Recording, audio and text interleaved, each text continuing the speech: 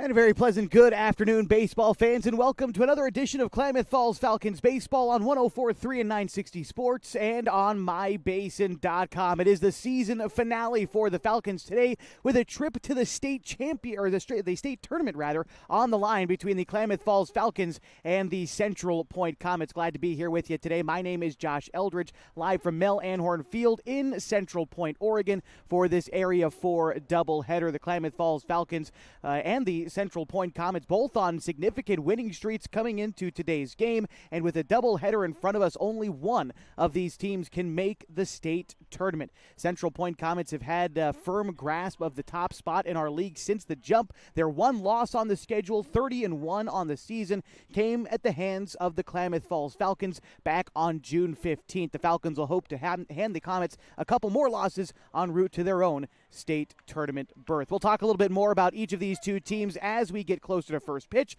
We'll also introduce you to the starting lineups for both squads as the Central Point Comets take the field. We'll step aside and get ready for it all when we come back on 104.3 and 960 Sports and mybasin.com. Pacific Power works day in and day out to power our communities because we know our neighbors rely on us. We're trimming and clearing branches around poles and lines, protecting our system, and giving you real-time updates when storms roll in. You can count on us in all seasons. 24/7, we're here for you. Powering your greatness. The cars we drive play an important part of our everyday. Whether we're going to work, dropping off the kids at school, or maybe even on that first date. Vehicles we drive play an important role in all of that. And that's why at Klamath Falls Subaru, we are so passionate about getting you the long-lasting vehicle that you will love. When you come to our store, you'll find that every department is dedicated to caring for our customers, which is why I can proudly send anyone here knowing that they will be treated like family. Stop by and say hi. When you come to Klamath Falls Subaru, you're coming home. Sports was kind of what defined me as a person. I loved to play every sport I could possibly play. The Abbeys was really the family stomping ground for all of our community. Saturday afternoon soccer tournaments, we'd head over to Abbeys afterwards. And then when we got up into middle school, on our way home, we'd stop at Abbeys after basketball games. When I go home, I want to see two things when I drive through Winston. I want to see my Abbeys and I want to see my high school. And those are the two memories that stick out the most to me. As a parent of a high school athlete, I've given up trying to get pictures of my kid playing sports. It's nearly impossible to take pictures and enjoy the game. There is a solution, though. God's Gifts Photography attends high school sporting events in the Basin to take individual and team action photos at a great price. Search God's Gifts 2 on Facebook to learn more. They'll come and capture your athlete in action, creating those frameable lifelong memories so you can watch and just enjoy the moment. Call 541-281-2206 to get your athlete on their schedule. God's Gifts Photography.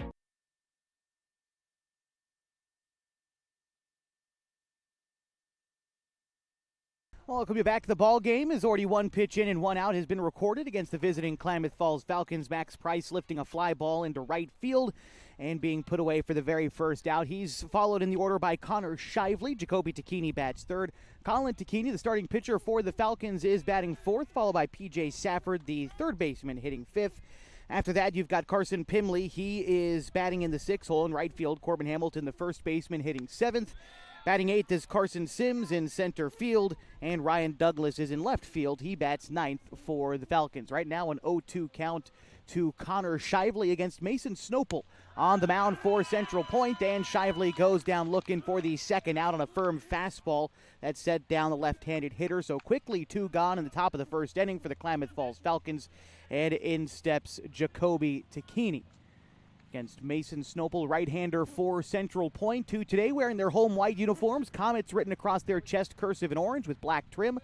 Falcons today in their red tops and white pants. As Jacoby Takini hits a ground ball to short, past the diving glove of Cornett into center field, and a two-out single for Jacoby Takini gets the Falcons a base runner in the first inning.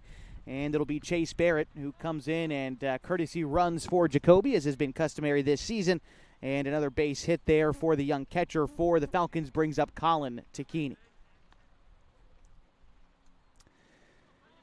All right, taking a look at Colin Tacchini so far this season. He's been playing well as of late for the Klamath Falls Falcons. Has a current on-base streak of 14 games and looking to continue that today. But on the first pitch, he fouls it off. The count goes to 0-1. Reminder, these two teams have already played twice this season.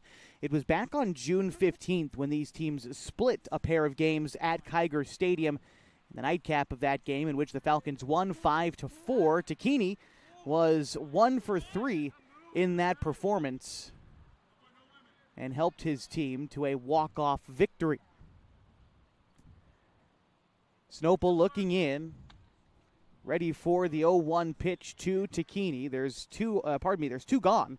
And there's one on, and that's Chase Barrett over at first. Snopel steps off before delivering the 0-1 pitch. Now is ready to go once more. An inside fastball misses, and the count moves to 1-1. A warm day here in Central Point, Oregon. 94 degrees at first pitch today. The first of a doubleheader. First pitch was right around 5 o'clock this afternoon. Move over to first. Chase Barrett back safely. It's not going to get all that much cooler tonight. I anticipate we'll be about in the mid-80s by the time things are done tonight. As Colin Tacchini checks his swing, pushes the pitch down the first base side, but it eventually rolls foul. The count is a ball and 2 strikes to Colin, with P.J. Safford waiting on deck for the Klamath Falls Falcons. Must-win games today for the Falcons as they find themselves a game and a half behind Central Point in the area standings with only these 2 games to go. So for the Falcons, today's objective is simple. You win both games against Central Point, you win the league, and you make the state tournament.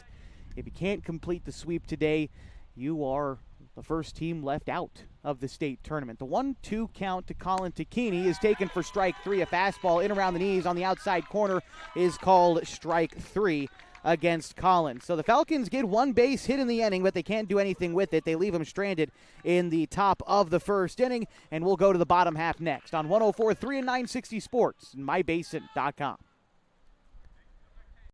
Introducing Smith Bates Marcom Solutions, your trusted partner in marketing and communication.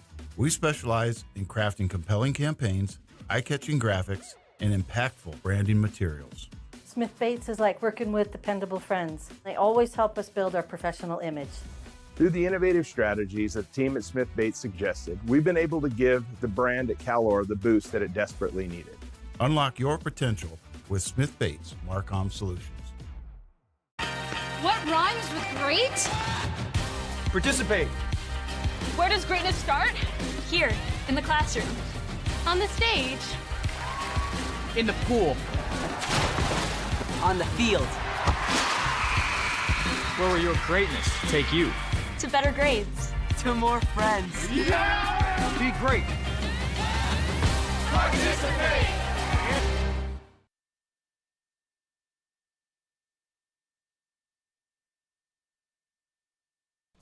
And welcome you back on 104.3 and 960 Sports and mybasin.com. Our coverage of Klamath Falls Falcons baseball continues today in the bottom of the first inning of a doubleheader between the Falcons and the Central Point Comets. Leading off for the Comets today will be their pitcher, Mason Snopel, followed in the order by the second baseman, Morgan Austin. Designated hitter Alex Johnson bats third, followed by Zach Harrington, the third baseman hitting cleanup.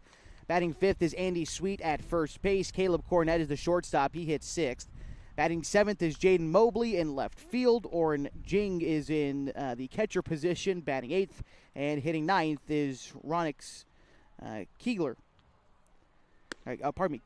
and he is in center field for Central Point today. They are going up against Colin Tacchini on the mound for the Klamath Falls Falcons. Colin Tacchini making his 10th overall appearance this summer, his 8th start. He's pitched 39 innings so far this summer, giving up 36 hits, 17 runs, 13 earned. He's walked 10 against 41 strikeouts. Carries a 5-0 record and an ERA of 2.33. Going to work against the league-leading Central Point Comets today, and Mason Snopel, who gets ready to hit now. Central Point entering with a 17-1 league record. 30-1 overall. Talked about it. Their one loss on the season came on June 15th at the hands of the Klamath Falls Falcons at Kiger Stadium. a 5-4 walk-off win for the Falcons. And before we get ready, it looks like Jacoby Takini has to maybe fix his sunglasses, or maybe he was fixing his catcher's mask. It looks like he's ready to go as Mason Snopel gets ready to step in now for the Central Point Comets. Snopel was 0 for 3 last time these two teams met in the nightcap, and here he takes strike one against Colin Takini, getting ahead of the leadoff batter. As a team, Central Point had 4 runs on 8 hits in that loss against Klamath Falls last time. As a line drive right back to the pitcher, caught by Colin Takini. A hot shot back to the mound, but Colin comes away with it. And there's one gone in the bottom of the first inning on a line out. And it'll bring up Morgan Austin. Great catch there by Colin Takini. Just quick reactions. Probably didn't even really see much of the baseball coming back to him, but there's one gone in the bottom of the first. And here's the right-handed hitting Morgan Austin. The pitch home is lifted into the air, and it looks out of play, foul. Count is 0-1. Now, Austin was 2 for 4 with a run scored in that loss that Central Point suffered at the hands of the Klamath Falls Falcons. Like I said, for them, 4 runs on 8 hits last time these two teams played, but it was the 4 errors which really hampered the Comets in that contest and would eventually lead to the Falcons' walk-off victory. The count is 0-2 to Morgan Austin. Colin Takini ready to deliver the pitch. It's a ground ball sent out towards short. Connor Shively up with it. The throw on to first is in time. 6-3 in the book, and down goes Austin for the second out in the first inning. And this brings up Alex Johnson, the designated hitter for Central Point. And Johnson was 2 for 4 with a run scored last time these two teams played as well, and had an RBI in the opener of that doubleheader. Central Point, you said, they split with the Falcons. They won the opener that day 5-3. Here, Colin Takini tries to drop in a breaking pitch, just misses outside. The count is 1-0 to the left-handed hitting Alex Johnson. He'll be a senior next year at Crater High School here in Central Point, as that curveball finds the inside part of the zone from Takini, uses it to even the count at a ball and a strike. All of the kids on this Central Point team, all the players are also players for Central Point High School, as Johnson sends a chopper over to third. Safford fields it on a bounce and throws on to first in time, and that will be the third out in the first inning. The Comets down in order. Will go to the second next, still scoreless on 104.3 and 960 Sports and on mybasin.com. The innocence of youth. Is there anything any better? But soon they'll be in high school and facing all the same challenges you faced. How to make friends, how to fit in, how to be cool. We want our children to have everything they'll need to live fulfilling and productive lives. Make sure the kids in your family are among the more than 120,000 participants here in Oregon who take part in high school sports or activities.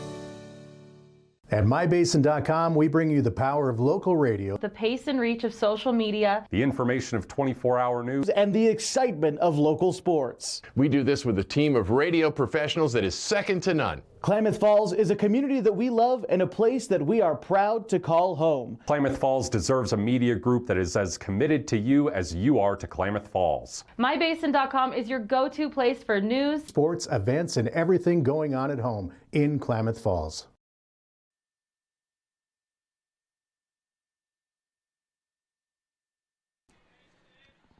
It's the top of the second inning on 104.3 and 960 Sports and mybasin.com. The regular season finale for the Klamath Falls Falcons brings them to Central Point, Oregon, right now still scoreless with the Central Point Comets. Mason Snopel getting ready to go to work in his second inning of his start. His first task will be P.J. Safford.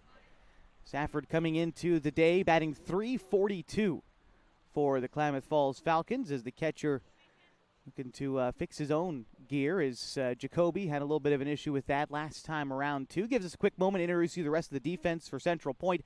Harrington at third, Cornett at short, Austin at second, with Sweet at first. In the outfield from left to right, it's Mobley, Keyser, and Villarreal. Pitch to Safford is a hard ground ball sent out towards short on the very first pitch. The throw on to first is in time. One pitch and one gone here in the second inning. And this will bring up Carson Pimley. Take you back to the first time these two teams met back on June 15th. It was Carson Pimley who was responsible for all the offense for the Klamath Falls Falcons in their loss to Central Point. 5-3, but Carson Pimley with a 3-run home run in that game.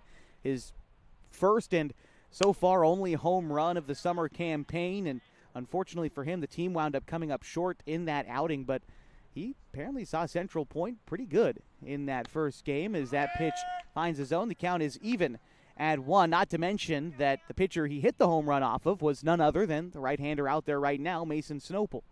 Here's the 1-1 pitch. Pimley's late on the fastball. The count moves to 1-2. Pimley can't look to drive it out of the ballpark anymore. Just got to be a little bit more defensive in that right-handed batter's box. Here's the 1-2. It is swung on and missed on the outside, and there are quickly 2 outs now in the top of the second inning. This will bring up Corbin Hamilton for the Falcons, getting the start at first base today for the men in red. Last time these teams met, Hamilton was 1 for 7 across both games, had 1 RBI and 1 run scored. Both of those came in the nightcap on June 15th. He takes ball 1 upstairs here. Count goes to 1-0. Snopel delivers the pitch. It's a line drive into left field, down for a base hit. Hamilton gets a 2-out single for the Falcons. This inning starting to look a lot like the last one did, except hopefully this time around the Falcons are able to get this runner over and get him in. It was a 2-out base hit for Jacoby Dakini in the first, but they left him stranded. Now here Hamilton sends a 2-out base hit to left field, and in steps Carson Sims trying to keep a rally going for the Falcons. Move over to first. And back safely is Corbin Hamilton. Another move over to first. Hamilton once again back safely.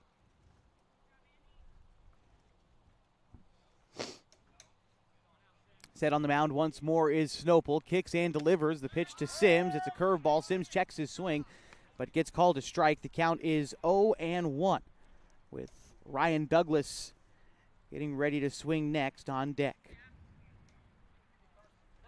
Another move over to first. Real worried about Hamilton over there. He's a guy you got to just keep track of, but not typically a threat to steal unless the Falcons have something designed for him. He's only got 6 stolen bases so far this summer.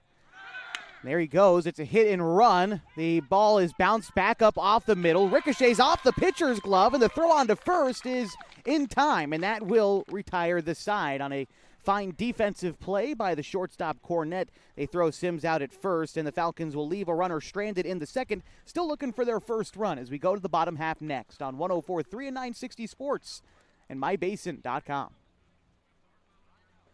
Time to reclaim your health and your autonomy. At Heartfelt OBGYN, they focus on you. Their evidence-based approach to care means fewer office visits and a targeted treatment plan to directly address your specific needs. They believe in solutions for their patients, not the industry's profit margin. The providers at Heartfelt OBGYN are committed to serving the community and giving back to the basin. Find them at heartfeltobgyn.com. Heartfelt, because you deserve to be in control of your body and your informed choices. At Eisler Group, they are confident that their tax and accounting professionals are experienced and trained like no one else. From individual, corporate, partnership, estate, trust, Eisler Group stands ready to help you with all of your financial, tax, and accounting needs. They have been in Klamath Falls for nearly 60 years, raising their families here and being part of the community.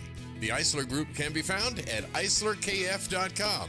That's ISLERKF.com. eislerkf.com.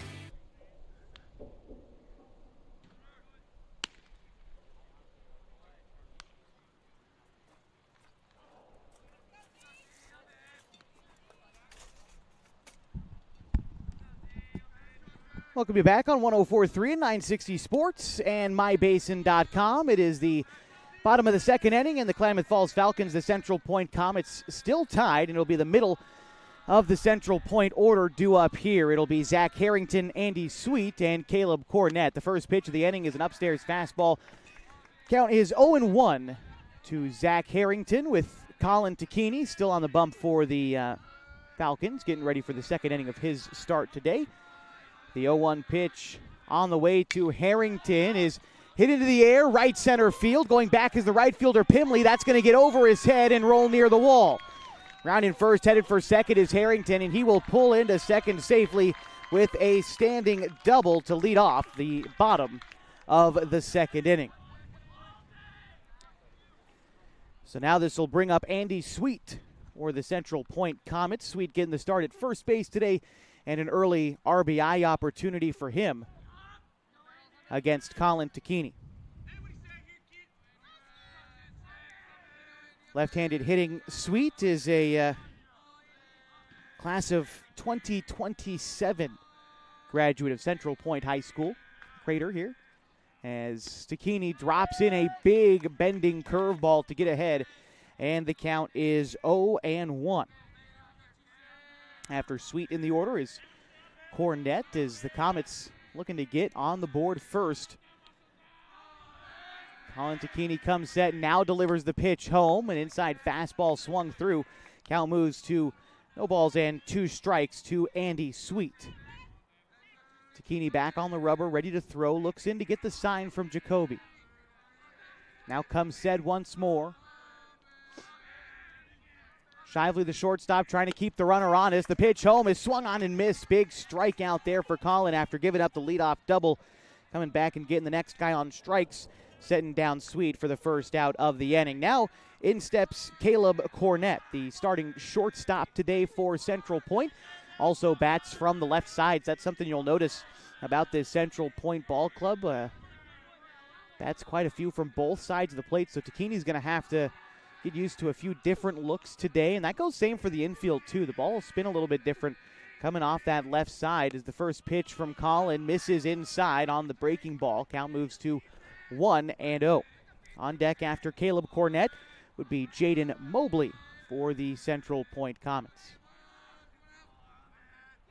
Tacchini looks in once more, and again Shively trying to keep Harrington close to second.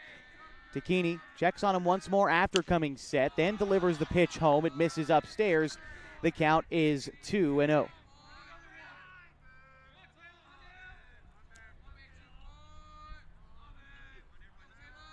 Cornett looks back up at Tacchini, class of 27 at Crater High School. Chokes up on the bat in the left-handed batter's box. Stands tall, and the pitch.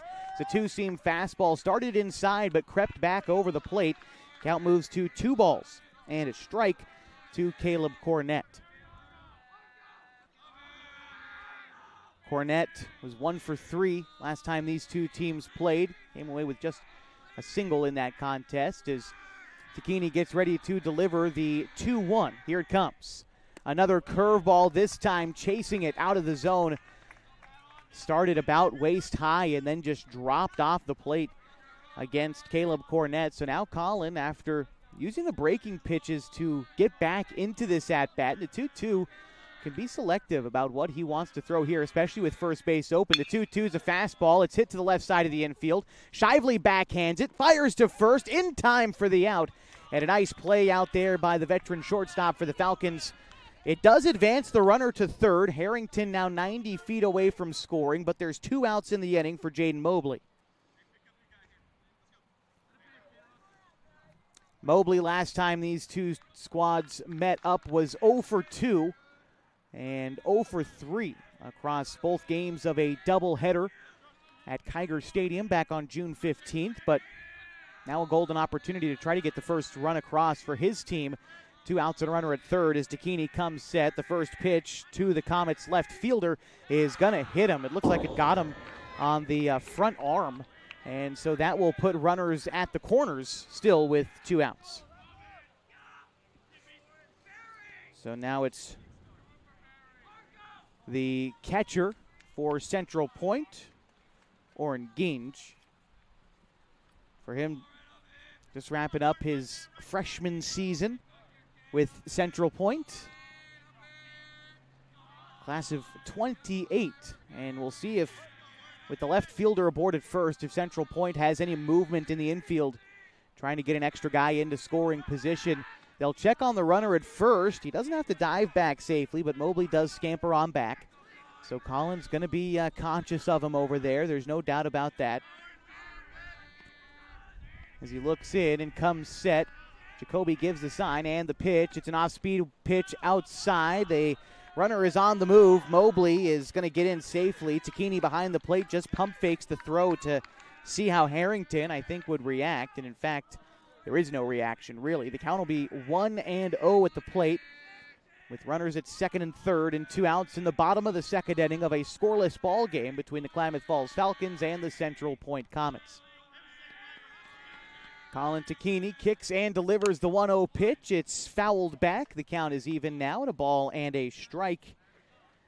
On deck is Ronix Keyser for Central Point. He would be the number 9 hitter in the order.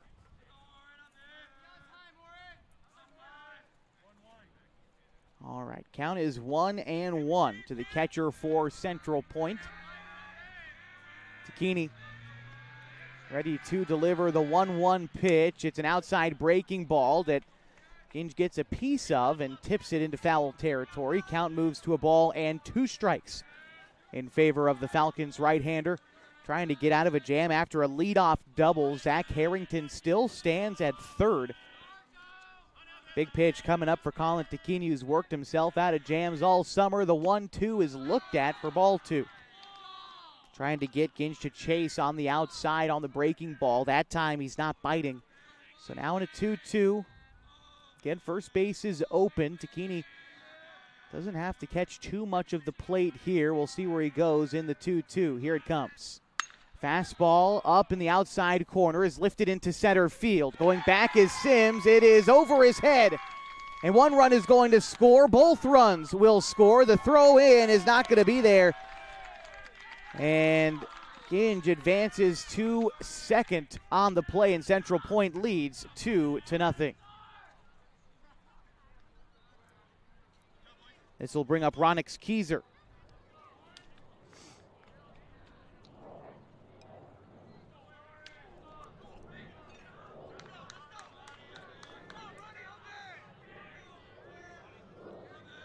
So Keyser, the number 9 hole hitter for Central Point.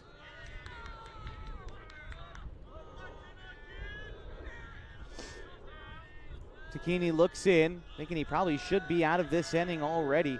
That wasn't a double. It goes in the book as an error against the Falcons center fielder. And the first pitch home misses below the knees. The count is 1-0 to Keyser, with Mason Snopel, the leadoff hitter and pitcher, due up next for Central Point. The pitch on the way from Colin Takini is bounced over to first, under the glove of Hamilton and into right field. Rounding third and headed home, and scoring is Oren Ginge. And now it is a 3-0 ball game after the RBI single for Ronix Keyser.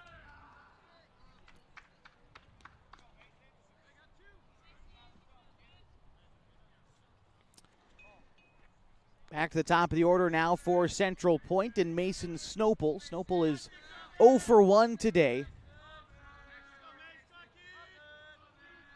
He flew out, well, actually lined out to the pitcher to begin the offensive first inning for Central Point. Here he takes a slider that catches the outside corner. The count is 0-1. After a leadoff double from Zach Harrington, Colin Takini produced 2 quick outs, but he hit a batter and 1 more reached on an error. And on that error, 2 runs came in to score, followed by an RBI single by Ronix Keyser, who still stands at first. It's how Central Point has scored 3 runs in this inning. Pitch from Takini, that one misses up high. The count is even now at a ball and a strike. We know the Central Point team can put up a ton of offense.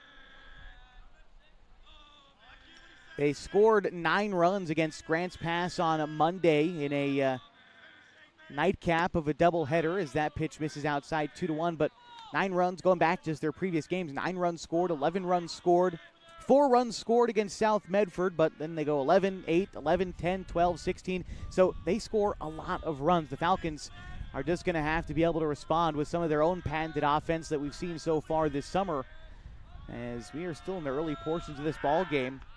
Comes down to Takini trying to get himself out of this inning.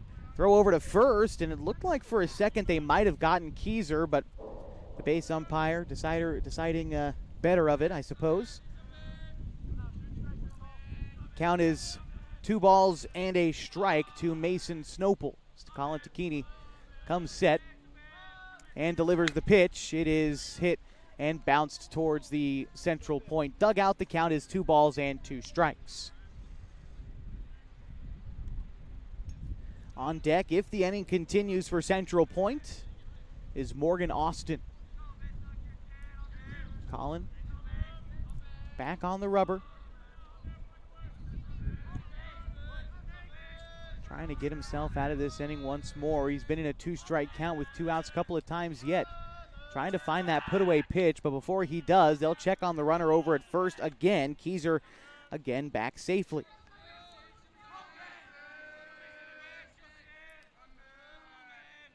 Snopel, the right-handed batter's box, prepares for the 2-2 pitch. Here it comes from Takini. It's hit into the air, shallow right field. Looks to be bending foul and does. Count remains 2-2 to Mason Snopel. Was an all-state selection in the 5A classification this year for Crater High School, although he made it as a pitcher, the second team all-state. But now he's got to do it with the stick for his team if they want to try to continue this 2-out rally that they found themselves with 3 straight base runners. And another move over to first. Takini's really worried about Keyser over there. And Jacoby gets the sign in from the dugout, delivers it to Colin. And now again with the 2-2. This time the pitch comes home. It's a fastball bounced right back to Takini. He throws on to first, and that'll do it in the second inning. But Central Point scores 3 runs on 2 hits. 1 Falcons error helps him out, and Falcons trail Central Point 3-0 as we go to the top of the third on 104.3 and 960 Sports and mybasin.com. We drive play an important part of our everyday. Whether we're going to work, dropping off the kids at school, or maybe even on that first date. Vehicles we drive play an important role in all of that. And that's why at Klamath Falls Subaru, we are so passionate about getting you the long-lasting vehicle that you will love. When you come to our store, you'll find that every department is dedicated to caring for our customers, which is why I can proudly send anyone here knowing that they will be treated like family. Stop by and say hi.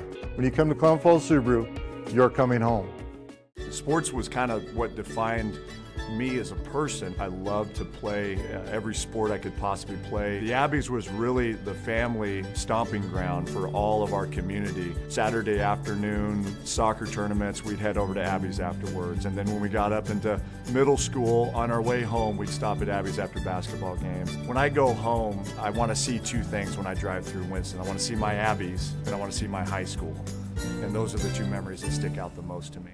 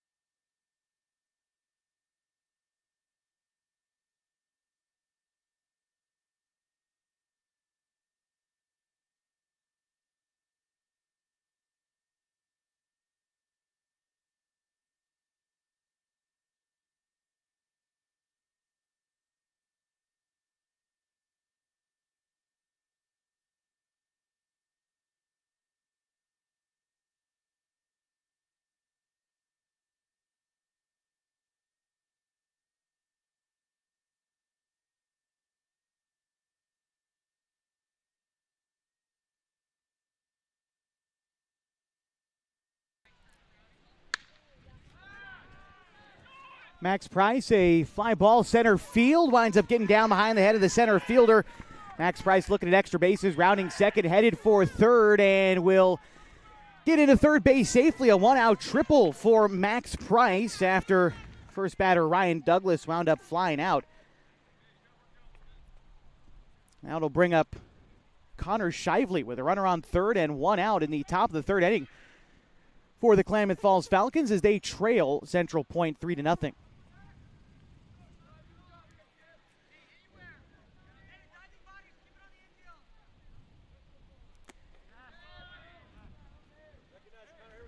Connor Shively behind in the count. It's 0-1 as Jacoby Takini is due up next for the Falcons. Takini will have to wait one more as Shively rattles one foul down the first base line. The count moves to 0-2 to Shively, who's 0 for 1 on the ball game today. He struck out back in the top of the first inning.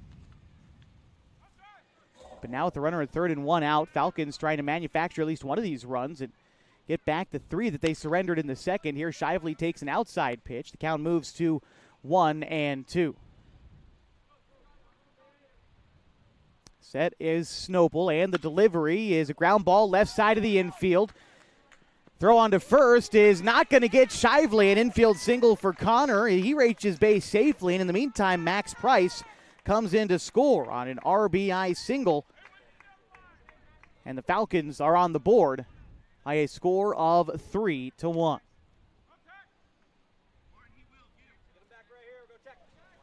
So now Jacoby Takini a chance to try and continue the rally.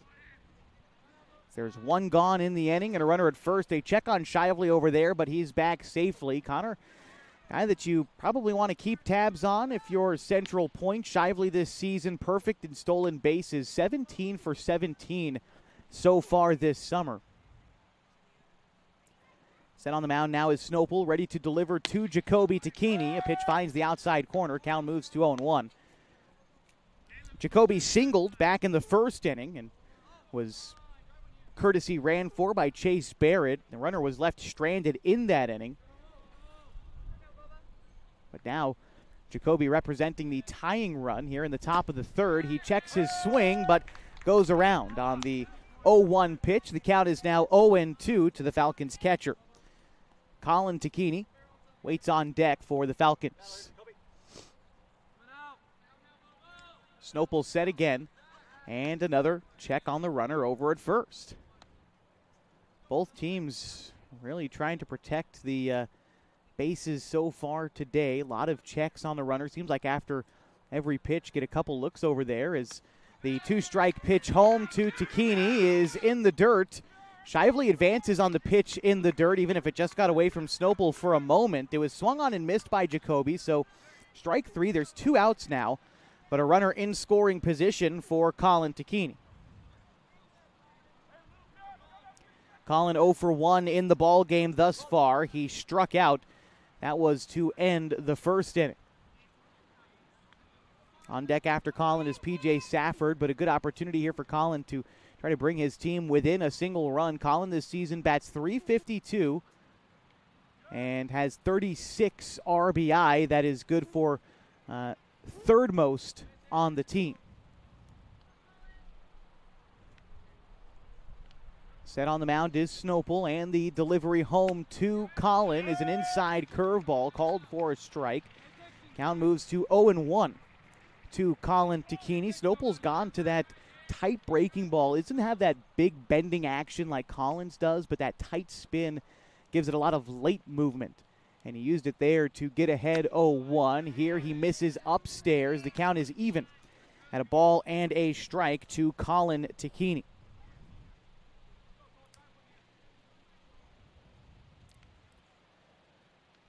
Colin awaits the 1-1 pitch, has the bat resting on his back shoulder. And as Snopel comes set, catcher sets up his target outside, and the pitch misses outside. Count moves to 2 balls and a strike from Colin Takini.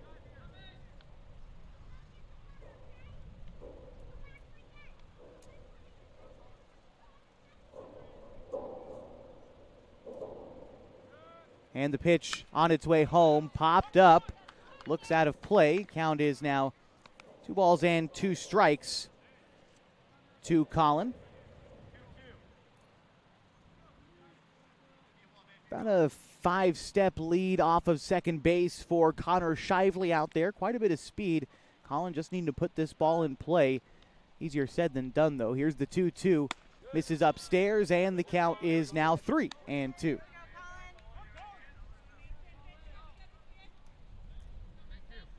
Big pitch on the way. First base is open. Second baseman Austin trying to keep the runner over there honest. It's Shively. As Snopel delivers the 3-2 pitch. It's ripped into the air, left field. That's going to hug the line and get down in fair territory. Shively turns around third and scores, and an RBI single for Colin Tacchini makes it a 1-run ball game. Now P.J. Safford, a chance to continue the rally for the Falcons.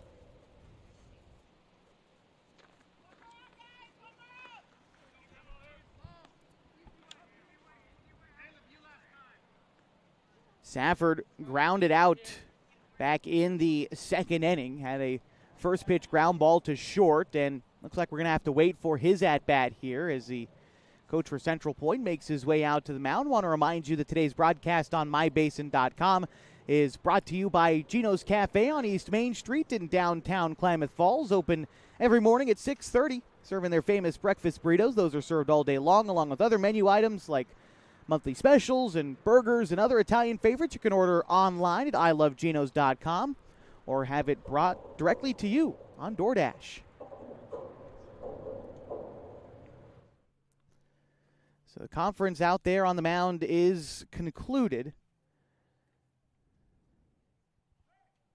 And it looks like we are ready for baseball. Again, P.J. Safford be the man due up here for the Klamath Falls Falcons. Runner on first will be Chase Barrett. The Falcons have already scored 2 runs here in this inning.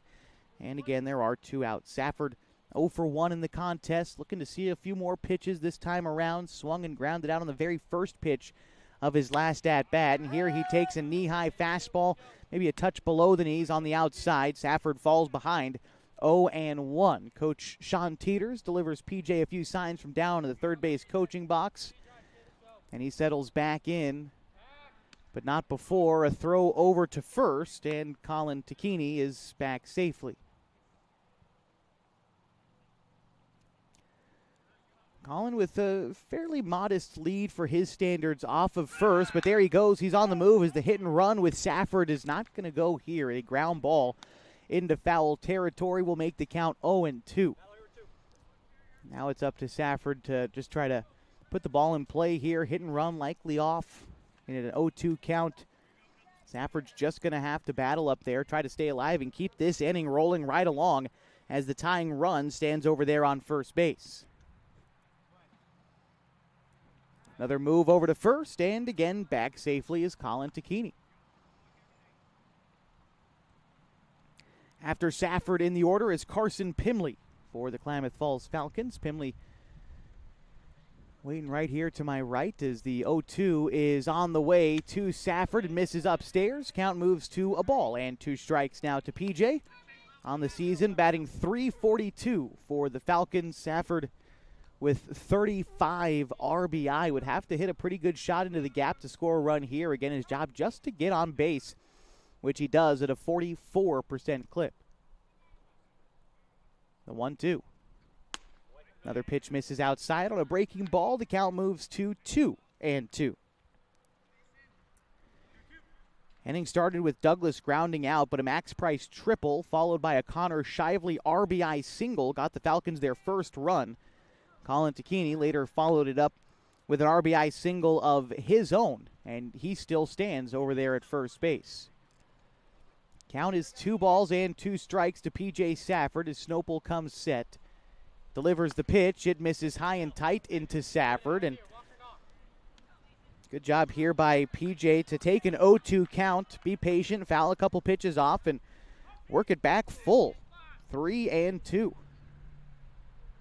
Safford now settles back in, widens out a little bit in his 2-strike count. And the pitch on the way from Snopel. Runner on the move. Safford swings and misses at strike 3. And that will do it in the third inning. But the Falcons score 2 runs in this frame on 3 base hits, and they leave a man stranded. They trail 3-2 as we go to the bottom of the third on 104.3 and 960 Sports and mybasin.com.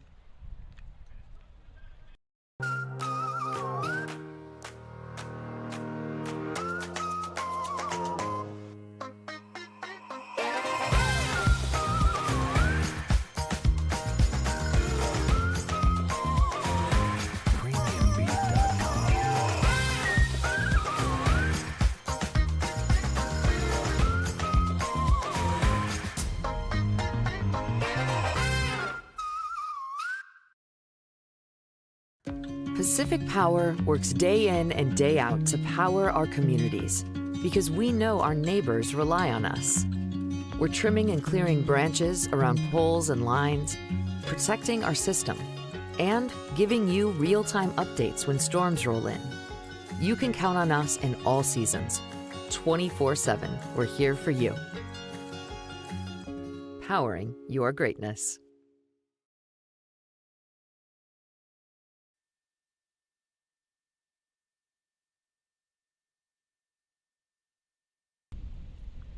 Bottom of the third inning on 104.3 and 960 Sports and mybasin.com. The Klamath Falls Falcons trail the Central Point Comets 3-2, due up this half inning for Central Point.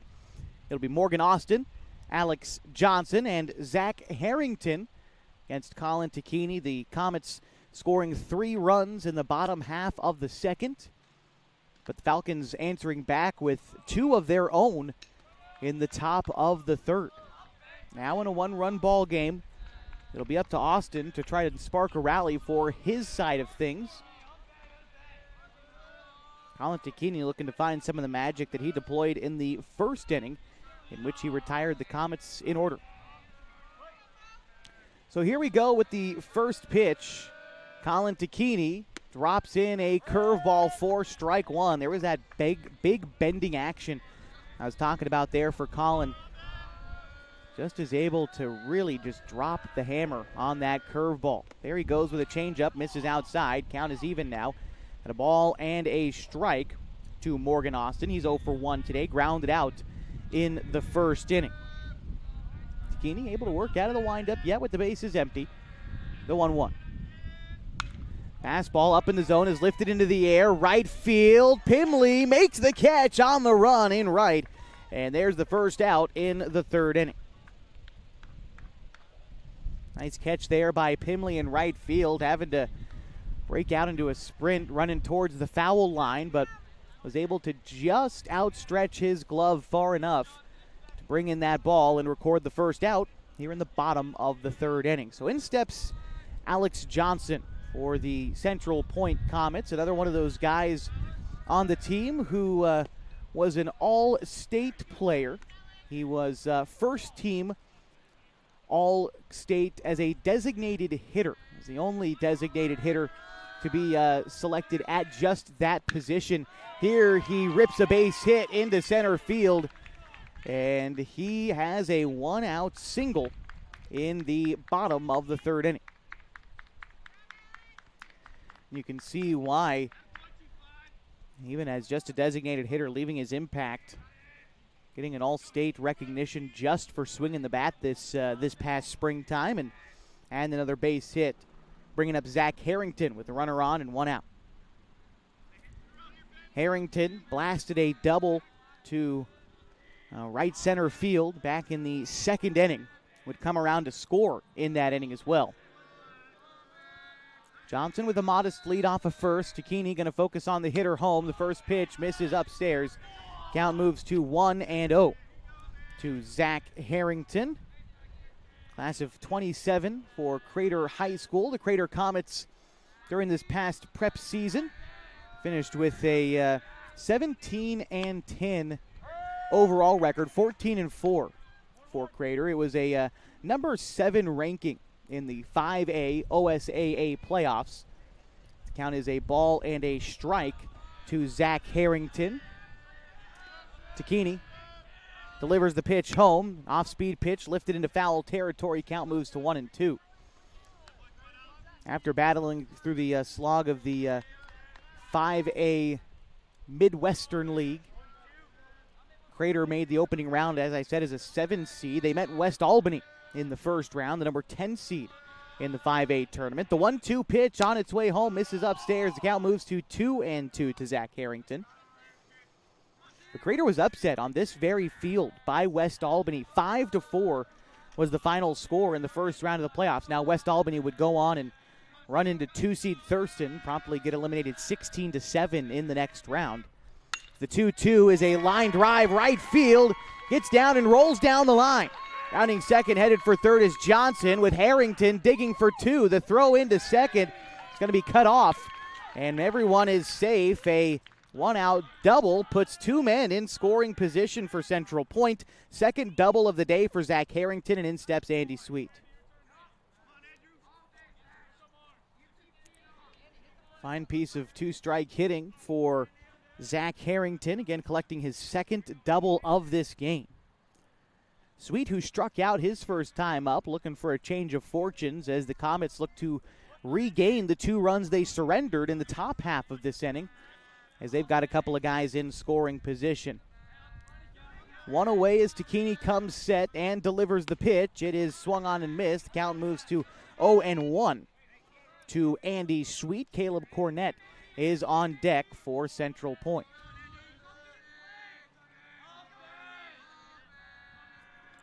Again, Takini looking in, taking his time and comes set. Here's the pitch. Another curveball. This one misses in. Count is even now at a ball and a strike to Andy Sweet. Inning started with a flyout from Morgan Austin, but a single from Johnson followed by the double from Harrington has put runners at second and third, still with just 1 out. The Falcons already trail by a single run. Infield is in for the Falcons infield. The 1-1 is a fastball right down the middle. Count moves to 1-2. Takini with a challenge fastball there, realizing got to work ahead of a hitter like Andy Sweet. Now Collins going to look for that put-away pitch. We'll see where he goes here on the 1-2. Kicks and delivers the pitch. An outside fastball stays outside and misses. Count moves now to 2-2 to Andy Sweet. Batting from the left side. Sweet keeps his knees bent and his hands low. Chokes up a bit in a 2-strike count and looks at ball 3. Believe that one missed outside, and the count runs full to Sweet. Borderline pitch at a 2-strike count. Not oftentimes you'll see that pitch laid off in a 2-strike count, but good eye, I suppose, by Sweet to spit on it and get back the count full. And on the 3-2 pitch, Takini misses in the dirt. And that will be a walk to load the bases now for Caleb Cornett. Cornett 0 for 1 in the ballgame thus far. He grounded out. That was back in the second inning. Now hits here with the bases loaded and 1 away. Again, for Central Point, trying to get back those 2 runs they surrendered in the top half of this inning, but now some insurance, even more, standing there at first in the person of Andy Sweet after the walk. Takini is surrounded by Comets as he delivers the first pitch to Caleb Cornett. It's in the dirt, but Jacoby Takini does a fine job of keeping that one in front of him, and the count moves to 1-0. Cornett, the starting shortstop, class of 27, grounded out in the second inning. Collins set with the 1-0. Here's the pitch. Line drive into center field. It is caught by Sims. Everyone has to go back a station, but they don't stand a chance. Sims stealing away a base hit and getting the double play. That will end the inning. No runs, 2 base hits for Central Point. They still maintain a 1-run advantage, 3-2, as we go to the 4th on 104.3 and 960 Sports and mybasin.com.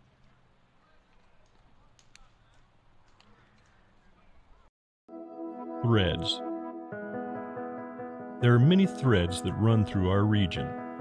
There are churches and schools and Little League teams that bring us together and bind us into communities. There are roads and cars, There are houses and jobs and businesses, all woven together to make the fabric of our communities. There are financial threads that are part of that tapestry as well. For over 80 years, it's been our pleasure to be headquartered here, providing financial services to generations of our friends and neighbors. From that first savings account to retirement planning and all of the cars and houses and groceries in between, we keep your money local, investing it back into our communities, adding more threads to the fabric to make our communities stronger. Pacific Crest Federal Credit Union. Find your path. Josh Eldridge back with you on 104.3 and 960 Sports and MyBasin.com. Getting ready for the top of the fourth inning. Take a look at the line score now for both teams as the Central Point Comets have their 3 runs on 4 base hits. They've committed no errors, and they have left 3 runners on base. For Klamath Falls, 2 runs on 5 hits, 1 error. They've also left 3 runners on base. As we get set for the bottom of the fourth, it'll be Carson Pimley who sends a ground ball to the left side of the infield. Harrington, the third baseman, gloves it, throws on to first in time. 1 pitch and 1 gone in the fourth inning. So after Pimley, it will bring up Corbin Hamilton. Hamilton today 1 for 1. He singled. That was back in the second inning, was left stranded in that frame as well. The Falcons looking for more here. They scored 2 runs in the third and now are tasked with trying to pull even. Already 1 gone, though. Hamilton will have to start the rally, and he takes a cut and a miss at a curveball on the outside corner. Hamilton falls behind 0-1. Carson Sims is due up next for the Falcons as the 0-1 misses upstairs. The count is 1-1 to Corbin Hamilton, who bats .346 this season for the Falcons. 1-1 pitch is in the dirt. Count moves to 2-1. Corbin Hamilton, along with that .346 batting average, might have to hold that thought as Hamilton just scorched another single into center field. A hot shot on the ground, got by everybody. And Corbin Hamilton, now 2 for 2 today, reaches first on the single. And this will bring up Carson Sims. 6th base hit of the day for the Falcons is what gets Hamilton on there. And Sims, who's 0 for 1 at the plate today, made a great defensive play in the last half inning to help his team get out with the bases loaded. A line drive hit to him in center. Sims, who swings and misses at the first pitch here, count is 0-1. Ball was hit to him, laid out for it, took it off the top of the grass, making the catch on the fly, and then getting up and throwing the runner out at second, who, well, thought it was going to be a sure thing base hit, I think along with everybody else except for Carson, who wind up stealing that catch and getting the double play in the process. Is ahead of the 0-1 pitch. Snopel checks on the runner at first, but is now set to deliver home again and does. The 0-1 is going to miss inside, maybe a touch low to Sims. Count is even now at a ball and a strike. After Sims in the order, it'll be Ryan Douglas for the Falcons. Another check on the runner over at first. It's Corbin Hamilton. They were worried about him last time he was on base as well. And again, it's seeming like Central Point wanted to keep the Falcons runners where they are. Klamath has been very aggressive on the base paths over the course of the season. A pitch in the dirt will allow Hamilton to move up here. And so despite the best efforts of the Central Point Comets, Corbin Hamilton gets into scoring position anyway, with Carson Sims ahead in the count 2-1. But just to complete my point that, well, Klamath Falls as a team has been aggressive on the base paths this season. So even if you look at a guy like Hamilton who's only stolen 6 bases this year, you say, well, maybe he's not the biggest threat to just go. Well, it doesn't really matter who it is. The Falcons have remained aggressive this year, and I think that's Central Point's philosophy in continuing to check on that runner as they remember how aggressive these Falcons can be as they played back just over a month ago at Kiger Stadium. And the Falcons are still yet the only team to have handed Central Point a loss yet this year. 30-1 overall on the season. Set on the mound is Snopel with the 2-2. Ground ball to shortstop. That is going to give Cornett some trouble on a good attempt. Sims is going to come in with an infield single. It's going to keep Hamilton at second base, but Sims now 1 for 2. A hard hit ground ball to short. Cornett tried to slide to come up with it, but it just rolled up the heel of his glove, up his arm, and took his cap off. Kind of hit the brim of his lid, and, unable to get it up cleanly despite a quality effort from Cornett at short. Sims is on first with a 1-out infield single. And it brings up Ryan Douglas, who's 0 for 1 in the ball game thus far. He grounded out back in the third inning. Pitch on the way. Misses high and tight to Douglas, and the count is 1-0. After Douglas, Falcons lineup card turns over. Max Price is due up next. Big lead off of second now for Hamilton as well. Able to get a little bit more aggressive when you get into scoring position. The second baseman, Austin, is only barely holding him there as Douglas lifts a high fly ball into foul territory, but it goes out of play. Count is even now at a ball and a strike to Ryan Douglas. Douglas, so far on the summer, batting .299. Just trying to get over that hump of 300. Right now, one of just 3 guys on the Falcons who are hitting sub-300, which actually says quite a lot about the whole team, that everybody else, save for 3 guys, is hitting above 300 this season. As a team, the Falcons hit .359. The 1-1 pitch home to Douglas will have to wait as Hamilton dives back safely into second when they check on him. As they hit .359 as a team, the Falcons hold opponents to a .269 batting average. That is 90 points better than their opponents. The 1-1 pitch is in the zone on a breaking ball. Count is 1-2 to Ryan Douglas. Again, just 1 out in the top of the fourth inning. It's a 3-2 ball game that the Falcons trail Central Point, but 2 runners on. Hamilton's at second, Sims is at first. Set is Snopel with the 1-2, and the delivery is lifted up, foul territory, out of play. And the count remains a ball and 2 strikes to Ryan Douglas. After a ground out to start the inning, Hamilton singled, then Sims singled to each get on base. Douglas having to protect in a 2-strike count. Here comes the pitch from Snopel. It's looked at outside. Count is now 2-2. Douglas putting up a good fight. Has had 2 strikes on him for a moment, but has continued to look at close pitches, just like that last one there on the outside fastball. He's also fouled off close pitches to the zone. Now he settles back in for the 2-2. Snopel delivers. Hit high in the air, shallow left field. In is the left fielder, Mobley, and he will make the catch for the second out.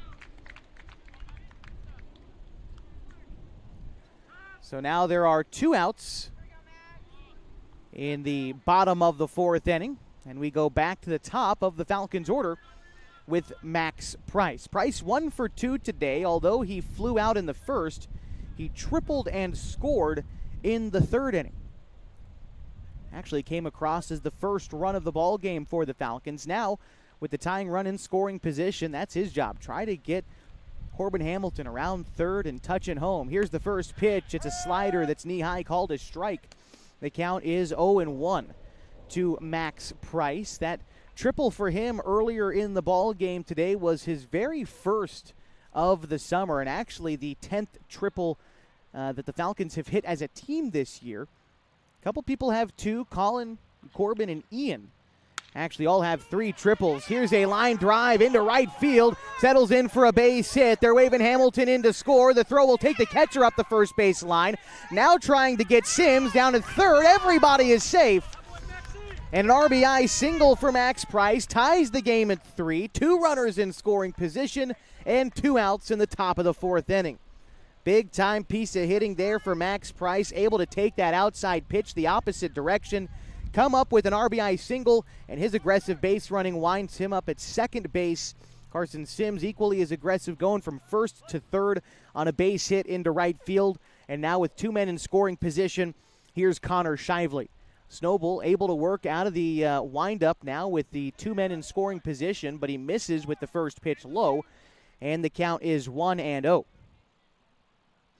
Shively so far in the ball game today has struck out. That was in the first, but he had an RBI single in the third inning and would come around to score in that inning. The count is now a ball and a strike to Shively as he watches an outside fastball just grace the outside black, and the count is even. After Shively in the order is Jacoby Tacchini for the Falcons. The 1-1 home is offered up at and missed. The count is ball and 2 strikes to Connor Shively.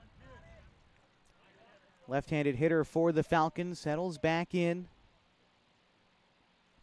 Awaits the 2-strike offering from Snowball. It is going to miss outside. Count is even now at 2. Shively, a guy who puts up a battle up there. That's what he's going to have to do here with 2 strikes. Snowball kicks and delivers again with 2 strikes. Shively fighting off a tough fastball. Stays alive in this at-bat. Count remains 2-2. Falcons already have a run home this inning. We are tied at 3 in the top of the 4th inning. Here's the pitch to Shively. That one is going to be called strike 3, an inside knee-high fastball. Shively down looking for the 3rd out in the 4th inning, but the Falcons tie us on 3 base hits in the inning. And as we go to the bottom of the 4th, we are tied at 3 on 104.3 and 960 Sports and mybasin.com.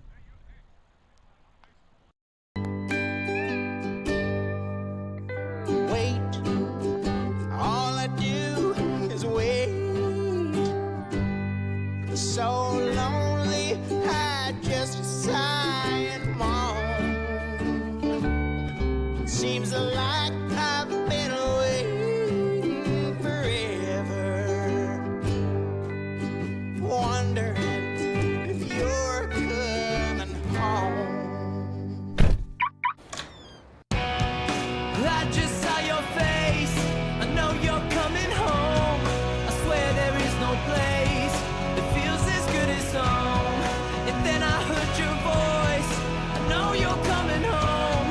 I know you're coming home. This is where unconditional love and immeasurable happiness reside. This is home. Coldwell Banker, where home begins.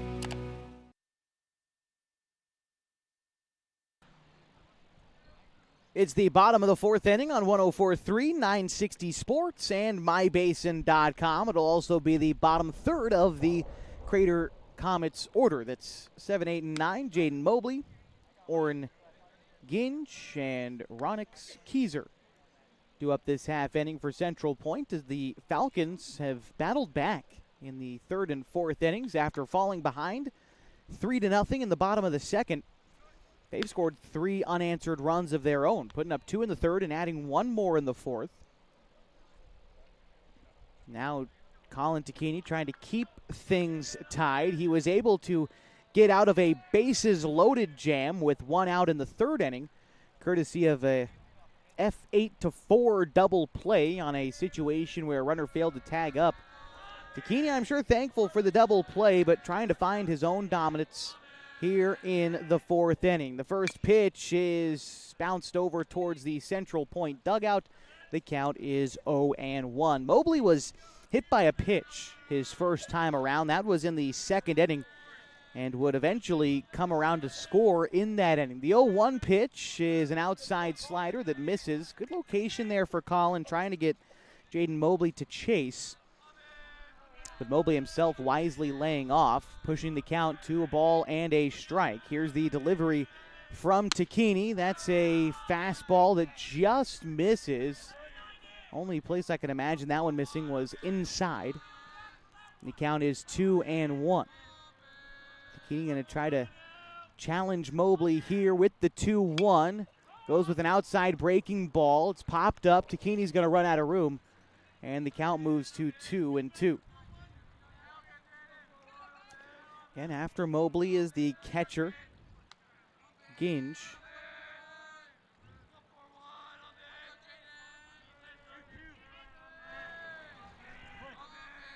All right, here's Takini with the 2-2. Kicks and delivers. An outside fastball rung him up. Knee highs on the outside corner. And that will send down Mobley looking at strike 3. Catcher Gange now up to bat for Central Point. He's 0 for 1 today. Reached on an error in the second inning, but would eventually come around to score in that inning. Takini delivers the pitch. It is popped up, out of play, foul, and the count is 0-1 to the Central Point catcher. Ronix Keyser is on deck for the Comets. Takini with the 0-1 pitch. Here it comes. That one misses outside, bounces to the plate even. And the count is together 1 ball and 1 strike, 1 out in the bottom of the 4th inning of a 3-3 ball game. A league championship deciding doubleheader today between the Falcons and the Comets. Here's a fly ball sent out to Shively, backpedaling, leaps forward and brings it in.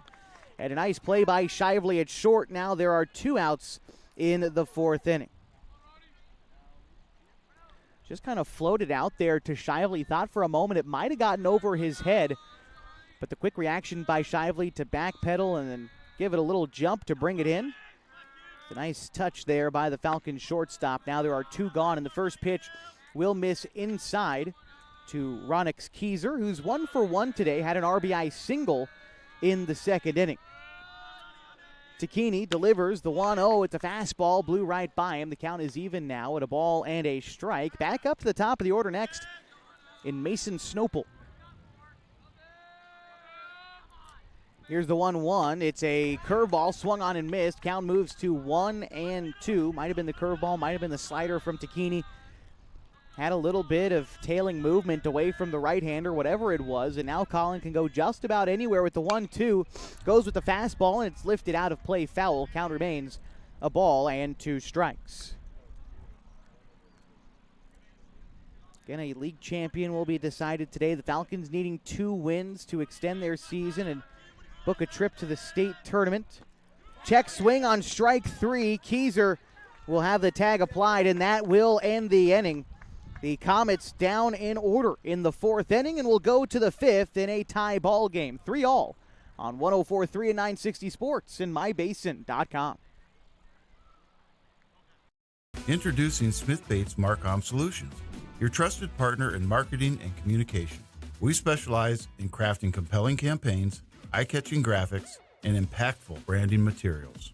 Smith Bates is like working with dependable friends. They always help us build our professional image.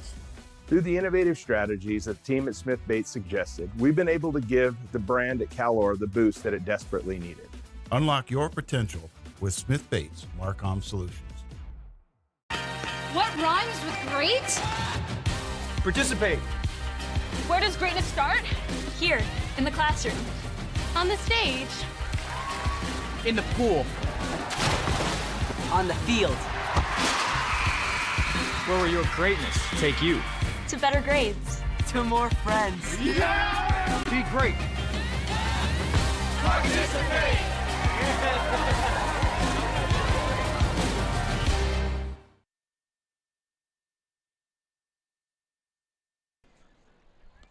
3, 4, and 5 for the Klamath Falls Falcons. Due up in the top half of the 5th inning. It is a 3-3 ball game between the Klamath Falls Falcons and the Central Point Comets. So Jacoby getting ready to step in now. He's 1 for 2 on the ball game. Singled back in the first, and he struck out in the third.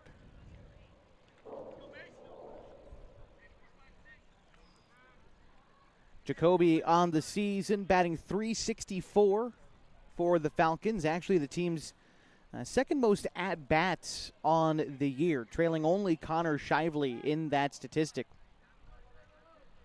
His 43 hits are 3rd most on the team. And for a guy who had a little bit of trouble coming out of the gate this summer, Takini has had a really strong month of July thus far as he swings and misses at strike 1. And hoping for more of the same for him. Not only today, he's already got 1 base hit, but if the Falcons continue to win on, into the state tournament as well. Again, needing both wins of a doubleheader today. The 0-2. Takini looks at it upstairs. Count is 1-2 now to Jacoby with Colin on deck. Delivery on the way from Mason Snopel. The 1-2 is swung on and missed. Jacoby Takini down on strikes for the first out in the 5th inning. Back-to-back strikeouts for Snopel dating back to the 4th inning. 6 total on the day for Snopel, and it brings up Colin Takini, who was one of those strikeout victims back in the 1st inning. Takini went down, but followed it up in the 3rd inning with an RBI single. Now batting here with 1 out and the base is empty, but I'm sure Colin would like to get a new rally started for his team as he takes a look at ball 1. It dips low and away, and P.J. Safford is on deck for the Falcons. The 1-1 pitch is hit in the air towards, well, I think just behind the third base dugout. The count is even now at a ball and a strike to Colin Takini. Bats .352 this summer. He sends a chopper down the third base side, but it kicks foul. Count is now ball and 2 strikes to Colin Takini. Snopel out there doing a good job of working ahead of the Falcons hitters today. They've got their fair share of base hits. 8 total hits in the game thus far for the Falcons. It's the 1-2. Takini gets behind that one. A fly ball to left field, but it winds up caught by Mobley in left. And there are now 2 gone in the 5th inning.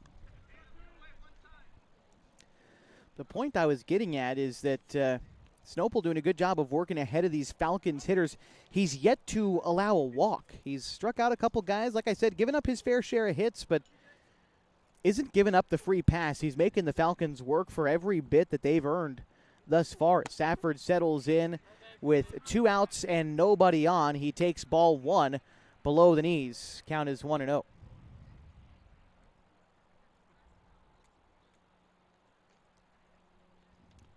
Delivery to Safford. That one misses low as well. 2-0 now. After Safford in the order, if the inning continues, it's Carson Pimley for the Falcons. The 2-0. It's hit foul. Count moves now to 2-1.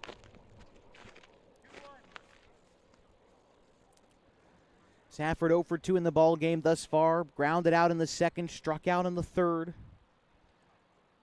Now in a 2-1 count at the plate with the bases empty and 2 outs in the top of the 5th inning. Snopel will have to wait as Safford calls time at the plate. And now looks like we are ready to go as PJ seemingly just wanted to take a quick breath before this pitch comes home. The 2-1 is sliced foul. Count moves to 2 balls and 2 strikes.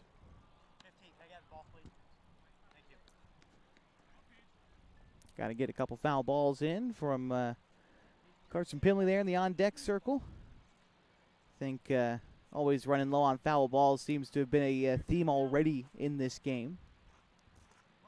But here we go. 2 balls, 2 strikes, 2 outs. P.J. Safford trying to get something cooking for the Falcons in the top of the 5th inning. Snopel out of the windup. Here's the pitch. Hits that one in the air, right side, and again foul. Count will remain 2 balls and 2 strikes to the Falcons starting 3rd baseman. Now we got a bunch of baseballs coming back in from the central point side of things. I'm sure our home plate umpire is very ecstatic about that. And it looks like we are ready to go with the 2-2 again. Here we go. Snopel steps, kicks, and delivers to Safford, who sends a slow roller down the 3rd base side. Up with it is the 3rd baseman, Harrington, throwing with his momentum over to 3rd, and that will be the 3rd out in the 5th inning. The Falcons down in order, and we remain tied at 3. Going to the bottom half of the 5th next on 104.3 and 960 Sports and mybasin.com. The innocence of youth. Is there anything any better?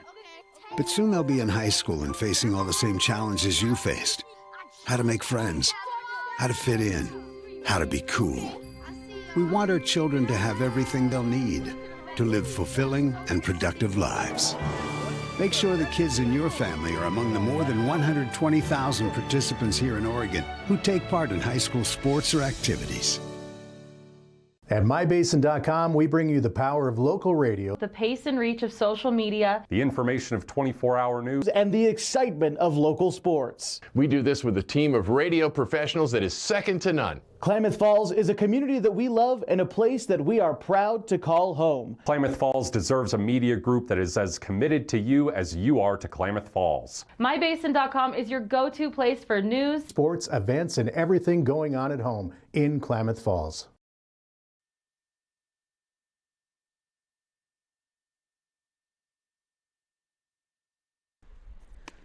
Bottom of the fifth inning, the Klamath Falls Falcons and the Central Point Comets are tied in Game 1 of a doubleheader today from Mel Anhorn Field in Central Point, Oregon. My name is Josh Eldridge. Thank you so much for spending your Friday evening with us, wherever you might be joining us from, whether you're listening locally back in Klamath Falls on the radio on 104.3 and 960 Sports, or somewhere else in the state of Oregon or abroad on mybasin.com. Appreciate you all the same. Hope you're enjoying this one, which has been an entertaining ball game thus far. Good pitching, good defense, and a couple of big innings for both teams have led us to a tied ball game in the bottom of the fifth, 3-all. And the top of the order due up for Central Point. Mason Snopel, Morgan Austin, and Alex Johnson. Mason Snopel is 0 for 2 in the ball game thus far, has hit it back to Colin Takini twice so far today. Once in the first inning, a line out to the pitcher, and then bounced out to him in the second inning. Here in the fifth, Colin Takini falls behind the leadoff hitter. Curveball in the dirt, and the count is 1-0. And here's the pitch.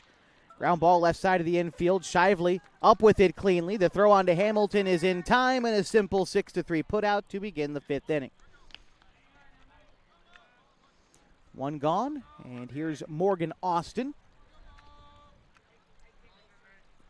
Lineup for Central Point today put together by their head coach, Mr. Jay Campbell, who been a coach of the Central Point Legion baseball team for as long as he's been the head coach of the Crater baseball team.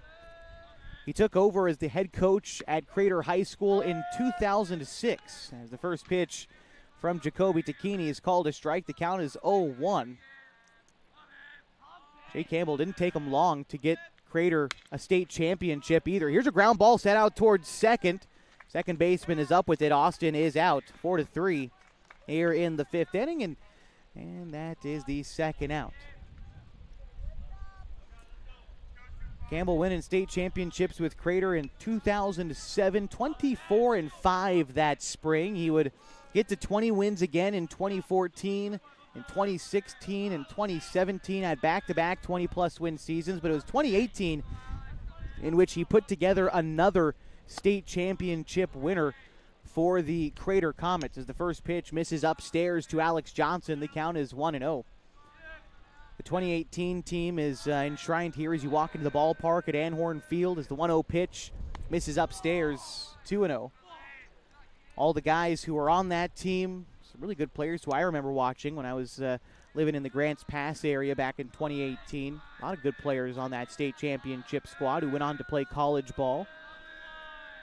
The 2-0 pitch is ripped deep to left field. That one is gone. Over the short fence in right, Alex Johnson blasts a homer that breaks our tie. It is now 4-3. Central Point leads.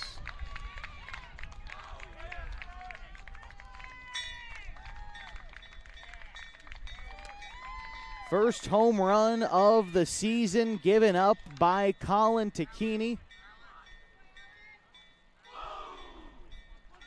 And it breaks our tie here in the bottom of the fifth.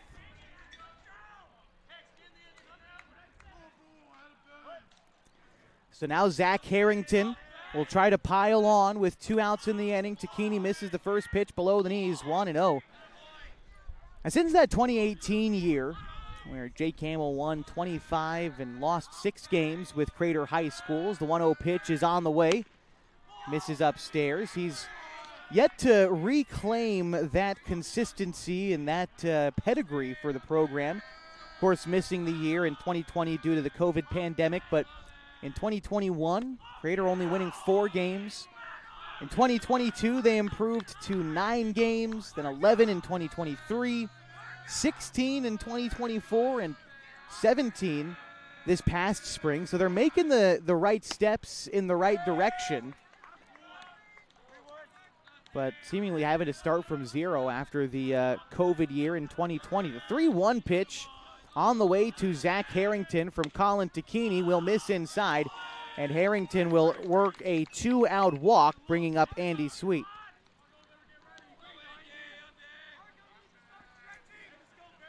So Harrington has now reached base all 3 times today. He's 2 for 2 at the plate with a couple of doubles and now stands at first after the free pass.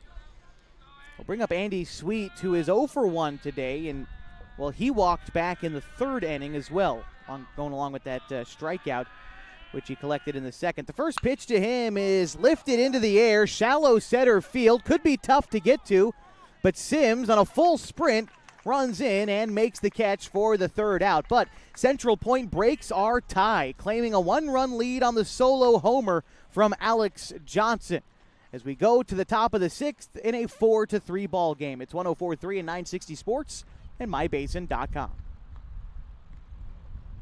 Time to reclaim your health and your autonomy. At Heartfelt OBGYN, they focus on you. Their evidence-based approach to care means fewer office visits and a targeted treatment plan to directly address your specific needs. They believe in solutions for their patients, not the industry's profit margin. The providers at Heartfelt OBGYN are committed to serving the community and giving back to the basin. Find them at heartfeltobgyn.com. Heartfelt, because you deserve to be in control of your body and your informed choices. At Eisler Group, they are confident that their tax and accounting professionals are experienced and trained like no one else. From individual, corporate, partnership, estate, trust, Eisler Group stands ready to help you with all of your financial, tax, and accounting needs. They have been in Klamath Falls for nearly 60 years, raising their families here and being part of the community. The Eisler Group can be found at eislerkf.com. That's ISLERKF.com. eislerkf.com.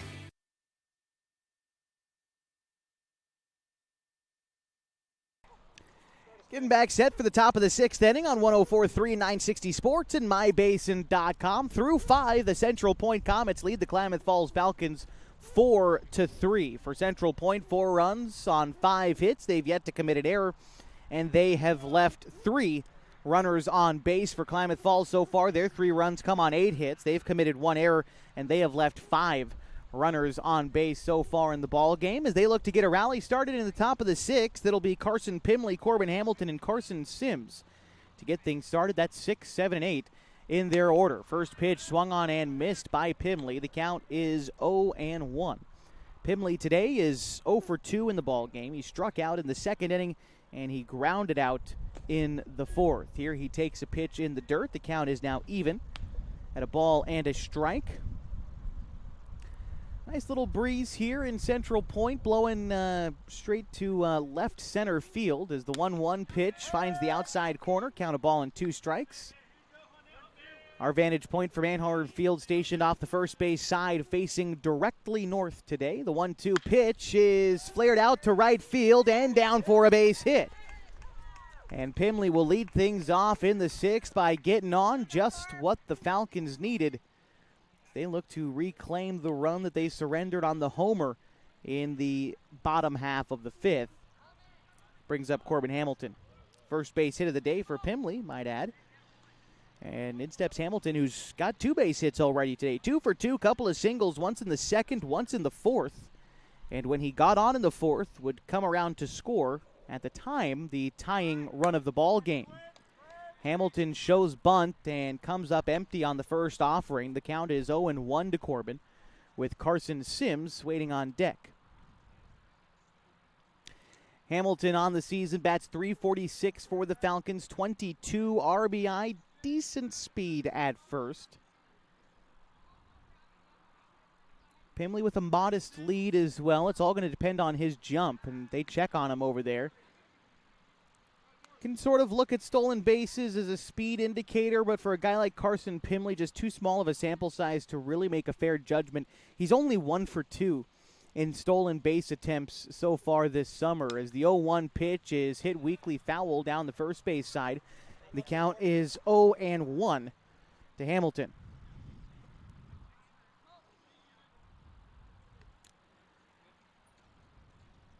Falcons scored 2 in the third, added 1 in the fourth. Went down in order in the fifth, but a leadoff single here in the sixth inning. They try to answer their 1-run deficit. The 0-2 pitch will miss upstairs. Count moves to a ball and 2 strikes now to Corbin Hamilton. Had a couple of hits last time these two teams played on June 15th, but the stakes very different today. For the Falcons, it's effectively win or go home. A sharp grounder down the third base line is down and through. It's fair. Trying to get to third is Pimley. The throw in from the outfield is going to take the third baseman off the bag. Pimley is in safely at third, and advancing on the throw is Corbin Hamilton. And a big-time base hit there for the Falcons' first baseman. Puts 2 men in scoring position now for Carson Sims.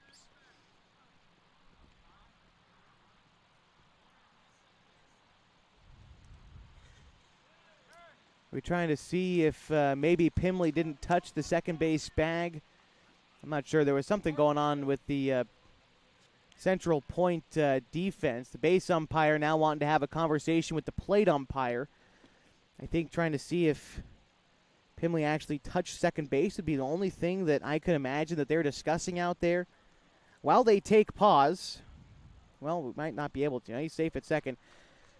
Still want to be able to honor one of our sponsors as I set it up. Want to give a big shout out to Howard's Meat Center down on South 6th Street for stepping up and sponsoring this season of Falcons baseball. Not only participating in our broadcast coverage, but also you can go out to Kiger Stadium next season and see their fence sign out there.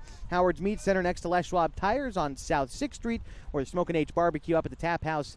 Very big thanks to Howard's Meat Center for supporting this year of Klamath Falls Falcons baseball. So 2 men in scoring position in a 1-run ball game. Carson Sims is going to take a swing and a miss. He falls behind 0-1. So far today, Sims is 1 for 2. Grounded out in the second, but he singled in the fourth. The team leader in batting average, looking to come up in a huge spot for his team in the late going, needing a win. The 0-1 is tipped foul. Count moves to 0-2. Falcons have done a fine job of hitting with 2 strikes today, but Snopel does have 6 Ks on the afternoon thus far. The 0-2 to Sims misses high.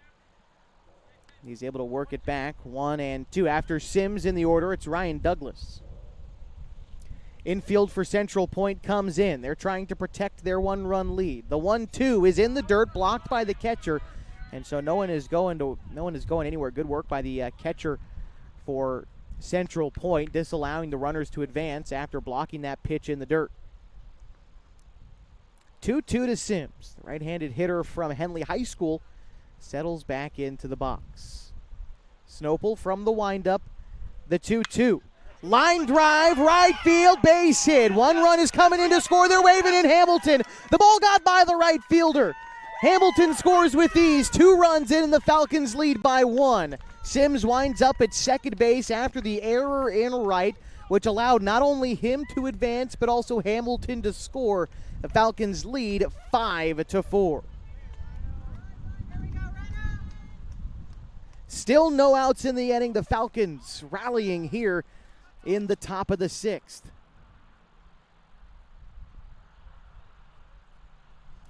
Douglas 0 for 2 today, looking for things to change for him. Grounded out in the third, flew out in the fourth. Although even a productive out would help the Falcons here in a big way. But before we get there, we're going to see a visit from the pitching coach for Central Point. See if they wind up making a move here, as the Falcons have scored 2 runs and have claimed a 1-run advantage. Looks like it's just going to be a meeting out there for now. Gives us an opportunity to remind you that today's broadcast is brought to you by the Pacific Power Foundation, who just a couple of weeks ago made an announcement that they have donated over $300,000 to various organizations across the state of Oregon, including organizations in the Klamath Basin like Friends of the Children, the Klamath County Rotary Club, and the Oregon Tech Foundation. Big thanks to Pacific Power for coming aboard for this year of Klamath Falls Falcons baseball and continuing the support throughout the upcoming prep year. Reminder, not only baseball coverage on mybasin.com as the baseball season comes to an end, many folks have already swapped their attention to the football season, which officially kicks off in the Klamath Basin September 5th. Mark your calendars. It's a Friday night under the lights. I'm sure your local team will be playing somewhere in the state of Oregon on September 5th. Mark it on those calendars.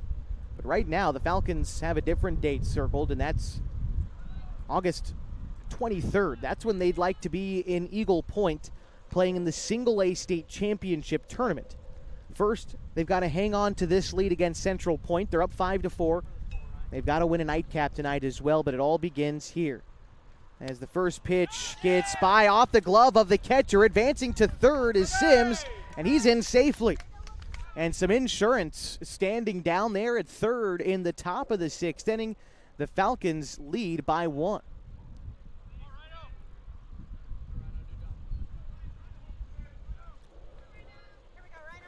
Douglas ahead in the count, 1-0. And the pitch from Snopel is a line shot into left center field. That one is going to one-hop off the wall. Sims will score with ease. Douglas pulls up at second, and an RBI double for Ryan Douglas extends the Falcons' lead 6-4. For Ryan Douglas on the season, that is double number 5, and adding an RBI, his 16th. And the Falcons continue to grow their lead, now up by a pair. Back to the top of the order now as well for Max Price.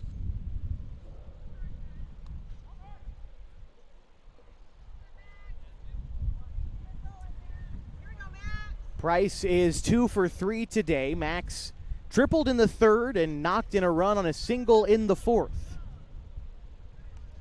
Snopel still looking for the first out of this inning. Gets ready to deliver to Max Price.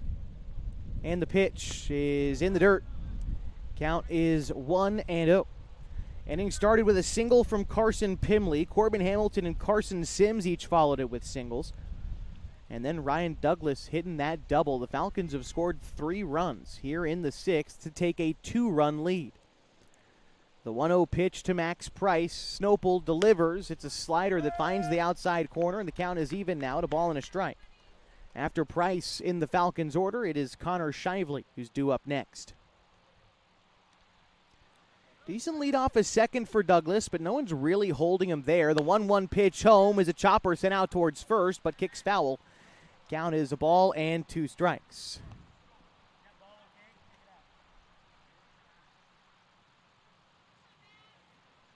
All right, looks like we are about ready to go. Count is 1-2 to Price. Still nobody out, and a runner in scoring position is Ryan Douglas. 6-4 our score. Falcons lead, top of the 6th. And the pitch from Mason Snopel.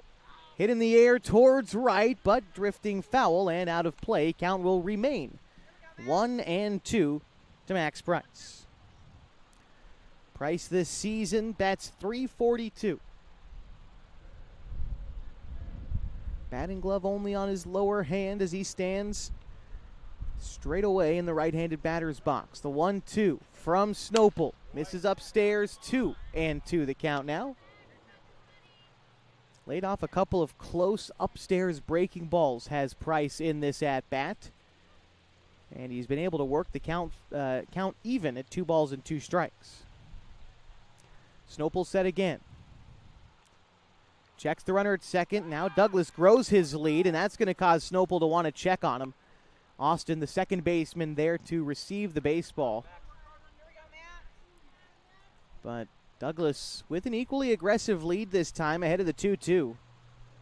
Here's the pitch home, though. That one misses high and tight. The count is 3-2. Real battle for Max Price at the plate. You got to wonder if this kind of at-bat decides whether or not Snopel sticks around in the ball game. Big pitch for him coming up. 3-2 to Max Price. And the pitch.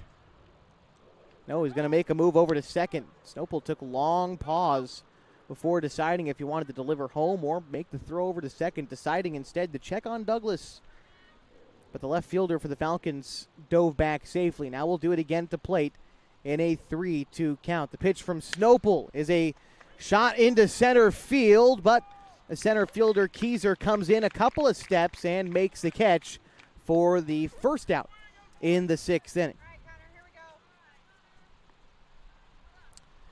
So now with one gone and a runner remaining in scoring position, it's Connor Shively. Shively 1 for 3 today. He's struck out a pair of times, but an RBI single in the 3rd inning, and he also scored a run in that frame. Shively, the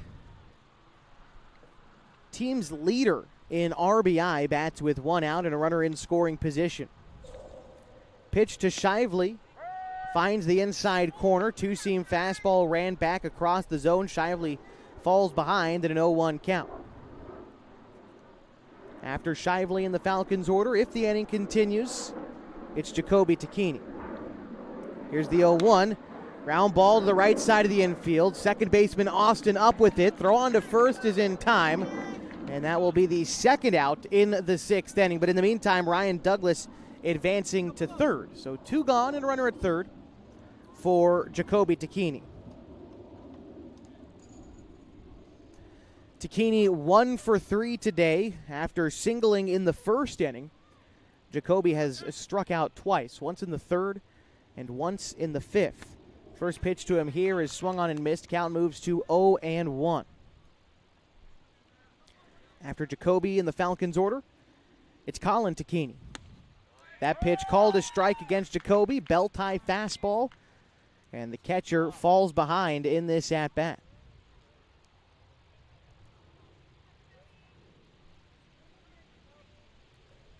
Catcher sets up outside. Here's the pitch. It is swung on and missed in the dirt. Got away from the catcher for a moment. But the throw down on the drop third strike will get Jacoby. He struck out 3 times today, and the Falcons leave a runner in scoring position in the 6th. But they take the lead. Up 6-4 as we go to the bottom half of the 6th inning on 104.3 960 Sports and mybasin.com. We drive play an important part of our everyday. Whether we're going to work, dropping off the kids at school, or maybe even on that first date. Vehicles we drive play an important role in all of that. And that's why at Klamath Falls Subaru, we are so passionate about getting you the long-lasting vehicle that you will love. When you come to our store, you'll find that every department is dedicated to caring for our customers, which is why I can proudly send anyone here knowing that they will be treated like family. Stop by and say hi. When you come to Klamath Falls Subaru, you're coming home.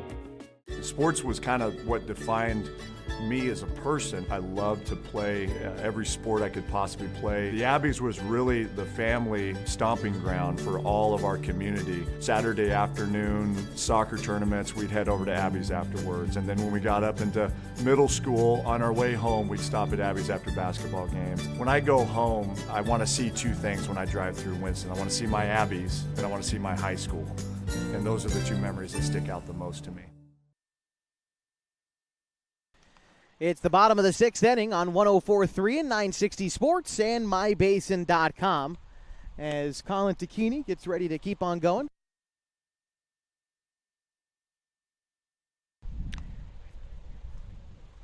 Colin finishing up his warm-up tosses as it'll be Caleb Cornett, Jaden Mobley, and Oren Ginge due up this half inning for Central Point. They try to answer the call. The Falcons built themselves out a 2-run advantage in the top half of this inning by plating 3 runs. Now Colin is going to try to protect it against 6, 7, and 8 in the order against Central Point. Cornett gets ready to step in now, batting from the left side.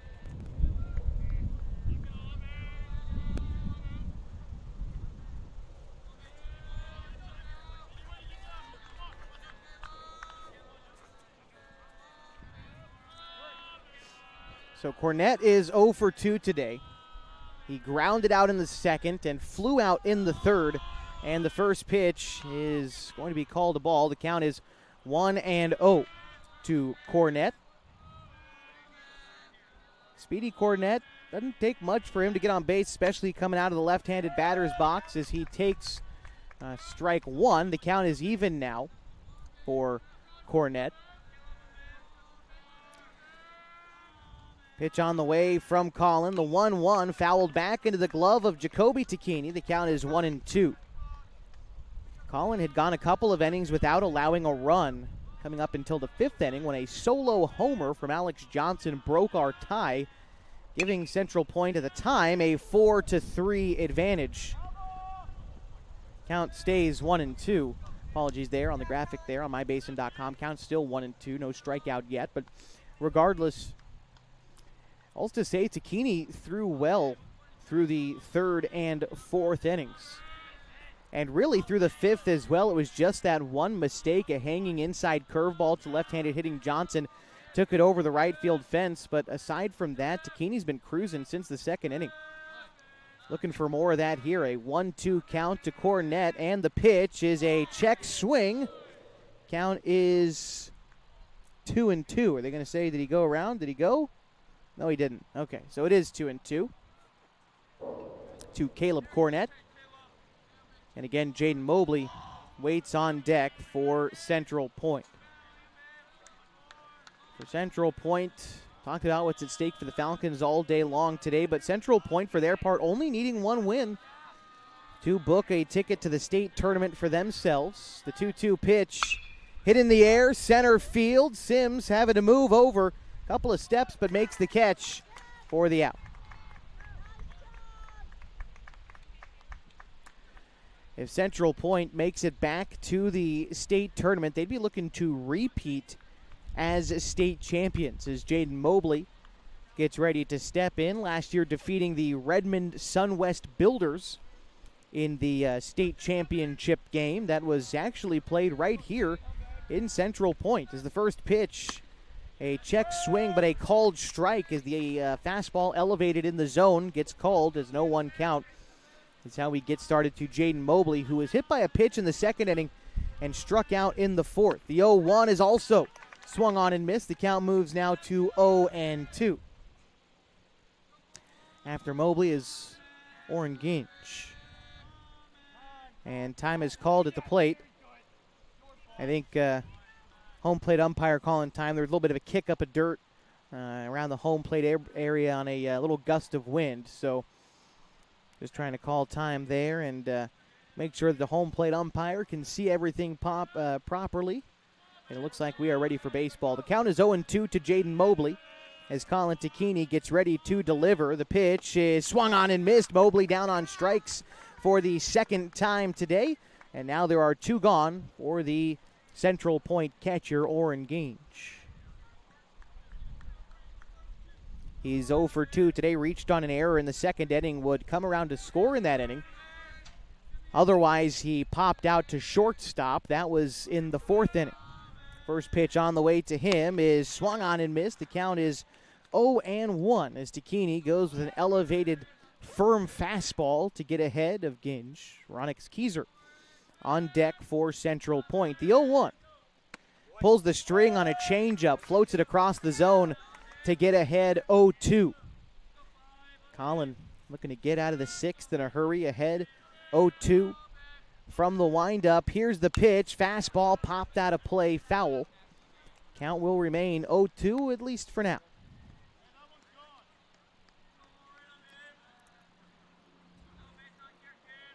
Colin Tacchini back on the rubber. Gets the sign in from Jacoby and delivers the 0-2. It's a slider drifting away outside, but hit to the left side of the infield. Shively on a backhand. Close play at first, and a good throw by Shively. Gets the runner and ends the inning. The Comets down in order in the sixth inning. The Falcons maintain a 2-run lead. A score of 6-4 as we head to the seventh on 104.3 and 960 Sports and mybasin.com.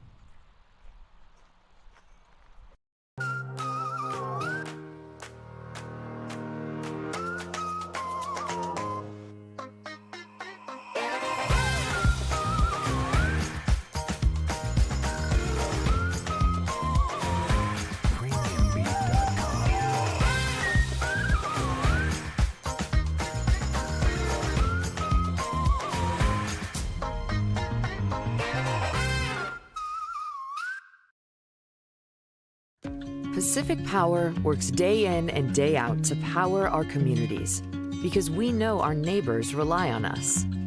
We're trimming and clearing branches around poles and lines, protecting our system, and giving you real-time updates when storms roll in. You can count on us in all seasons. 24/7, we're here for you. Powering your greatness.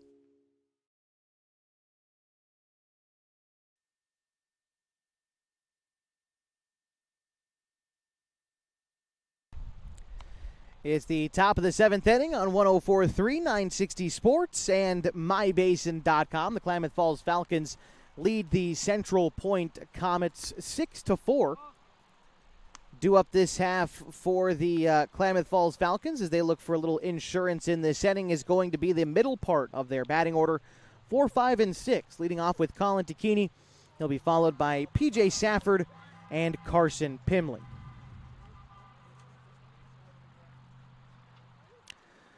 Looks like a new pitcher into the game as well for Central Point. It looks like Mason Snopel and Morgan Austin have gone ahead and swapped places out there. Second baseman and the new pitcher. Making a change to my book as the 7th inning begins again with Colin Tacchini.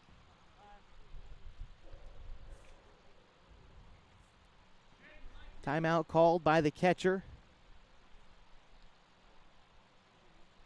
Looks like might have been something to do with his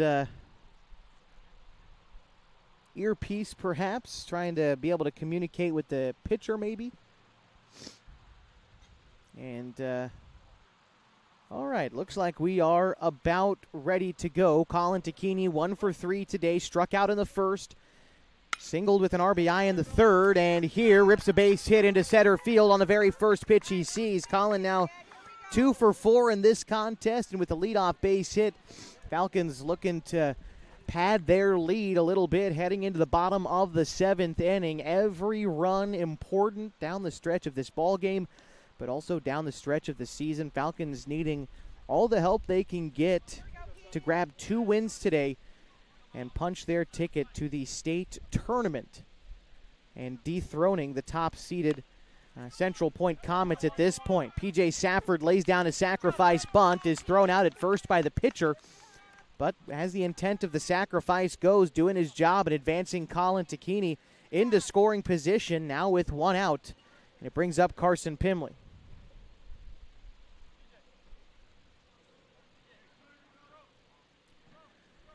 Pimley today is 1 for 3. He struck out in the second, grounded out in the fourth, but he singled and scored in the 6th inning. Actually got that 6th inning 3-run rally started with a leadoff single. Looking for more here with 1 out and a runner in scoring position. His team up by 2. Morgan Austin, the right-hander, gets set to deliver to Carson Pimley. The pitch is hit to left field, right at the left fielder Mobley. He puts it away for the 2nd out. So 2 quickly gone in the top of the 7th inning. In steps Corbin Hamilton. Hamilton's been swinging the bat extremely well today. 3 for 3, all 3 singles, and he's scored 2 runs. Once in the 4th and once in the 6th. Back on the mound is Morgan Austin, the new pitcher tasked with keeping it a 2-run ball game in the top of the 7th inning. Snopel, new second baseman, trying to keep Tacchini honest over there at second base as Hamilton takes a first pitch breaking ball upstairs but called a strike. Count is 0-1 to Hamilton with Carson Sims waiting on deck. Snopel gets the sign. Looks like he shakes off the first sign, but now comes set. Here's the 0-1 pitch. Another slider. This time it misses outside. Count is even at a ball and a strike to Corbin Hamilton. Hamilton seen that batting average jump up today. .346 coming into the day. As the right-handed first baseman awaits the 1-1 pitch. Here it comes. Fouled straight back. It hit the post, ricocheted back towards the catcher. Ball stays in the yard at least, as we've had to pause multiple times to go grab foul balls, but looks like we're ready to keep right on playing in a 1-2 count to Corbin Hamilton. Has battled with 2 strikes today. Can sometimes struggle with 2 strikes on him at the plate, but looking to battle here and knock in that runner standing at second after Colin Tacchini led off this inning with a single. The 1-2. Catcher gives his target. Austin delivers. It is looked at outside for a ball. Count is even at 2.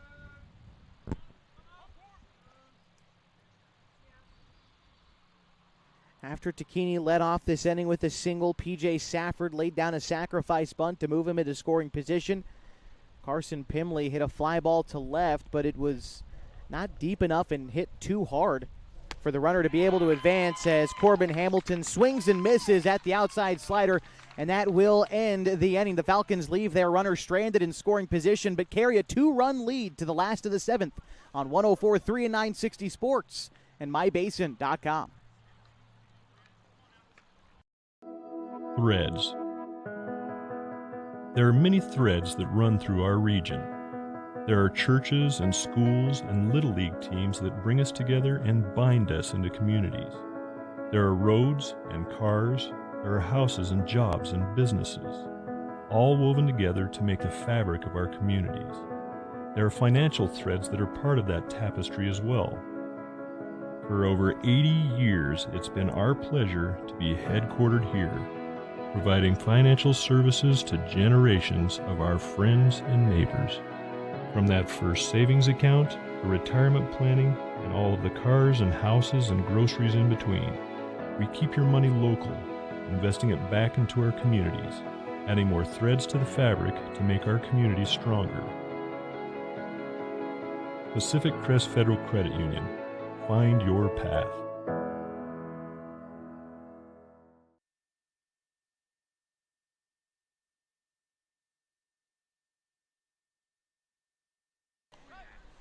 Colin Tacchini searching for a complete game as his Klamath Falls Falcons lead Central Point by 2. A score of 6-4 in an ever-important Area League game, the first of a doubleheader tonight. If the Falcons are able to hold on and win this ball game, they keep their hopes alive for a state tournament berth and an Area 4 South League championship. Standing between them and extending hope at least one more game is Ronix Keyser, Mason Snopel, and Morgan Austin for the Central Point Comets. That's 9-1-2 in their order. And the pitch on the way from Colin Tacchini is hit the opposite way, but well foul. Count moves to 0-1. Keyser 1 for 2 in the ball game thus far. He singled in a run back in the second inning. He struck out in the fourth. Tacchini finds the zone on a knee-high breaking ball on the outside part of the zone. Gets ahead 0-2 against Keyser. Now gets ready for the 0-2 pitch. Tacchini misses low with a fastball. Count is a ball and 2 strikes now to Keyser. Ronix Keyser wrapping up his freshman campaign at Central Point this past springtime. Fights off the 2-strike pitch again. Count is still 1-2. Couple of kids who have just wrapped up their freshman season on the Central Point squad. Not all of them are in the starting lineup today. Michael Villarreal, one of them. He got the start in right field today. And, well, you're looking at Ronix Keyser, the other of those two right now, as he fights off the 1-2 pitch again. And the count remains to the center fielder for the Central Point Comets. Colin Tacchini calls time. No, it was the base umpire who called time, as that foul ball had to be retrieved by, I believe, the first base coach for Central Point. But now that it has been, we're ready for the 1-2 pitch to Ronix Keyser. Here it comes. 1-2 over the head of the second baseman Price and into right field. And Keyser on base with a leadoff single, bringing the tying run to the base in the person of Mason Snopel. Second hit of the day for Keyser, making him 2 for 3. And Here is Snopel, 0 for 3 on the day. Snopel has lined out and grounded out twice. Here's Takini. That's a line drive into right field. Pimley lays out, but it gets by him. That's going to roll near the wall. Rounding third, headed for home is Keyser. The throw in is going to be cut off, and an RBI triple for Mason Snopel makes it a one-run ball game, and the tying run now stands at third. And Snopel's first hit of the day might be one of the biggest for Central Point all afternoon. An RBI triple flips this game on its head. Colin Takini going to have to really buckle down now as the Falcons infield comes in with nobody out in the bottom of the seventh of a one-run ball game. Here's Morgan Austin. Started the game at second, has now taken over the pitching duties for Central Point and looking to help out his own cause a little bit. He takes ball one. Now the 1-0 pitch on the way from Takini. Misses upstairs. Did he go?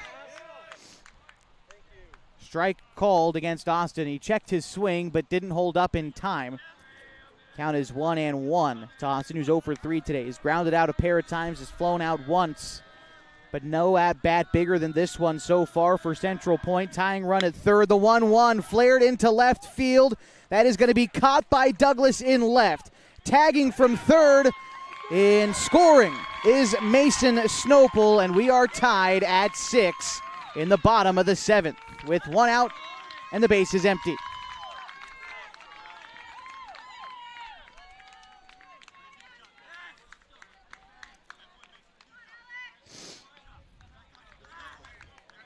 After a leadoff single from Ronix Keyser, the RBI triple from Mason Snopel, followed by the sacrifice fly with the RBI. Central Point wasted no time tying this ball game, and still with outs to work with in the middle of the order due up. They look to break the hearts of the Klamath Falls Falcons here in Central Point this afternoon as the first pitch is called a strike to Alex Johnson, and the count is 0-1. The pitch is a curveball that misses upstairs. The count is 1-1. Johnson is 2 for 3 today with a solo home run from the fifth inning. The 1-1 pitch is taken for a strike. Count is 1-2. If you're curious who's due up for the Falcons in the possible 8th inning, it would be Carson Sims, Ryan Douglas, and Max Price. Here's the 1-2 pitch from Takini. It is a line drive into center field and a base hit.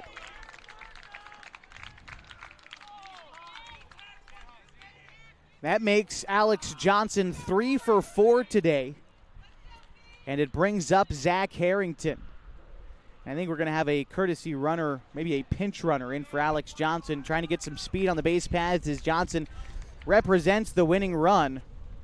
It's going to be Michael Villarreal coming into the game, and the Falcons pitching coach Craig Connor emerges from the dugout himself, gives us a quick opportunity to remind you that today's broadcast on mybasin.com and 104.3 and 960 Sports is brought to you by Klamath Falls Subaru, who through the Subaru Love Promise and Subaru Share the Love events donated thousands of dollars to dozens of hometown charities just last year. They're comfortable and not corporate at Klamath Falls Subaru. Stop by and say hi down on Washburn Way. Also want to invite you out tomorrow and Sunday to the Wings and Eagles Air Show happening at Kingsley Field in Klamath Falls. Should be a lot of fun for the whole community.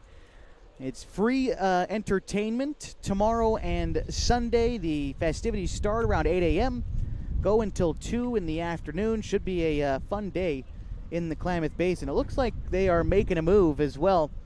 A new pitcher into the game is going to be P.J. Safford, relieving Colin Takini with one out and a runner on in the bottom of the 7th inning. We'll step aside, give him some time to warm up as he looks to push us to extras next on 104.3 and 960 Sports and mybasin.com.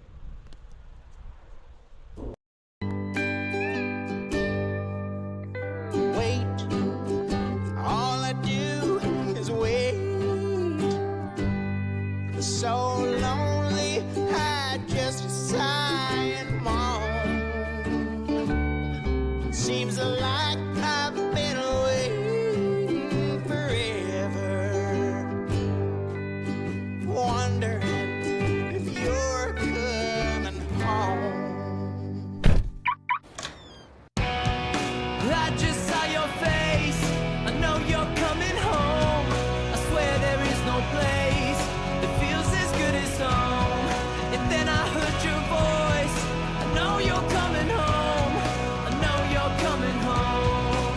This is where unconditional love and immeasurable happiness reside. This is home. Coldwell Banker, where home begins.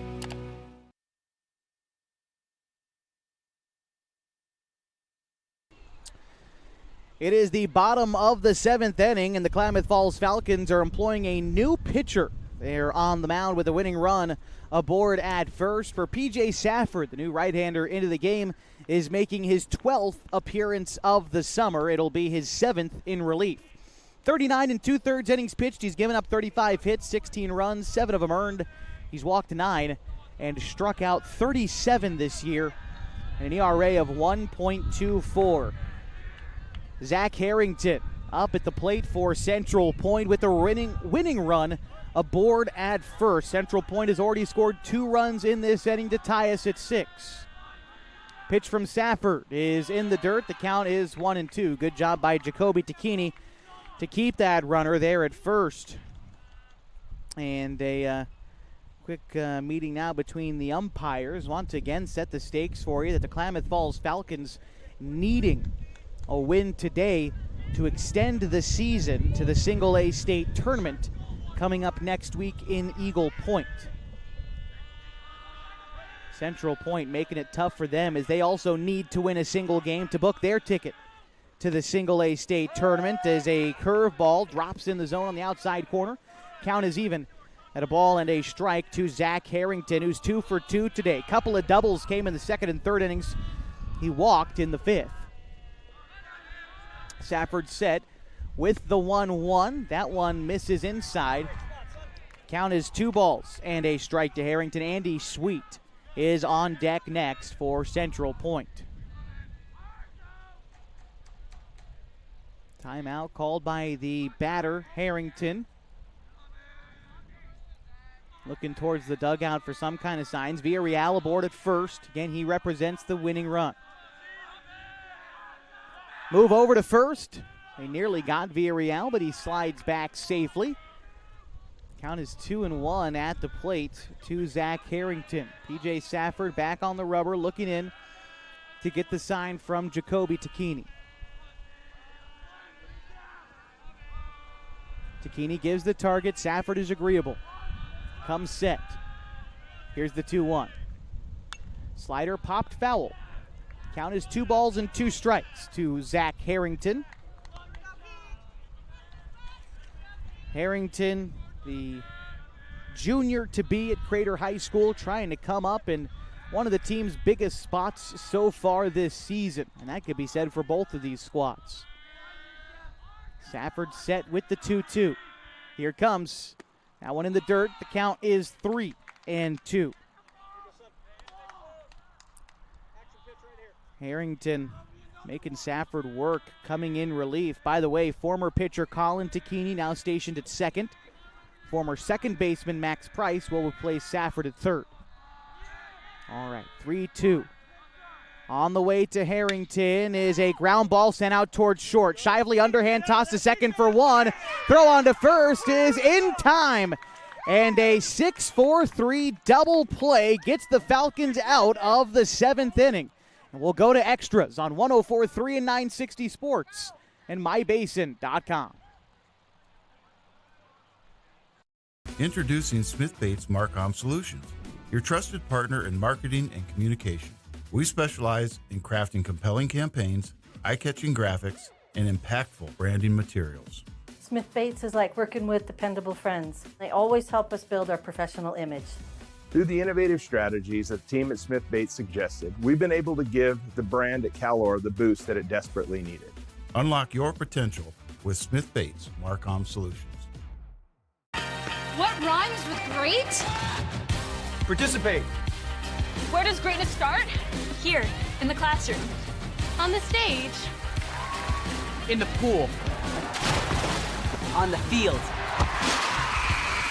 Where will your greatness take you? To better grades. To more friends. Yeah! Be great. Participate.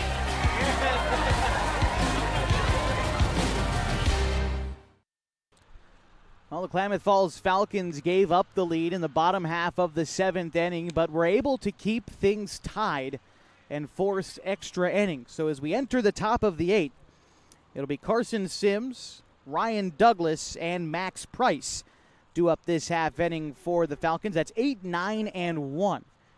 As they look to add a single run, try to break this tie, and carry a lead into the bottom half of the 8th. Again, both teams needing a win to, well, for Central Point, it would guarantee them a spot in the Single A state tournament. For the Falcons, they would still need to win later on this afternoon.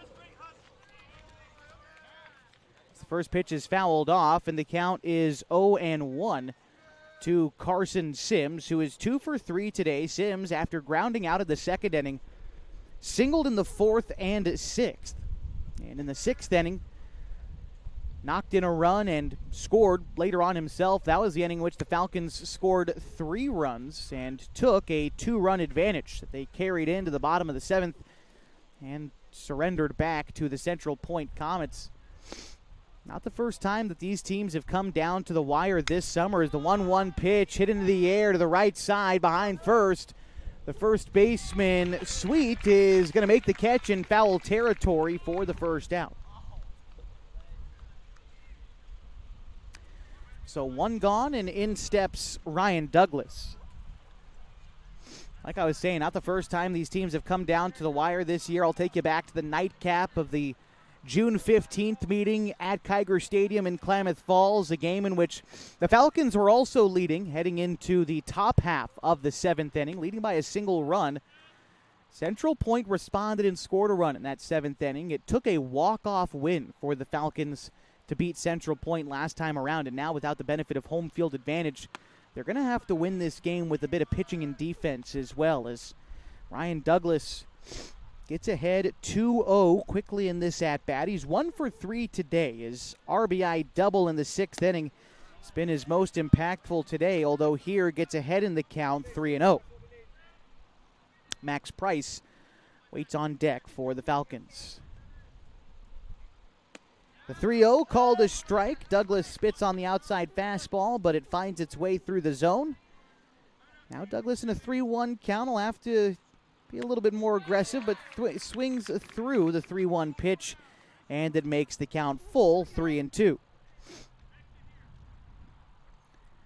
Set again is Austin from the windup. Here's a fly ball, center field. Back is Keyser, makes the catch, going back towards the wall for the second out in the 8th inning.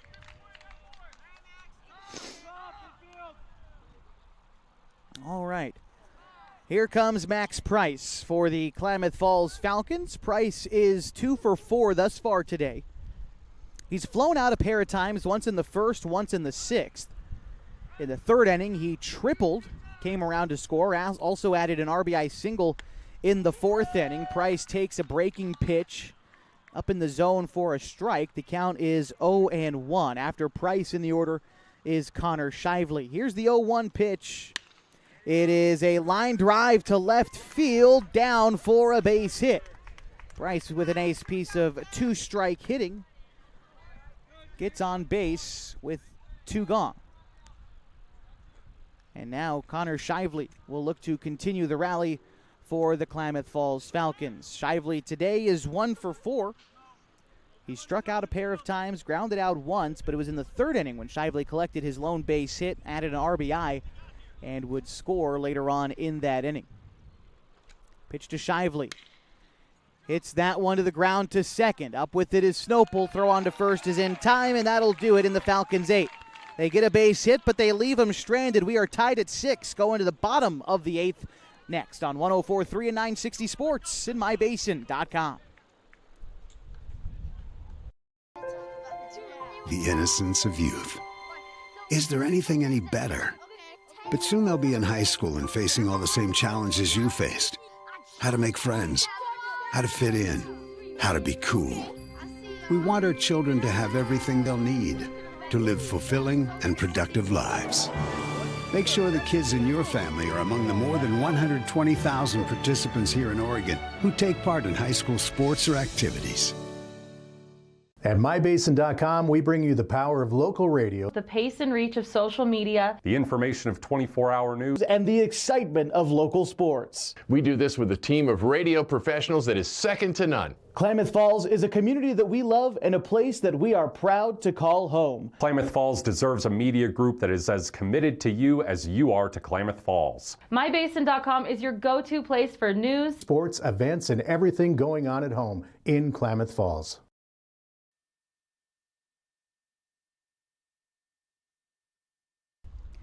It's the bottom of the 8th inning on 104.3, 960 Sports, and mybasin.com. The Klamath Falls Falcons and the Central Point Comets tied up at 6 here in extra innings.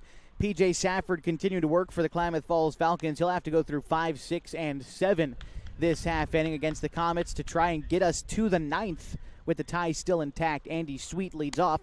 Caleb Cornett to follow. Jaden Mobley is in the hole for the Central Point Comets. P.J. Safford coming in relief of Colin Takini, who exited the game in the 7th inning.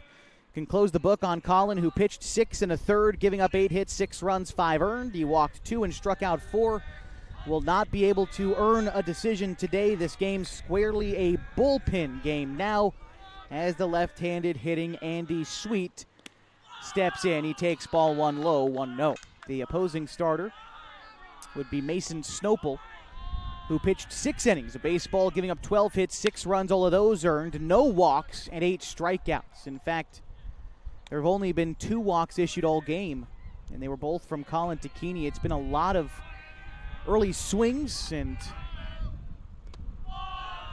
as that pitch misses low, the count is 2-1. And good contact made by both teams today. The Falcons with 14 hits, Central Point with 8. Fly ball left field. That one is going to wind up in foul territory.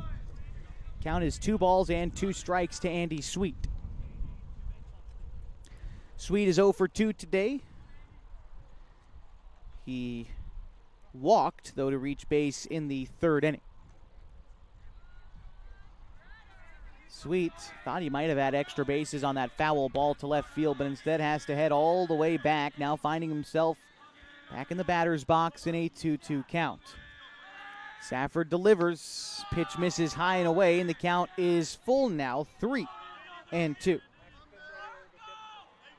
again, Caleb Cornett waits on deck for Central Point. The 3-2 is hit over to third. Price plays it on a hop, throw to first in time, 1 gone in the 8th.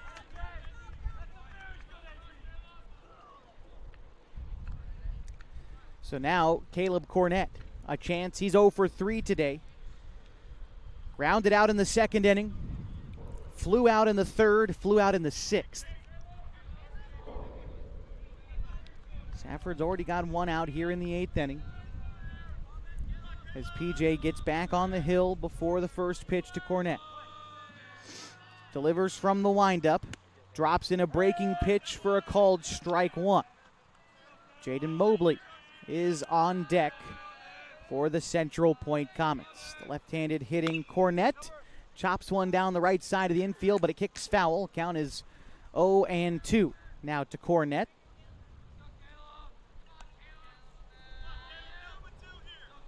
Safford trying to will his team to a victory. He was the hero in that walk-off winner I've talked multiple times about. Had the walk-off hit for the Falcons in their 5-4 win against Central Point back on June 15th at Kiger Stadium. But now he's tasked with being the hero with that right arm. Count is 1-2, 1 gone in the 8th inning. The pitch. Strike 3 called on a fastball below the knees of Caleb Cornett. He goes down looking for this second out in the 8th inning, and it brings up Jaden Mobley. Mobley is 0 for 2 today. He was hit by a pitch his first time up, came around to score in the 2nd inning. He has since struck out twice. Now bats with 2 away in the bottom of the 8th. The pitch from Safford misses inside. Count moves to a ball and no strikes. Mobley sends a ground ball out towards short. Eats up Shively for a moment. The throw on to first is not going to be in time. And the winning run is now on base after the error. And it brings up the catcher, Oren Ginch.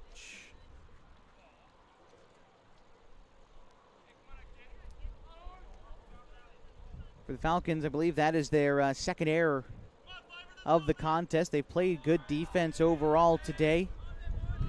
Hoping that error won't cost him here in the late going of this ball game. Oren Ginch is 0 for 3 today. He reached on an error in the second, has flown out and grounded out since. Safford with the pitch. It is hit in the air towards left foul. Count is 0-1. If you're curious who could be due up in the ninth inning for the Falcons, it would be Jacoby Takini, Colin Takini, and P.J. Safford in the ninth inning. Safford set with the 0-1, and the pitch is swung on and missed. Runner is on the move. The throw down is in time, and they get Mobley trying to swipe second, and that will do it in the bottom of the eighth inning. And to the ninth we go, tied at 6 on 104.3 and 960 Sports and mybasin.com. Time to reclaim your health and your autonomy. At Heartfelt OBGYN, they focus on you. Their evidence-based approach to care means fewer office visits and a targeted treatment plan to directly address your specific needs. They believe in solutions for their patients, not the industry's profit margin. The providers at Heartfelt OBGYN are committed to serving the community and giving back to the basin. Find them at heartfeltobgyn.com. Heartfelt, because you deserve to be in control of your body and your informed choices. At Eisler Group, they are confident that their tax and accounting professionals are experienced and trained like no one else. From individual, corporate, partnership, estate, trust, Eisler Group stands ready to help you with all of your financial, tax, and accounting needs. They have been in Klamath Falls for nearly 60 years, raising their families here and being part of the community. The Eisler Group can be found at eislerkf.com. That's ISLERKF.com. eislerkf.com. It is the top of the ninth inning, and we are still tied up at 6 on 104.3 and 960 Sports and mybasin.com. Extra innings here in the penultimate game of the season for the Klamath Falls Falcons against the Central Point Comets. All these games must win now for the Falcons, and to win, got to score runs here in the ninth inning. It'll be Jacoby Takini, Colin Takini, and P.J. Safford. That's 3, 4, and 5 in the order for the Falcons as they look to add at least a single run against Morgan Austin. Right-handed pitcher for Central Point is now into the third inning of his relief performance. Took over to start the seventh and has put up back-to-back zeros on the scoreboard against this Falcons offense. Here's the pitch. Drifts away outside. Count is 1-0 to Jacoby Takini, who is 1 for 4 today. He singled in the first, but has since struck out 3 times. Swings and misses at the 1-0 pitch. The count is 1-1. Jacoby on the season. That's .364 today. Entering the game. The 1-1 will miss outside. Count is 2-1. Falcons away from home this season carry a 13-3 record. The 2-1 is lifted into the air, shallow right field. Right fielder Villarreal in to make the catch for the first out in the top of the ninth inning. So now it's Colin Takini's turn to swing the bat for the Falcons. He is 2 for 4 in the ball game thus far. Struck out in the first, but he singled in a run in the third.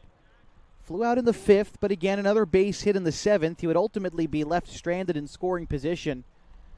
But here he swings and fouls off the first pitch. The count is 0-1 to Colin Takini, with P.J. Safford waiting on deck for the Falcons.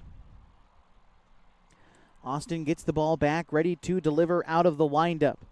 The 0-1 is called a strike, knee high on the outside, maybe a little bit below the knees, and the count is now 0-2 to Colin Takini. Here's the offering. Swung on and missed. Takini down on strikes for the second out in the ninth inning. Second time today Colin has gone down on strikes, and this will bring up P.J. Safford with 2 away in the top of the ninth inning. Tied up at 6 between the Falcons and the Central Point Comets in extra innings.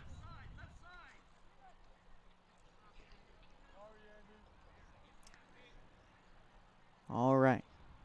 Safford stepping in now, still looking for his first hit today. He's 0 for 3. Couple of groundouts. He struck out once. He also hit a sacrifice fly in the 7th inning. Count is 1-0 to Safford after the pitcher, Austin, failed to properly deliver the pitch. It must have slipped out of his hand or something out there on the mound, so that goes in as a ball, 1-0. And drops in a curveball as a strike to Safford, 1-1. On deck after PJ is Carson Pimley. All right, the 1-1 to Safford will drift outside and miss. The count is 2-1.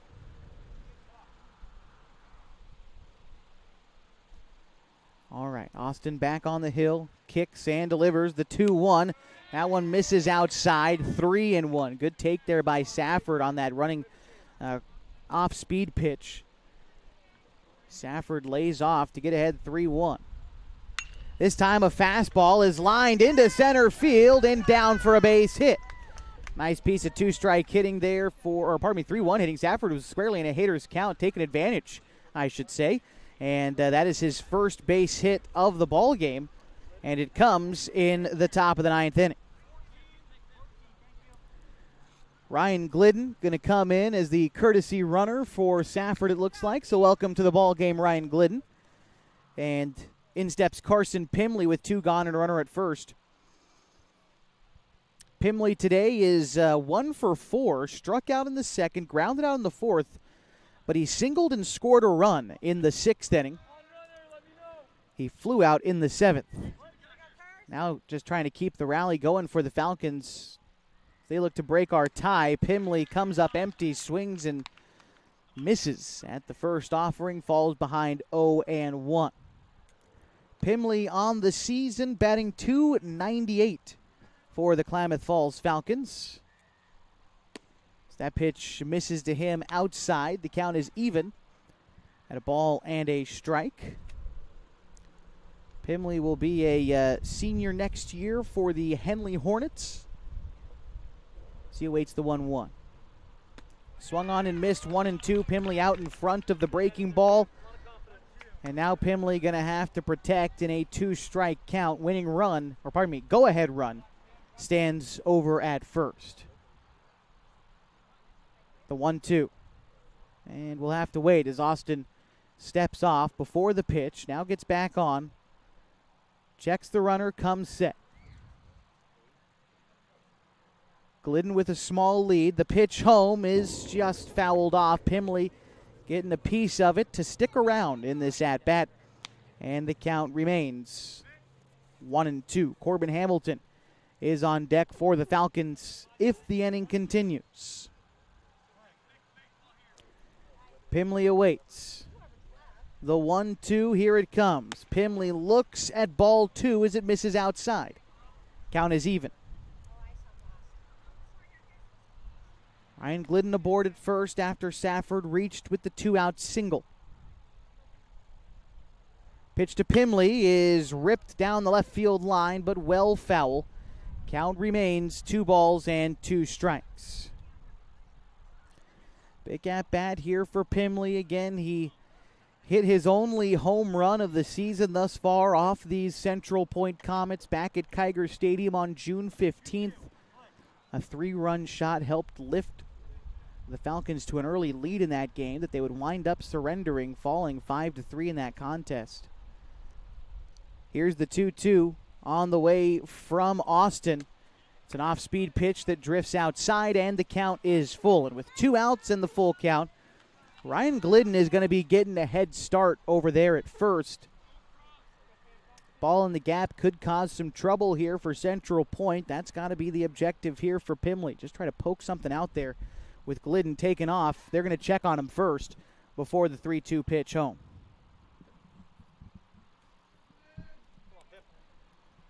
Pimley settles back in. The catcher, Gange, delivers the sign. Set is Austin and the pitch. Here it comes. 3-2. It is again fouled off. We'll do it once more. The count remains full. Pimley continues to fight up there at the plate. Trying to extend this half inning for his team, who's tied up at 6 in extras on the road in a game that the season hangs in the balance. The 3-2.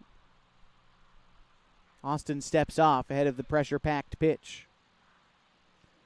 Right-hander gets back on. Austin comes together for the 3-2. Kicks and delivers. It is hit hard. Center field. Going back is the center fielder, Keyser, but he does make the catch, and that will end the inning. The Falcons get a base hit in the ninth, but they leave him stranded. We will go to the bottom half next, still tied at 6 on 104.3 and 960 Sports and mybasin.com. We drive play an important part of our everyday. Whether we're going to work, dropping off the kids at school, or maybe even on that first date. Vehicles we drive play an important role in all of that. And that's why at Klamath Falls Subaru, we are so passionate about getting you the long-lasting vehicle that you will love. When you come to our store, you'll find that every department is dedicated to caring for our customers, which is why I can proudly send anyone here knowing that they will be treated like family. Stop by and say hi. When you come to Klamath Falls Subaru, you're coming home.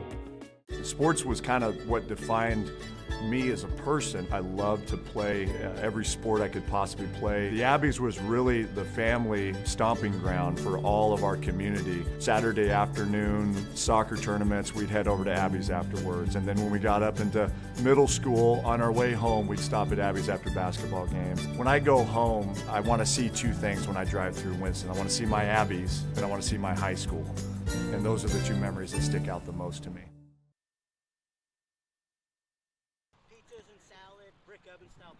It is the bottom of the ninth inning on 104.3 and 960 Sports and mybasin.com. Still tied up at 6 between the Klamath Falls Falcons and the Central Point Comets. Due up this half inning for the Comets is going to be 8, 9, and 1 in their order. That's Oren Gaines, Ronix Keyser, and Mason Snopel. As P.J. Safford continues to work in relief out there of Colin Takini, Safford has kept the game where it is, tasked with doing it for yet another bottom half of an inning. First pitch, fly ball center field. Sims over a couple of steps, but one pitch and one gone in the bottom of the ninth inning. Ronix Keyser due up next. Keyser is 2 for 3 today. He singled in the second and again in the seventh. Knocked in a run in the second, scored a run in the seventh, part of the 2-run seventh inning in which Central Point tied the game, and we have remained at that scoreline since. Pitch is called a strike, middle fastball that Keyser takes for strike one. Safford delivers the 0-1 pitch. It's an off-speed pitch that misses upstairs. Count is even to Keyser with Mason Snopel waiting his turn next. Safford the 1-1. Another breaking pitch. This one misses upstairs, 2-1. Safford again with the 2-1. Fouled back into the glove of Takini. The count is 2-2. Safford looks in, works quickly out there on the hill. The 2-2 pitch is a curveball swung on and missed. Keyser down on strikes for the second out here in the bottom of the ninth inning. And it brings up Mason Snopel, who is 1 for 4 today. Snopel lined out, grounded out twice in the first 5 innings of the ball game. But in the 7th came up huge with an RBI triple, later scoring the tying run of the game. Here he takes strike one on an inside breaking pitch. Safford uses it to get ahead. Snopel began as the starting pitcher for Central Point today. Now finds himself playing second base as the 0-1 pitch is in the dirt but swung on and missed. And Snopel is behind Safford now 0-2. the possibility of a 10th inning looming. Safford gears up for the 0-2. An upstairs fastball misses high. Counts now 1-2. PJ looking in, agrees on the 1-2 pitch and delivers. It is popped foul, and the count remains. Now it's Snopel's turn to try to battle up there and find a way to get on base. He represents the winning run. Safford trying to set him down. The 1-2 again. The pitch is popped foul, and Snopel continues to battle. The 5A second-team All-State pitcher at the plate with 2 outs in the bottom of the 9th. The 1-2. Fastball hits sky high, out of play. Count remains 1-2. I think that caught someone's car behind me. Might have been the team van. All right, 1-2 again. Here's the pitch. Safford, a curveball, a ground ball sent out to third.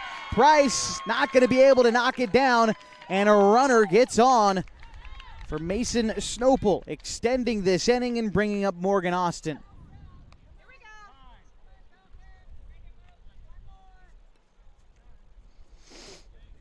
So Snopel reaching on the error. And here is Morgan Austin. He's 0 for the ball game thus far, but he does have an RBI on a sacrifice fly. That came in the 7th inning and scored what was at the time the tying run. Now the winning run on first with 2 outs for Austin. He now controls the pitching duties for Central Point, looking to come up with potentially the biggest swing of the day. The first pitch to him will miss upstairs. 1-0.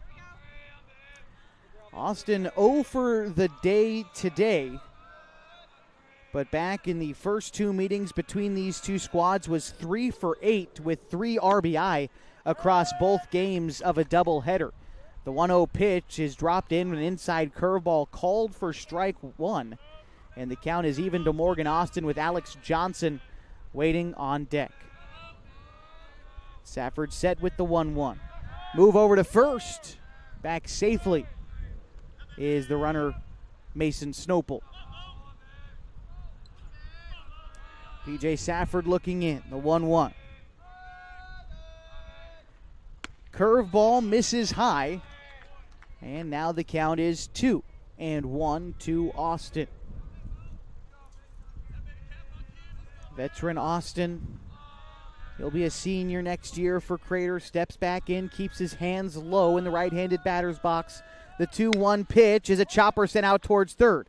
Price gloves this one. Throw across the diamond. He'll short hop Hamilton, but he picks it out of the dirt, and that'll be the 3rd out in the bottom of the 9th. To the 10th we go, as we are still tied up at 6 on 104.3 and 960 Sports and mybasin.com.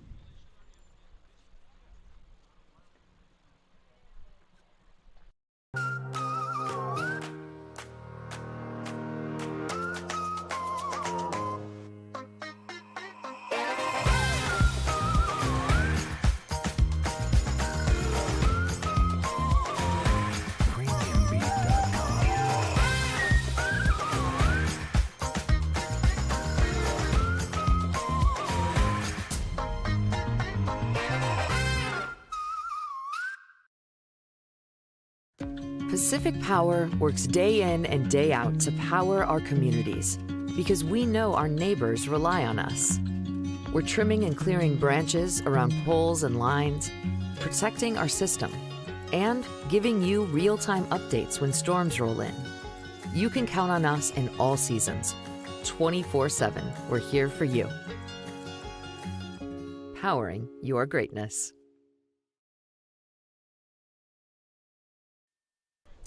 It is the top of the 10th inning. We are still tied up at 6 on 104.3 and 960 Sports and mybasin.com. And as we get set for the top of the 10th inning, both of our coaches, along with Coach Sean Teeters, home plate umpire, have begun a conversation down the first base side here. Not quite sure exactly what we're all discussing down there as Central Point hasn't even really begun taking their normal infield warm-ups, and the pitcher hasn't thrown up his warm-up pitches yet. Corbin Hamilton is ready to lead off the inning. It would be Hamilton followed by Sims, then Douglas do up this half inning for the Falcons once we get underway. And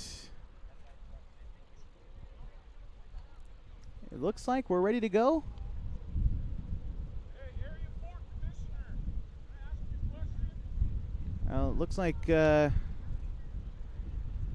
Looks like we're ready to play.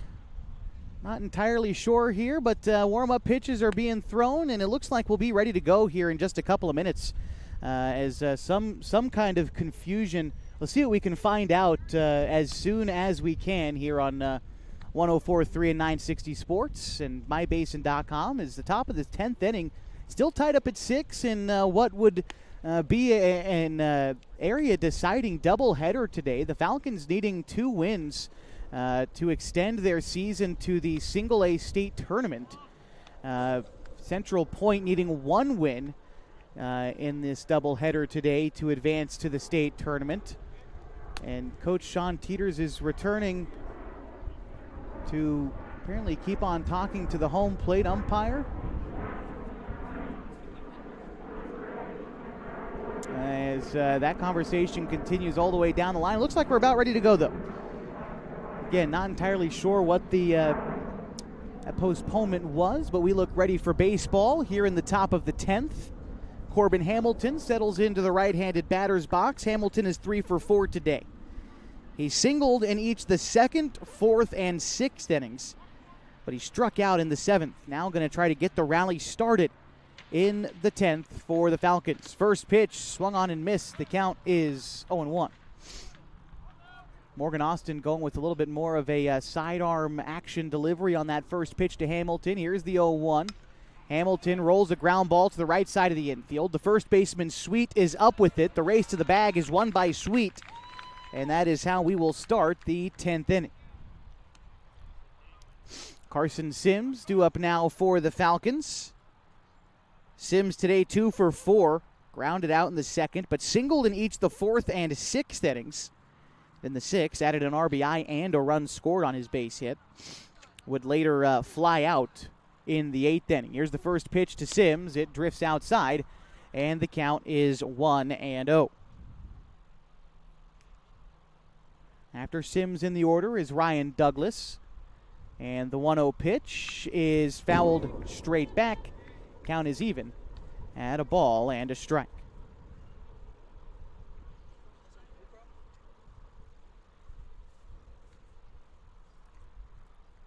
Pitch to Sims is called a strike. Strike 2.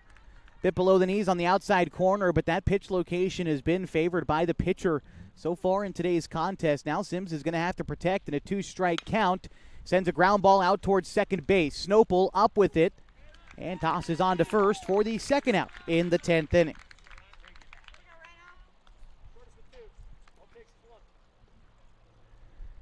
Douglas getting ready to step in now. Ryan is 1 for 4 so far in the ball game today.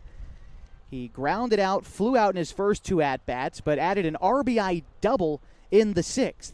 He flew out in the 8th, but looking for more of what Douglas provided in that 6th inning as the Falcons needing a run here in the top of the 10th inning. The first pitch to Douglas called a strike. Count is 0-1. Falcons last scored in the 6th inning. They scored 3 runs in that inning, 1 in the 4th, 2 in the 3rd. Douglas swings through the 0-1 pitch. Count is 0-2. On deck is the top of the order and Max Price. The 0-2 pitch to Ryan Douglas. Here it comes from Morgan Austin. It's a line drive to left field, falls for a base hit. Douglas taking an aggressive turnaround first. They're going to keep him there, though, as a 1-out single puts the go-ahead run on base for the Falcons in the top of the 10th inning. Now here is Max Price. 3 for 5 today is Max. He singled a couple of times, has an RBI. He tripled once. That was in the 3rd. Douglas quality speed on first. Fairly significant lead off the bag. We'll see if Austin checks on him at all. Well, the pitch comes home and misses in against Max Price. The count is 1-0. Max, so far this season, bats .342. He's got 20 RBI. Ryan Douglas aboard at first. He has scored 19 runs this year. The 1-0 pitch is popped up in foul territory. Could be playable. Catcher just runs out of room. And the count is 1-1. After Price in the Falcons order is Connor Shively. Coach Sean Teeters delivering the signs. We'll see if anything is on here in a 1-1 count. As runner Douglas leads off of first. Here's the pitch. Nothing going on, and the pitch misses outside. Count moves to 2-1 to Max Price. Price keeps his hands low in the right-handed batter's box. Just below his neckline. It's the 2-1. Is a curveball that Price lifts into left field.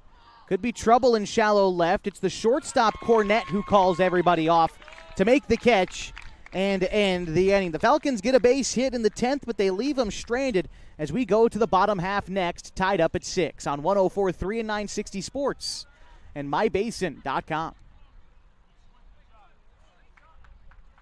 Introducing Smith Bates Marcom Solutions, your trusted partner in marketing and communication. We specialize in crafting compelling campaigns, eye-catching graphics, and impactful branding materials. Smith Bates is like working with dependable friends. They always help us build our professional image. Through the innovative strategies that the team at Smith Bates suggested, we've been able to give the brand at Calor the boost that it desperately needed. Unlock your potential with Smith Bates Marcom Solutions. What rhymes with great? Participate. Where does greatness start? Here, in the classroom. On the stage. In the pool. On the field.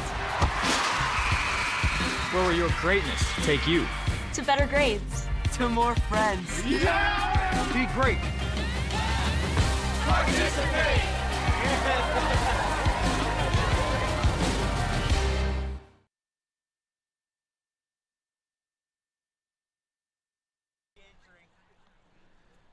Back with you on 104.3 and 960 Sports and mybasin.com. We remain tied up at 6 in the bottom of the 10th inning, and the Falcons have tabbed in a new pitcher. It's Max Price, who's come in relief of P.J. Safford in this contest. They're going to just go ahead and switch positions defensively. Price comes in from third. Safford returns to where he started, and that was at third base. So as we take a look at the final line score on the ball game that I've got here for P.J. Safford, and close the book on what was a good outing in extra innings for him, pitching a strong 2 2/3 innings without allowing a hit or a run and striking out a pair of batters. A couple of guys reached on errors against Safford, but coming in and getting the final 2 outs of the 7th, throwing a scoreless 8th and 9th innings. Falcons needing run support, and now the pitching falls on the shoulders of Max Price. Now for Max this season, he is making his 9th appearance of the summer. It's his 8th in relief. He's pitched 19 2/3 innings, given up 13 hits, a couple of runs, only 1 earned though. He's got 16 strikeouts. He's 2-1 on the season. Carries an ERA of 0.36. His first task will be Alex Johnson. First pitch to Johnson is called a strike, 0-1. Johnson, first team All-State 5A designated hitter today, 3 for 4 with a home run and a couple of singles. Takes a pitch off the plate outside. The count is 1-1. His solo homer came back in the 5th inning. And he also added another single that time in the 7th. The 1-1 pitch is a knee-high off-speed pitch called a strike. Price uses it to get ahead.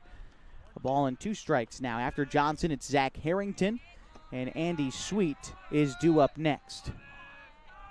The 1-2 pitch coming up from Price is swung on and missed. Big punch out there for Max Price to kick off the bottom of the 10th inning. Down goes the 5A first-team All-State designated hitter, Alex Johnson. Now it brings up Zach Harrington. Harrington is 2 for 3 today. He doubled twice in the second and third innings. He also reached on a walk in a fifth, but grounded into a double play in the 7th inning. And here Price gets ahead with strike one. If you're curious who may be up for the Falcons, we get to an 11th inning. It would be Shively, Jacoby, and Colin Takini. As the 0-1 pitch is fouled off, count is 0-2. But before we get there, Price has got to keep things tied here in the bottom of the 10th inning. Game time going on nearly 3 hours now as the 0-2 pitch missed outside. Count is 1-2. Game started just a couple of minutes before 5 o'clock local time here in Central Point, Oregon. The 1-2 pitch in the dirt, 2-2. It is now 7:47 p.m. tonight. We still got another game to go this evening. The 2-2. Price delivers. It is going to miss outside. The count is 3-2.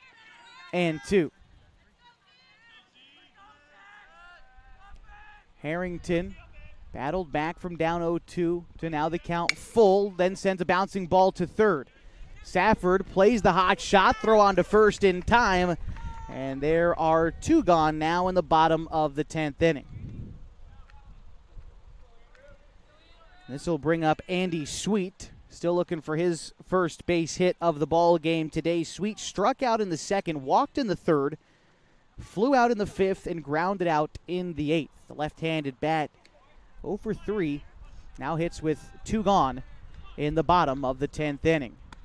That pitch missed outside. The count is 1-0. After Sweet in the order, if the inning continues, is Caleb Cornett. The 1-0 pitch. That one misses in. The count is 2-0. Price missing outside, then missing inside on that most recent pitch. It's going to cause Jacoby Takini to come on out and have a quick chat with his pitcher. Allows us to remind you that today's broadcast brought to you in part by Pacific Crest Federal Credit Union.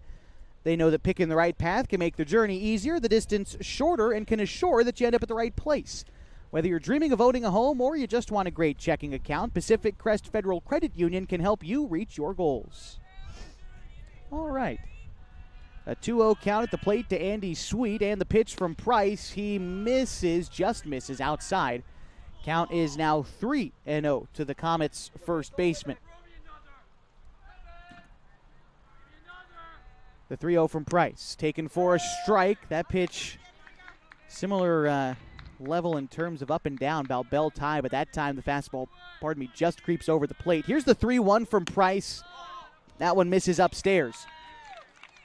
And a 2-out walk delivered to Andy Sweet will put the winning run on base here in the bottom of the 10th inning. And it will bring up Caleb Cornett. Cornett today is 0 for 4. He has grounded out once, flown out twice, and struck out once. Price comes set with the first offering. It's a ground ball to second base. Takini up with it. Throw to first in time, and that'll do it in the 10th. More baseball ahead as we go to the 11th. Tied up at 6 on 104.3 and 960 Sports and MyBasin.com. The innocence of youth. Is there anything any better? But soon they'll be in high school and facing all the same challenges you faced. How to make friends, how to fit in, how to be cool. We want our children to have everything they'll need to live fulfilling and productive lives. Make sure the kids in your family are among the more than 120,000 participants here in Oregon who take part in high school sports or activities. At mybasin.com, we bring you the power of local radio, The pace and reach of social media, the information of 24-hour news, and the excitement of local sports. We do this with a team of radio professionals that is second to none. Klamath Falls is a community that we love and a place that we are proud to call home. Klamath Falls deserves a media group that is as committed to you as you are to Klamath Falls. mybasin.com is your go-to place for news, Sports, events, and everything going on at home in Klamath Falls. Josh Eldridge back with you from L. Anhorn Field in Central Point, Oregon for this Area 4 South doubleheader between the Klamath Falls Falcons and the Central Point Comets. Deep into extra innings in this one. In the top of the 11th, we are still tied at 6. Due up here in the 11th is Connor Shively, then Jacoby Takini, and then Colin Takini. The Falcons looking for any type of offense here in extra innings. They've gotten one hit in each the 7th, 8th, 9th, and 10th innings, but they've left them stranded each time. As Shively calls timeout ahead of the first pitch from Morgan Austin. Falcons scored 2 in the 3rd, 1 in the 4th, 3 in the 6th, and have since gone quiet. Here's the first pitch to Shively. Swings and misses. The count moves to 0-1. For Central Point, they scored 3 in the 2nd, 1 in the 5th, and 2 in the 7th. As Shively watches that one miss below the knees and outside. Count is even at a ball and a strike. We knew these games that had league championship aspirations for both teams would be competitive, but I don't know if we expected an 11-inning affair with more potentially still to come as Connor Shively sends a ground ball to second and Snopel makes the play in time to first for the first out in the 11th inning.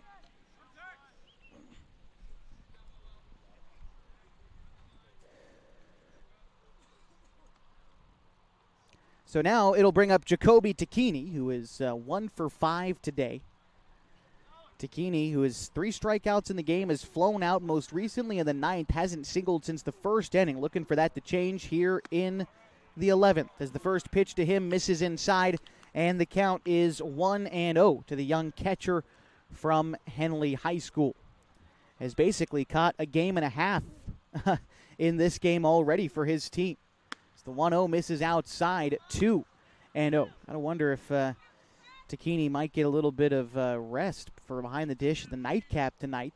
So the Falcons still have another game to go this evening against Central Point. The 2-0 is a strike called on the outside corner. The count now 2 balls and a strike to Jacoby Takini.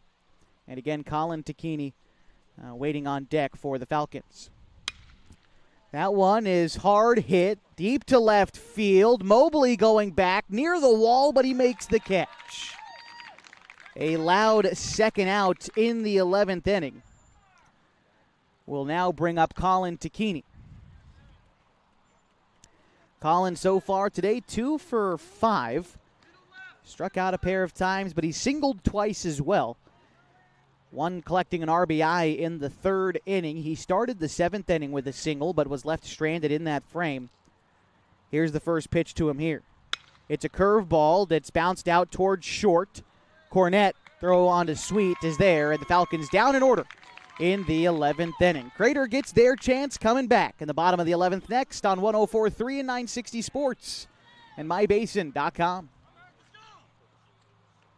To reclaim your health and your autonomy. At Heartfelt OBGYN, they focus on you. Their evidence-based approach to care means fewer office visits and a targeted treatment plan to directly address your specific needs. They believe in solutions for their patients, not the industry's profit margin. The providers at Heartfelt OBGYN are committed to serving the community and giving back to the basin. Find them at heartfeltobgyn.com. Heartfelt, because you deserve to be in control of your body and your informed choices. At Eisler Group, they are confident that their tax and accounting professionals are experienced and trained like no one else. From individual, corporate, partnership, estate, trust, Eisler Group stands ready to help you with all of your financial, tax, and accounting needs. They have been in Klamath Falls for nearly 60 years, raising their families here and being part of the community.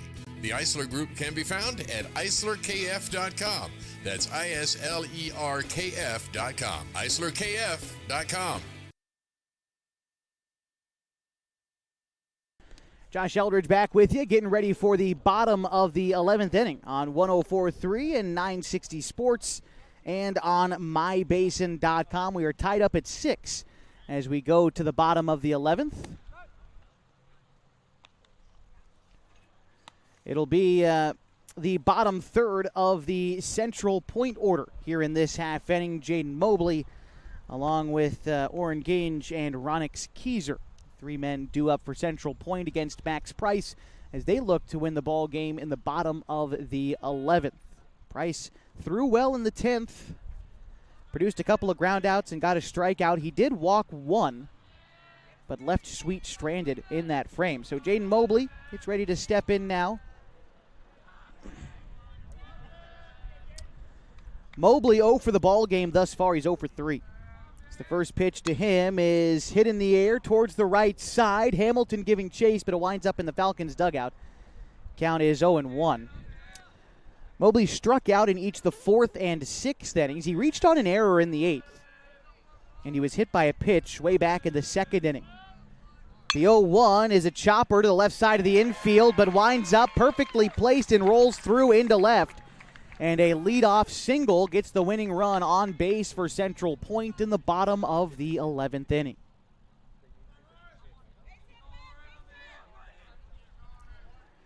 Oren Gange batting now for Central Point. He's also 0 for the ball game, 0 for 4 to be exact. He reached on an error in the 2nd inning, came around to score, but since then has flown out twice and grounded out once. Although now with the winning run aboard at first, we'll see if Central Point tries to maybe lay something down to get him over. The pitch is a line drive into left field. They don't need a bunt.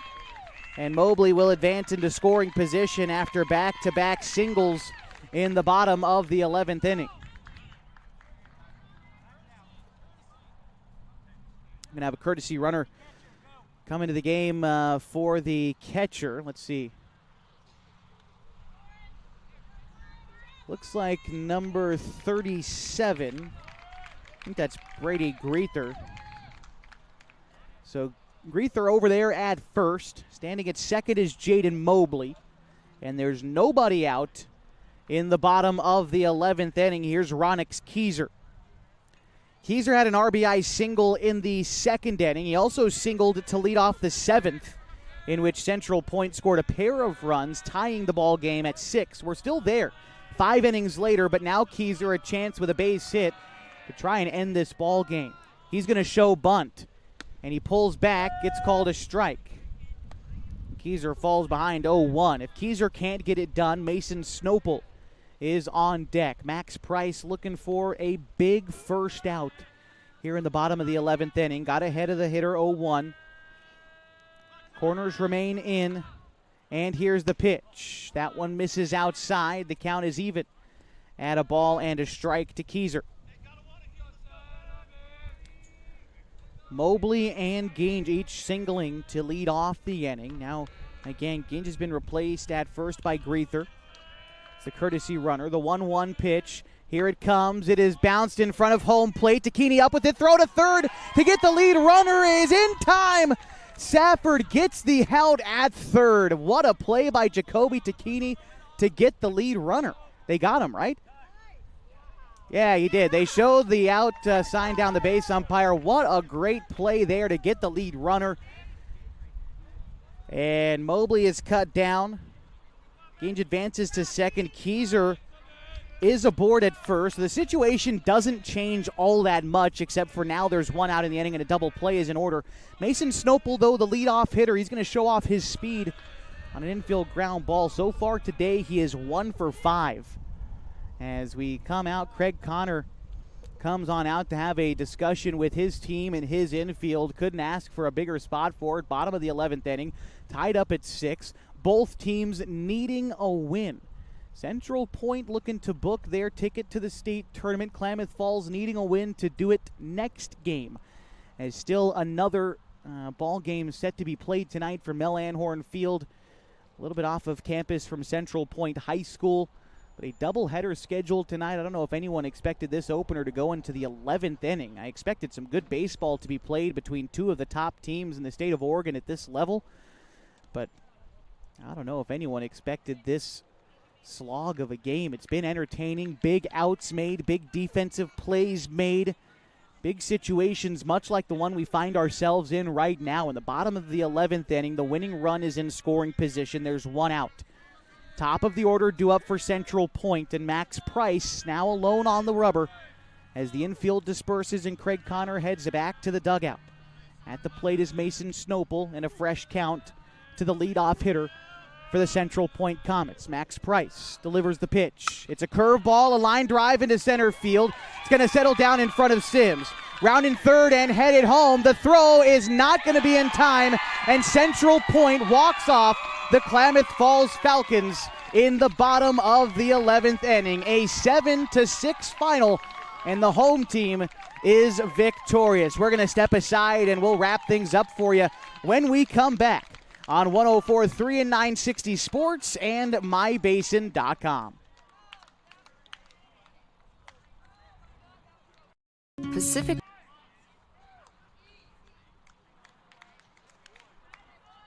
Pacific Power works day in and day out to power our communities because we know our neighbors rely on us. We're trimming and clearing branches around poles and lines, protecting our system, and giving you real-time updates when storms roll in. You can count on us in all seasons. 24/7, we're here for you. Powering your greatness. The cars we drive play an important part of our everyday.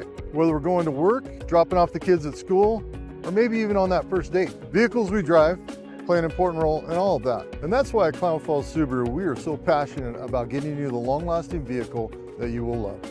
When you come to our store, you'll find that every department is dedicated to caring for our customers, which is why I can proudly send anyone here knowing that they will be treated like family. Stop by and say hi.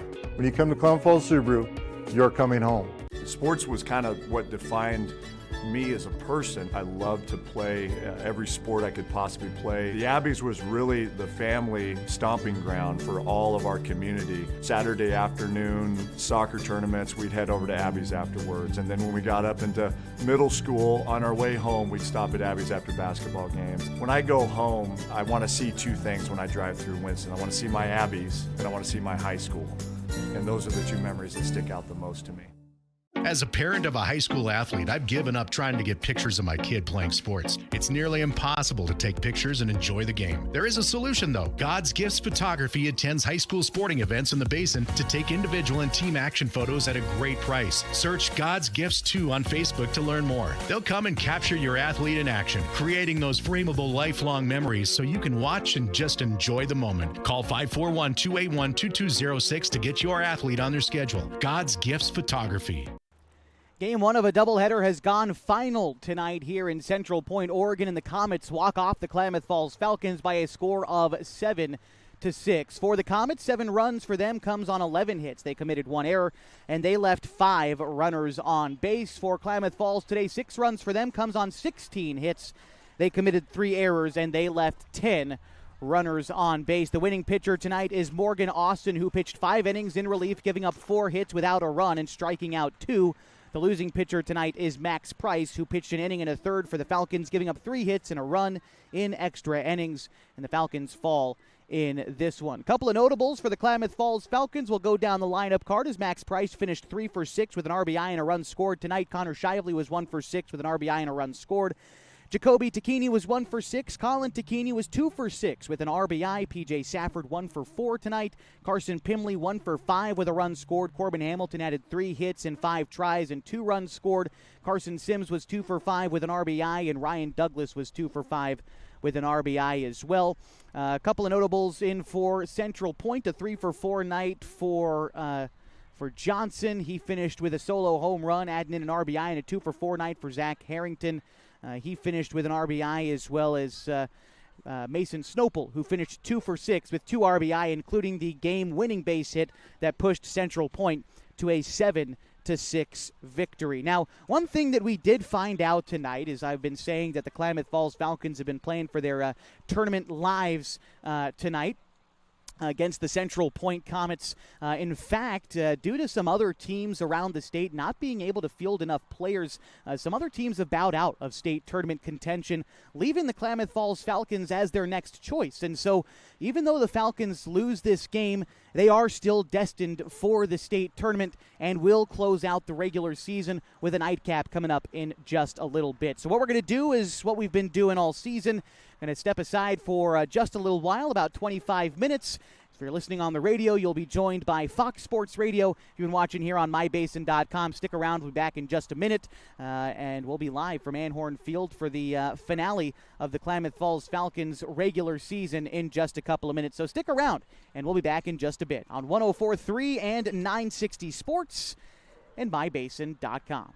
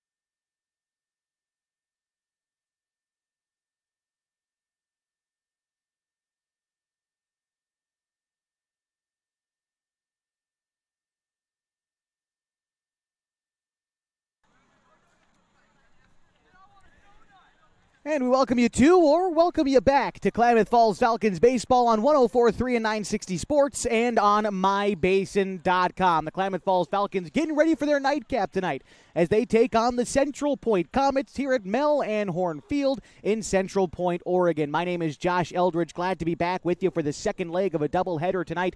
The Central Point Comets were walk-off winners in 11 innings in our opener today. They won 7-6, improving to 31-1. 18-1 on the season, and in doing so and beating the Falcons in that game, clinching the league championship in the area for South. Both of these teams, though, headed for the state tournament. We'll talk about all of that coming up in just a few minutes as we get ready for first pitch. And the final game of the regular season, the Falcons on the road taking on the Central Point Comets. Back after this on 104.3 and 960 Sports and mybasin.com. Threads. There are many threads that run through our region. There are churches and schools and Little League teams that bring us together and bind us into communities. There are roads and cars, there are houses and jobs and businesses, all woven together to make the fabric of our communities. There are financial threads that are part of that tapestry as well. For over 80 years, it's been our pleasure to be headquartered here, providing financial services to generations of our friends and neighbors.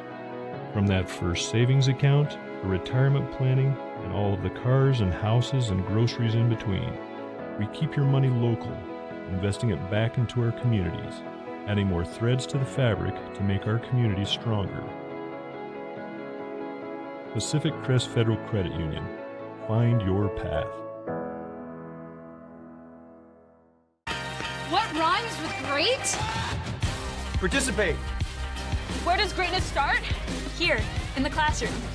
On the stage. In the pool. On the field. Where will your greatness take you? To better grades. To more friends. Yeah! Be great. Participate.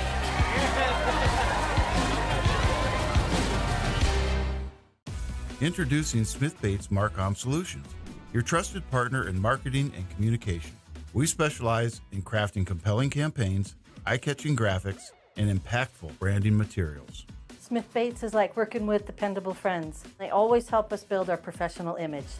Through the innovative strategies that the team at Smith Bates suggested, we've been able to give the brand at Calor the boost that it desperately needed.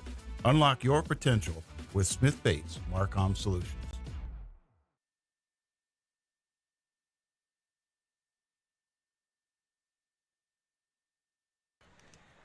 Klamath Falls Falcons getting ready for first pitch ahead of the nightcap tonight as they take on the Central Point Comets. My name is Josh Eldridge. Glad to be with you tonight. Max Price leads things off for the Falcons. He'll be followed in the order by Connor Shively, the shortstop. Jacoby Tacchini is the catcher. He hits third, followed by Colin Tacchini, the second baseman, batting cleanup. P.J. Safford bats fifth at third base tonight for the Falcons. Ian Meyer is the designated hitter. He bats sixth. Hitting seventh is Corbin Hamilton at first base. Carson Sims is in right field. He hits eighth. And Ryan Douglas is in left field, batting ninth for the Falcons. They go up against the right-hander Alex Johnson. On the hill for Central Point, the first pitch to Price was a ball. The second pitch is a line drive sent out to first, gloved by the first baseman Harrington. And a line out is how we get started in the top of the first inning. One gone as we go around the diamond for Central Point. Presley is catching, Snopel at third, Cornett at short, Austin at second, and Harrington at first. In the outfield from left to right, it's Sweep, Keyser, and Villarreal. First pitch in to Shively, misses in. The count is 1-0 to Connor Shively. Again, a reminder, this is the nightcap tonight, the opener, a game in which the Klamath Falls Falcons lost 7-6 in walk-off fashion. Now that win for Central Point, clinching them the league title for the second consecutive season at least, as that one is called a strike. Count 2-1 now to Connor Shively. Central Point booking their ticket to the state tournament. The Falcons also seemingly will be making an appearance in the state tournament as well, as the pitch to Shively missed upstairs. The count is 3-1. Here's the delivery from Johnson. It is hit in the air to left field. Moving over is Sweet. And the catch is made for the out.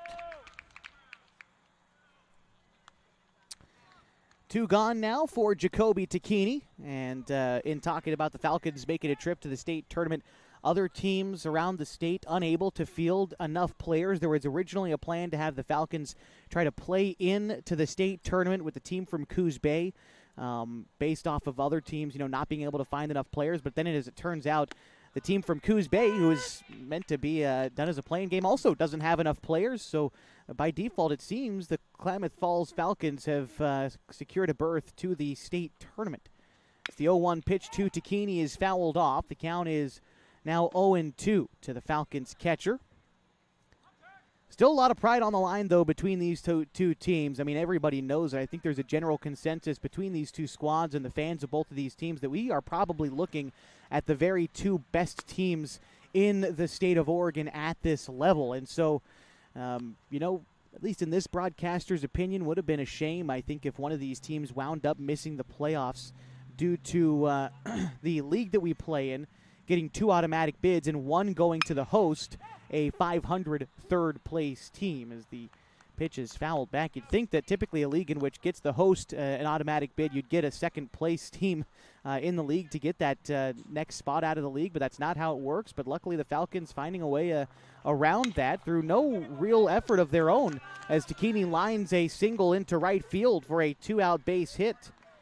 Able to get on first here with 2 gone in the inning. Had a base hit in the first inning of the first contest today, and following it up with a single in the opening inning here tonight as Chase Barrett comes in to run for Jacoby Tacchini, and it brings up Colin Tacchini with 2 gone and 1 on. So just playing for pride between these two opponents who know each other well now. The season finale for the Falcons and for the Comets as the state tournament begins on Wednesday next week. As the first pitch to Colin, taken for a strike. The count is 0-1. In the opener today, Colin Tacchini was 2 for 6. Had a couple of singles and an RBI. That came in the third inning. As he checks his swing on the 0-1, holds up in time, and the count is even now at a ball and a strike to Colin Tacchini. After Colin in the order for the Falcons, it's P.J. Safford. Alex Johnson, the right-hander on the mound for Central Point. He's an all-state designated hitter as he'll step off here. Haven't seen him throw, not since, of course, these two teams played last time. Alex Johnson was the losing pitcher in the walk-off win for the Falcons back on June 15th. As that pitch misses in the dirt, the count now 2-1. Falcons split with Central Point on June 15th, losing the opener of that doubleheader 5-3, but winning the nightcap in walk-off fashion 5-4 at Kiger Stadium. And again, it was Alex Johnson who pitched 2/3 of an innings, but gave up a hit off the bat of P.J. Safford, which resulted in the game-winning run just over a month ago. He's seeking retribution against the Falcons tonight and trying to grab a series win instead of a season series split. Here's a ground ball sent out towards short. Shortstop backhands it, throw on to second to get the lead runner, Chase Barrett, is in time. And that'll do it in the top of the first inning. Still looking for our first run as we go to the bottom half of the first next on 104.3 and 960 Sports and MyBasin.com.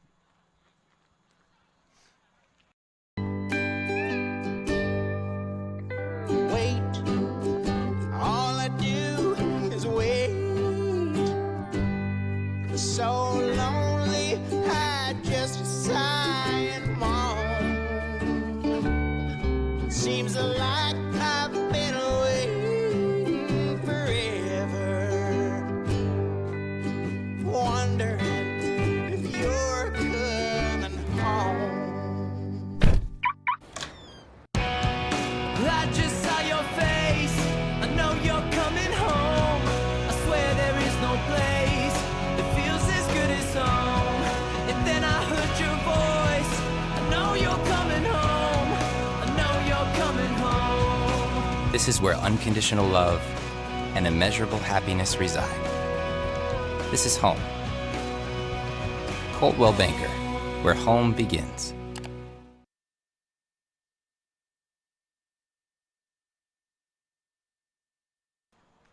Getting set now for the bottom of the first inning on 104.3 and 960 Sports and on mybasin.com. The starting lineup for the Central Point Comets goes like this. Mason Snopel is the leadoff hitter. He plays third base. The second baseman, Morgan Austin, bats second. Alex Johnson, the pitcher, batting third, with Zach Harrington, the first baseman, hitting cleanup. Batting fifth is Andy Sweet, the left fielder. The shortstop, Caleb Cornett, is hitting sixth. Micah Villarreal, the right fielder, bats seventh. Batting eighth is Gabe Presley, the catcher. And hitting ninth is Ronix Keyser, the center fielder for Central Point. They go up against Hunter Glidden on the mound for the Klamath Falls Falcons. Glidden making his sixth start of the summer, his ninth appearance overall. He's pitched 26 in the third innings, given up 26 hits, 9 runs, 5 of them earned. He has a 3-0 record and a 1.33 ERA. As Glidden finalizes his warm-up tosses, Mason Snopel gets ready to step in. As the offense for Central Point will look to pick up where they left off in the bottom of the 11th inning earlier today, a game in which they won 7-6. It was Mason Snopel who was the hero in that game, an RBI single in the last of the 11th, wound up scoring a run, and it was enough to lift Central Point to victory in extra innings. Today, though, not looking to finish this game. He's just looking to get it started for the Central Point Comets. Hunter Glidden looks in, works primarily from the stretch as he gets ready to deliver the first pitch to Mason Snopel. Here's the offering. It hits him square in the back. And Snopel will go ahead and take first.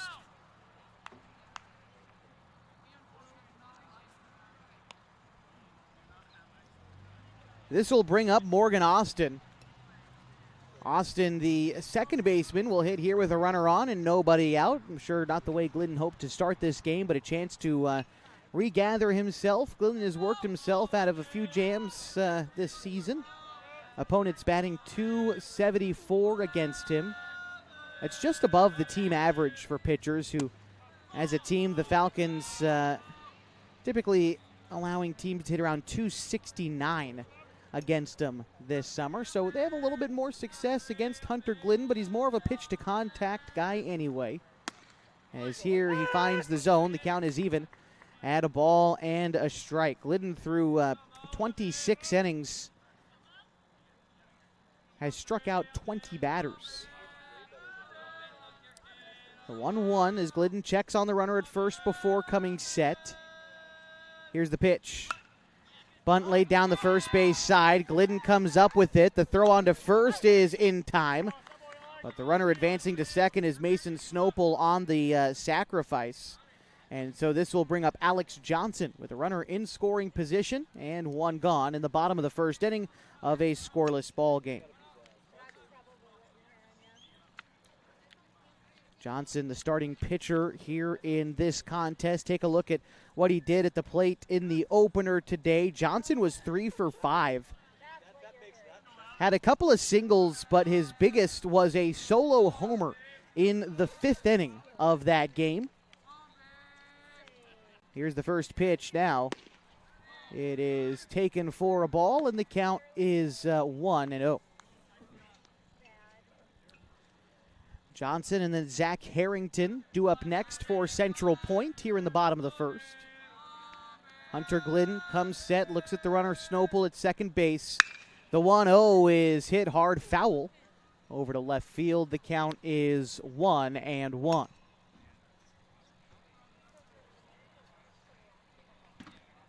Johnson coming fresh off an all-state selection. He'll be a senior next year for Crater High School, playing right here in Central Point.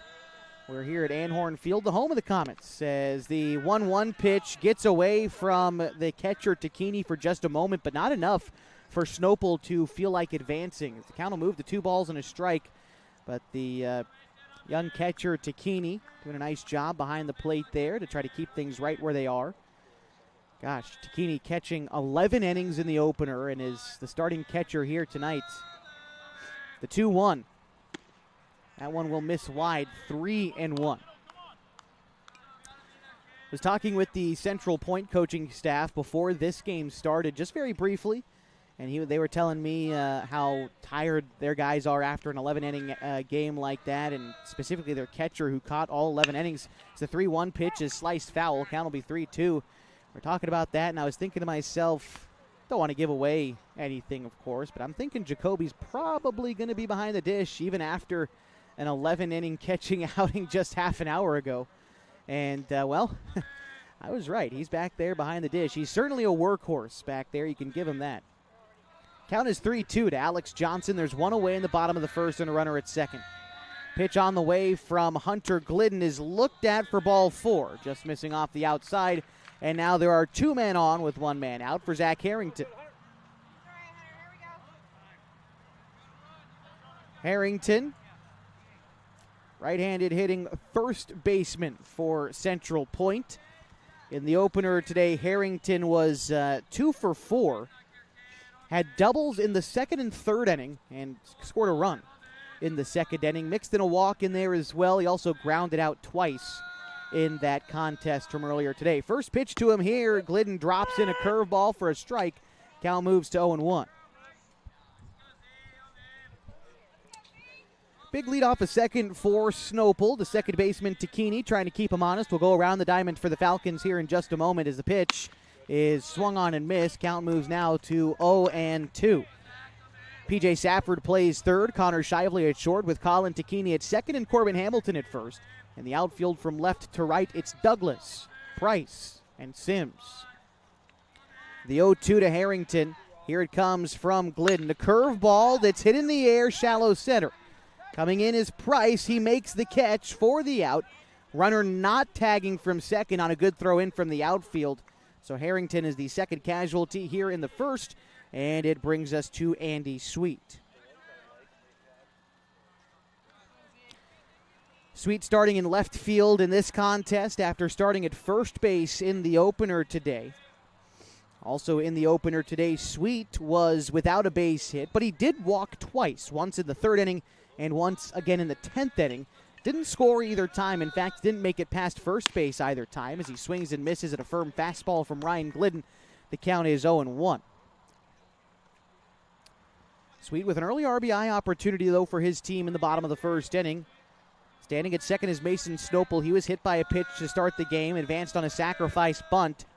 Alex Johnson stands at first after he was walked. And the 0-1 pitch to Andy Sweet misses on the outside. Count is even. And a ball and a strike with Caleb Cornett due up next. Glidden looking down the runner at second before delivering home. The 1-1 is popped foul. Count moves to a ball and 2 strikes now to Andy Sweet. He'll be a junior next year at Crater High School. So he steps into left-handed batter's box. Bat rested on his back shoulder. He awaits the 1-2 from Hunter Glidden. It is hit into the air, left field, foul territory, and goes out of play. Count remains a ball and 2 strikes. Temperature cooling down to 84 degrees tonight in Central Point. At first pitch of the opener today, 95 here in the Rogue Valley. But now it's a nice evening for baseball after what was kind of a struggling afternoon for ourselves here in the broadcast. The 1-2 pitch in the dirt. And they throw back to second to try to get Snopel, but he takes off for third instead. And Snopel will advance, putting runners at the corners with 2 outs. It'll be a 2-2 count at the plate to Andy Sweet. Snopel kind of got halfway between second and third. Takini chose to try to throw behind the runner, who then took the go-ahead to advance to third after being halfway down the line anyway. The count is 2-2. Again, runners at the corners, and Ryan Glidden set to deliver to Andy Sweet. The pitch is called strike 3 looking against Andy Sweet. Nice job by Glidden to leave a couple runners stranded, picking up a big strikeout there in the bottom of the first inning. We go to the top of the second scoreless on 104.3 and 960 Sports and MyBasin.com. Threads. There are many threads that run through our region. There are churches and schools and Little League teams that bring us together and bind us into communities. There are roads and cars. There are houses and jobs and businesses. all woven together to make the fabric of our communities. There are financial threads that are part of that tapestry as well. For over 80 years, it's been our pleasure to be headquartered here, providing financial services to generations of our friends and neighbors. From that first savings account, to retirement planning, and all of the cars and houses and groceries in between, we keep your money local, investing it back into our communities, adding more threads to the fabric to make our communities stronger. Pacific Crest Federal Credit Union. Find your path.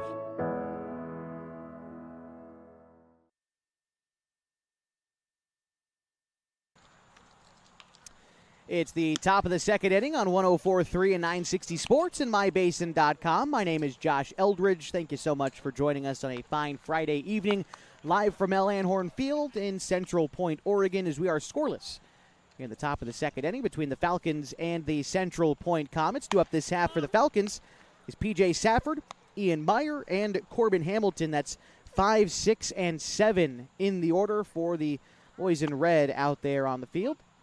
As Alex Johnson wraps up his warm-up pitches, looks like we're about ready for baseball in the top of the second inning. P.J. Safford getting ready to lead things off. In the opener today, Safford was 1 for 4, had a single in the ninth inning of that contest, otherwise grounded out a pair of times. He struck out once and had a sacrifice bunt laid down in the seventh inning. Here he's looking to get a rally started in the top of the second against Alex Johnson. The Falcons got a base hit in their first inning, but wound up getting him out there as Safford gets plunked on the first pitch. And we'll go ahead and take first there. Ian Meyer is due up now with a runner on for the Klamath Falls Falcons.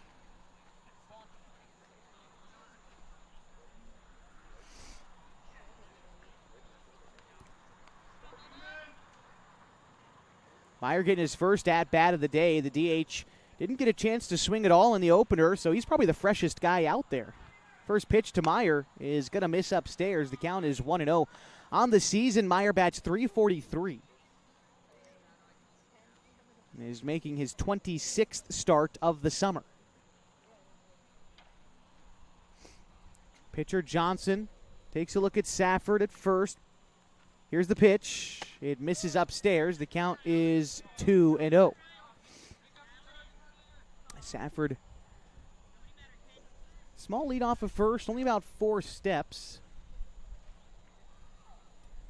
As Johnson continues to look at him as he comes set.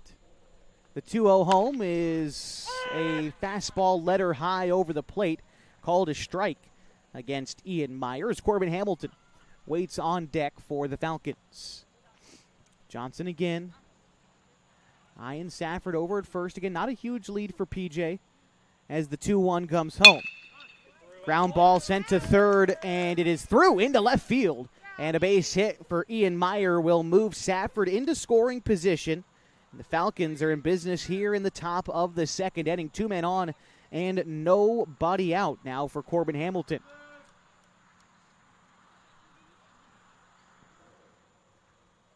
Hamilton getting the start at first base in this contest like he has so many other games this season.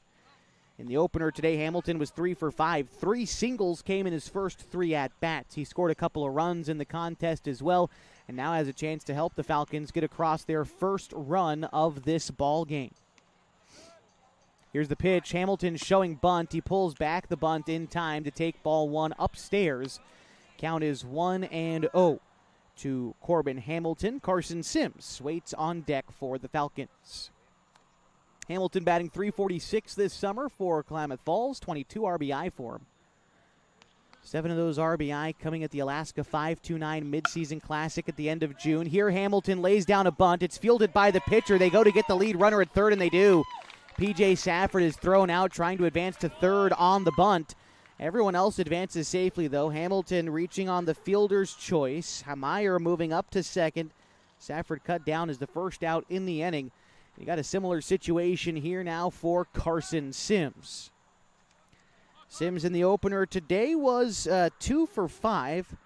had a couple of singles and added an RBI to his line score in the 6th inning of the contest earlier today. Was that 6th inning in which the Falcons scored 3 runs to take a 2-run lead at the time. They saw that 2-run lead evaporate in the bottom of the 7th, and then it wouldn't be until the bottom of the 11th that Central Point finally put the game away after about a 3-hour ball game. So now it's a 1-0 count to Carson Sims.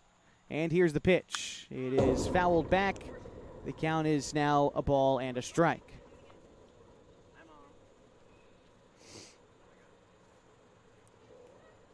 Ryan Douglas due up next for the Falcons. In a 1-1 count is Carson Sims, the right-handed junior-to-be from Henley High School, as Johnson comes set and steps off. As Meyer had a pretty aggressive lead out at second base. I think maybe trying to get Johnson just to think about him a little bit. The second baseman, Austin, trying to keep Meyer honest over there. The 1-1 home. Sims sends a chopper out towards second. Up with it is Austin. Throw on to first for 1. They get them both. Wow, what a double play by Austin. Underhand toss to Cornett at short and a dart to first to get Sims on the back end. A 4-6-3 double play will keep things scoreless in the top of the 2nd inning. Back after this on 104.3 and 960 Sports and mybasin.com.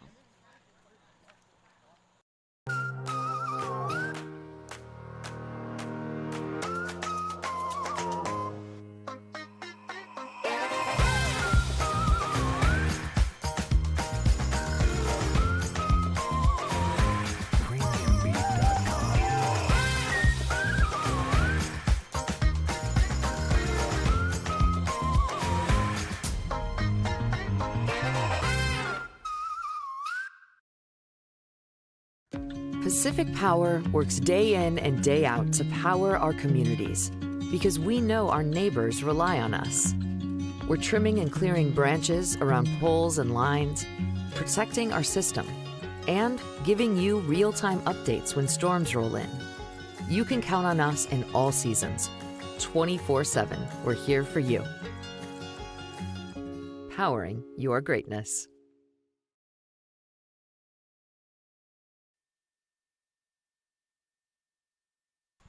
It is the bottom of the 2nd inning on 104.3 and 960 Sports and live streaming video on mybasin.com. We are still scoreless between the Central Point Comets and the Klamath Falls Falcons. It'll be Caleb Cornett, Micah Villarreal, and Gabe Presley due up this half inning for Central Point. That is 6, 7, and 8 in their order against Hunter Glidden. Glidden got himself into a little bit of trouble in the 1st inning, but like I said, has worked himself out of jams all summer long, leaving a runner stranded at third base in the 1st inning. He's hoping not to even get into that trouble in the first place here in the 2nd, but Glidden's got to be feeling at least a little bit confident here in the 2nd inning. A line drive base hit single off the bat of Caleb Cornett will be how we get things started in the bottom of the 2nd inning.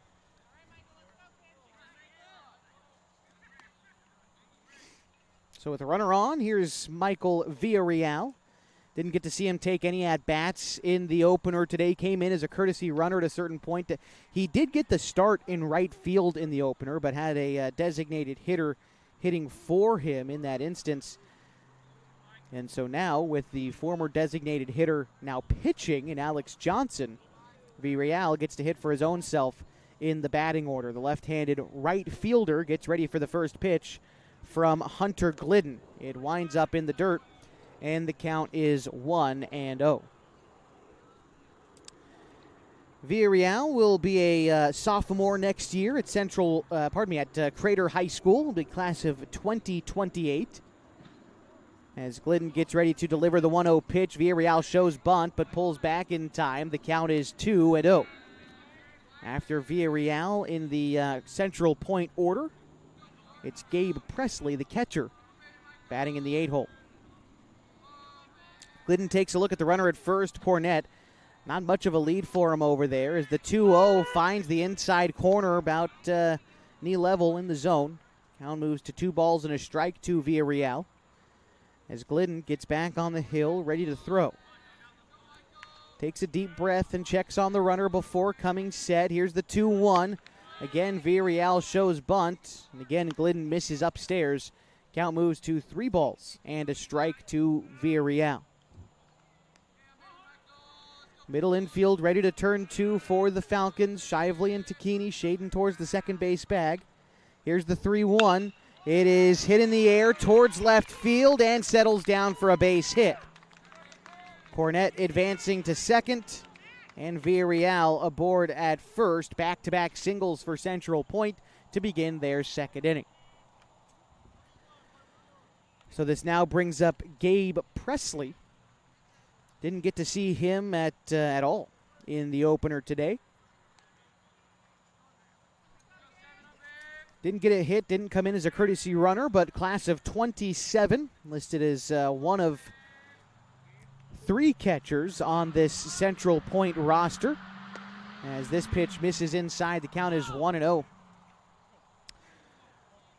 Catching the first game, all 11 innings of it for Central Point was Oren Gange, and now they got a new guy in there, Presley. That's him who's batting right now. But like I said, in the last inning, the Falcons were on defense. Jacoby Tacchini just continues to work hard for the Falcons behind the dish. Caught the opener and is now into his 16th inning. Catching today, it feels like. Here's a bunt down to the mound. Back up with it is Glidden. Throw on to first, but both runners advance. It's actually Tacchini's 13th inning catching today. He'll be destined for 18 if he sticks around for the whole game.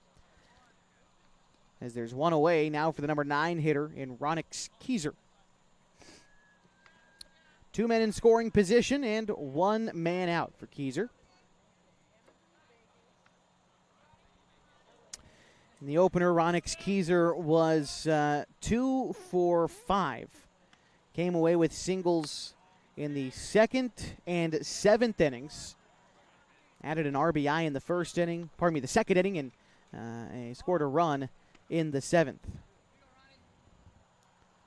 All right, the count 1-0 to Kieser. As Glidden looks in, gets the sign from Tacchini. And here's the pitch from Hunter Glidden. No, he'll step off before delivering the 1-0. After Kieser, the lineup turns over next for Central Point, Mason Snopel. Here's the 1-0 pitch. Glidden kicks and delivers. Fouled back.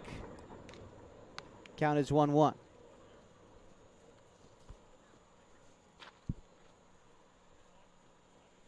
Aboard at second is Villarreal. Cornett is at third. Those 2 guys starting off this half inning with singles and moved over on the sacrifice. Now the 1-1 is going to miss upstairs. It's now 2 balls and a strike to Kieser. No season stats that we know of for Central Point yet. All we have to go off of is what Kieser did in the opener today. Along with those singles, also reached on a fielder's choice and struck out a pair of times as the 2-1 is called a strike. The count is 2-2. Fastball on the outside corner about belt high. And here's the 2-2 as Glidden stretches a bit before coming set with the 2-2 and delivers. It's a slider that misses outside, and the count runs full. Glidden in danger of loading the bases here with 1 out in the second inning. Glidden set. He kicks and delivers the 3-2, and Kieser chases the upstairs fastball. Will go down on strikes as the second casualty in the second inning. Now to the top of the order for Mason Snopel. We'll see if Glidden can do it again, leaving runners stranded in scoring position. As Snopel was hit by a pitch his first time up and was left stranded at third in the first inning. Glidden comes set with the first pitch to Snopel and delivers. It's a curveball that misses off the plate outside. The count moves to 1-0. After Snopel in the Central Point order, it is Morgan Austin. Right-handed hitting Snopel.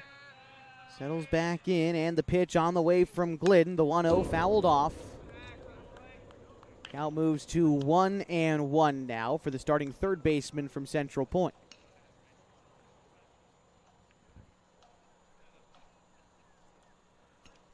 Cornett leads off of third. Pretty aggressive lead off of third. And the 1-1. Swung on and fouled back into the glove of Jacoby Takini, and a 1-2 count now to Mason Snopel. Glidden with a big pitch coming up as he looks to leave those runners where they are in a scoreless ball game in the bottom of the second. Glidden comes together and delivers the 1-2. It's hit in the air towards right. Coming in is Sims, and he makes the catch. And that will end the second inning. The Comets get a couple of base hits, but they leave them both stranded. And we will go to the third, still scoreless on 104.3 and 960 Sports and MyBasin.com. We drive play an important part of our everyday. Whether we're going to work, dropping off the kids at school, or maybe even on that first date. Vehicles we drive play an important role in all of that. And that's why at Klamath Falls Subaru, we are so passionate about getting you the long-lasting vehicle that you will love. When you come to our store, you'll find that every department is dedicated to caring for our customers, which is why I can proudly send anyone here knowing that they will be treated like family. Stop by and say hi. When you come to Klamath Falls Subaru, you're coming home. Sports was kind of what defined me as a person. I loved to play every sport I could possibly play. The Abbeys was really the family stomping ground for all of our community. Saturday afternoon soccer tournaments, we'd head over to Abbeys afterwards. And then when we got up into middle school, on our way home, we'd stop at Abbeys after basketball games. When I go home, I want to see two things when I drive through Winston. I want to see my Abbeys, and I want to see my high school. And those are the two memories that stick out the most to me.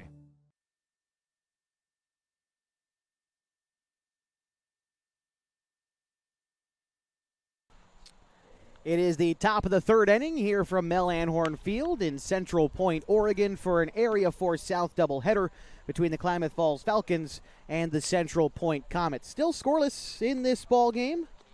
Is that a new pitcher out there for Central Point? I believe it is. Looks like Andy Sweet has taken over pitching duties for the Central Point Comets, which means we'll have a new left fielder. We'll get the changes for Central Point for you here in just a moment. But what we do know is for the Falcons, it'll be Ryan Douglas, Max Price, and Connor Shively due up this half inning as the Falcons look to get on the board against Central Point in the top of the third inning.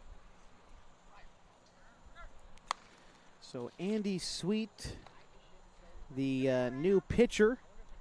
It looks like the infield has remained the same. The other new entrant into the ball game looks to be Jose Corona in left field. And so there you have it. Here's Ryan Douglas. Getting his first at-bat in the nightcap this evening. And he lifts a fly ball to left field. Corona's going to have an opportunity on the first pitch. No, it's called off by the center fielder, Keyser. And it's actually Keyser who comes away with the catch. One pitch and one gone in the third inning. And it brings up Max Price. Price 0 for 1 in the contest tonight. He lined out to first base to begin the ball game in the first inning. Sweet ready to deliver the first pitch to Max Price.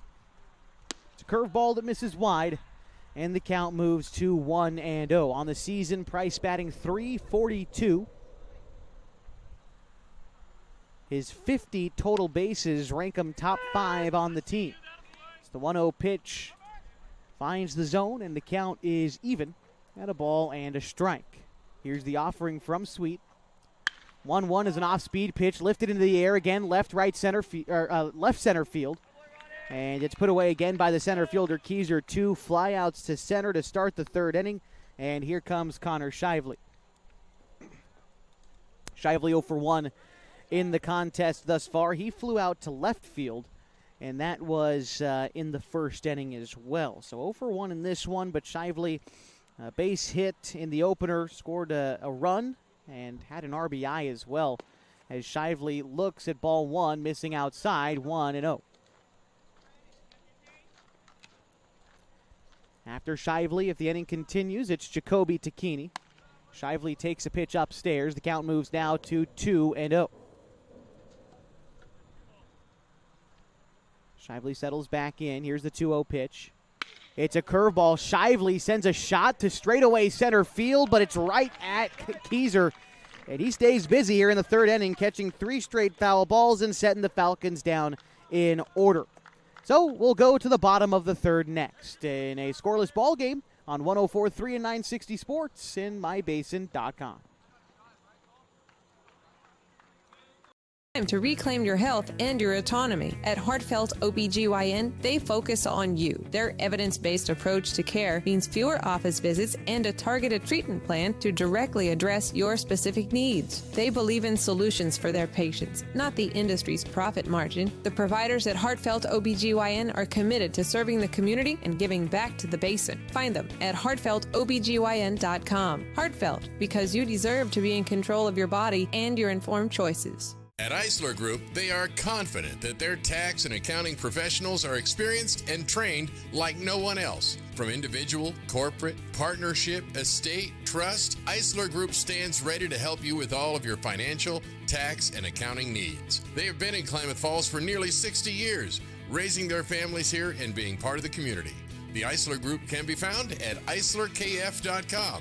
That's ISLERKF.com. eislerkf.com.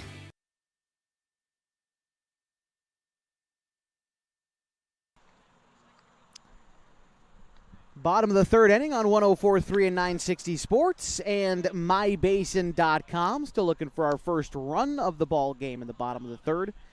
It'll be Morgan Austin, Alex Johnson, and Zach Harrington to lead things off. I actually think Johnson will be replaced by Corona in the order. We'll find out for sure, as Johnson was also listed as the DH in the game, so he might be able to still hit for himself in the 3-hole here. And in fact, it does look like that's Johnson on the on-deck circle, so expect him to bat next after Morgan Austin, who laid down a sacrifice bunt in the first inning of this game, getting his first real legitimate crack at Hunter Glidden here on the mound. Glidden delivers the first pitch, swung on and missed. The count moves to 0-1. Earlier tonight, in the opener of a doubleheader between the Falcons and the Comets, it was a 7-6 win for Central Point in extra innings, and it was actually, Morgan Austin, who was the winning pitcher, pitching the final 5 innings in relief, only allowing 4 hits and no runs. He struck out a pair of batters, and he did it all on 62 pitches. It was just a solid outing for Morgan Austin, en route to a win for him. Right now he's behind in the count, a ball and 2 strikes against Hunter Glidden, who delivers the pitch. Glidden misses outside with a breaking ball. Count moves to 2-2. Glidden, who works out of the stretch, comes together with the bases empty and delivers the 2-2. It's a fastball that's hit into the air, right side, looks out of play. And Hamilton, while giving chase, will watch that one drift to the parking lot. And the count remains 2-2 strikes. State tournament coming up at Eagle Point High School. Let's take a look at the dates there. Hold that thought for just a moment as a line drive to center field gets down in front of Price, and a leadoff single for Morgan Austin is how we get started in the bottom of the third inning for Central Point. Runner on and nobody out. Single A tournament runs the 23rd through the 27th at Eagle Point High School, which is next Wednesday through Sunday. Both of these teams having made the tournament. Would love to see these teams play again in the tournament. Here's the pitch from Glidden. It misses low, and the count is 1-0. Klamath Falls reaching the tournament not via any automatic or even, frankly, earned bid to the state tournament. As odd as that is to say, the Falcons theoretically should not be participating in the state tournament this year. As a ground ball to right field gets through. Now advancing to third is Austin, as the aggressive base running pays off for Central Point. Austin going first to third on the ground ball single. Johnson aboard at first, and there's still nobody out in the inning. And again, just to finish my thought about the Falcons in the state tournament, initially our league was only supposed to have 2 bids to the state tournament, one being North Jackson, who is the host at Eagle Point High School, and the other being the league champion. And, well, with their win earlier today, Central Point claiming the league championship as Zach Harrington steps in and takes strike one on the outside corner on a curveball. Harrington 0 for 1 in the contest tonight. So Central Point claiming the league title. Klamath Falls finishing second in the league, but by virtue of other teams just not having enough players, the Falcons have found themselves as the next team up when it comes to making the state tournament. Initially, they tried to take another team from Area 4 North, but everyone had said, no, we're out of players. So they thought, okay, well, here's what we'll do then. We'll have Klamath play Roseburg, or it was Coos Bay, I believe, in a sort of play-in game from Area 2, which is the kind of Willamette Valley area, if I recall. We're talking Roseburg, Coos Bay, Eugene, etc. Well, those guys didn't have enough players to play a play-in game with us anyway either. So here's the 1-2 pitch. It's looked at for strike three. Down looking. A big strikeout down is Zach Harrington. One gone in the third. Still two men on at the corners, and it's Andy Sweet.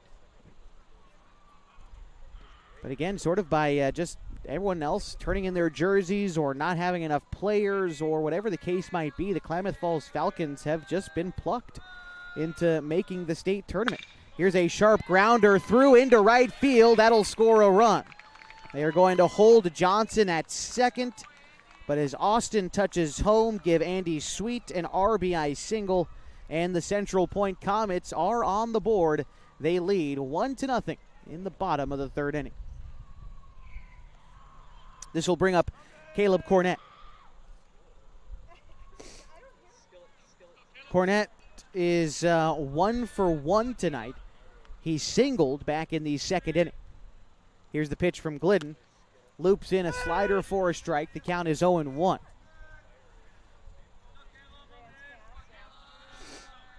Not much of a lead off of second for Johnson. Glidden clocks it. Make sure he's aware of him. Bud delivers the 0-1 home. Tries to get in another breaking pitch, but this time it misses upstairs. Count is 1-1 to Cornett. On deck is Michael Villarreal for Central Point. Glidden comes together for the 1-1 offering. And here's the pitch. It is hit foul. Count moves to a ball and 2 strikes. Cornett, class of 27 for Crater High School, bats from the left side. Gets back in for the 1-2 pitch from Hunter Glidden. Hunter comes set. Again, looks the runner back at second. And the 1-2 on its way. Skips to the plate underneath the glove of Takini. Both runners will advance on the pass ball as Johnson to third, Sweet to second. And the count will be 2-2 now with 2 men in scoring position and 1 out in the third. Central Point leading the Klamath Falls Falcons 1-0. So Glidden, now with 2 men in scoring position, he is even in the count at 2. And the delivery. Fouled off, count remains.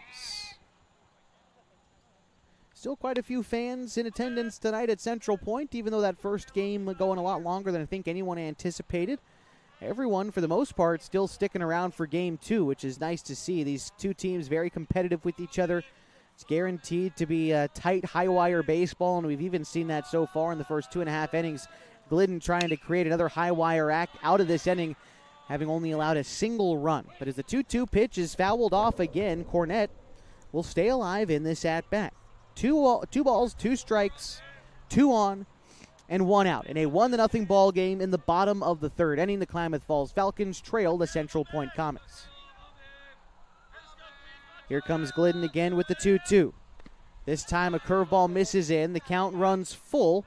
Now, first base is open, so you don't have to offer up a real hearty meatball just yet to Cornett. Can afford to potentially let him reach as Villarreal is on deck. Glidden with the 3-2. It is popped into the air to left field. Douglas has to run all the way in to make the catch. Now tagging from third is Johnson. The throw in from Douglas stops Johnson in his tracks, and he retreats to third. And so a nice fly ball received and delivered home by Douglas keeps things right where they are. Now there's 2 outs for Michael Villarreal.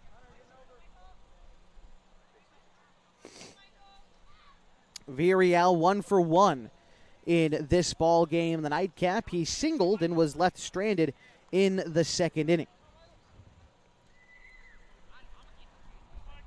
Glidden looking in. Takes a look at the runner. That's Sweet at second. Not much of a lead considering he's got a runner in front of him at third as the first pitch home misses. So ran around the shoelaces to Villarreal. The count goes 1 ball and no strikes. After Villarreal in the order, it is Gabe Presley for the Central Point Comets. Glidden comes set once more and delivers the pitch.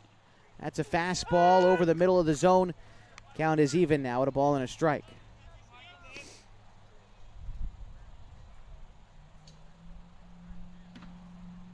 Villarreal holds the bat in front of him, now swings it back into his normal stance. Ahead of the 1-1, Glidden finds a nice breaking pitch, gets called for strike 2, and that was a really great frame job from Jacoby Tacchini behind the dish to take a strike for his pitcher. Might have wound up above the letters, but Jacoby making it look real nice for the home plate umpire, getting strike 2 for Glidden, and now Glidden delivers the pitch. That one misses upstairs, no doubt, and the count is 2-2. Time is called, and we are going to have a runner come in for Andy Sweet. That looks to be Brady Grether. See if Sweet winds up returning or if he winds up being done for the evening.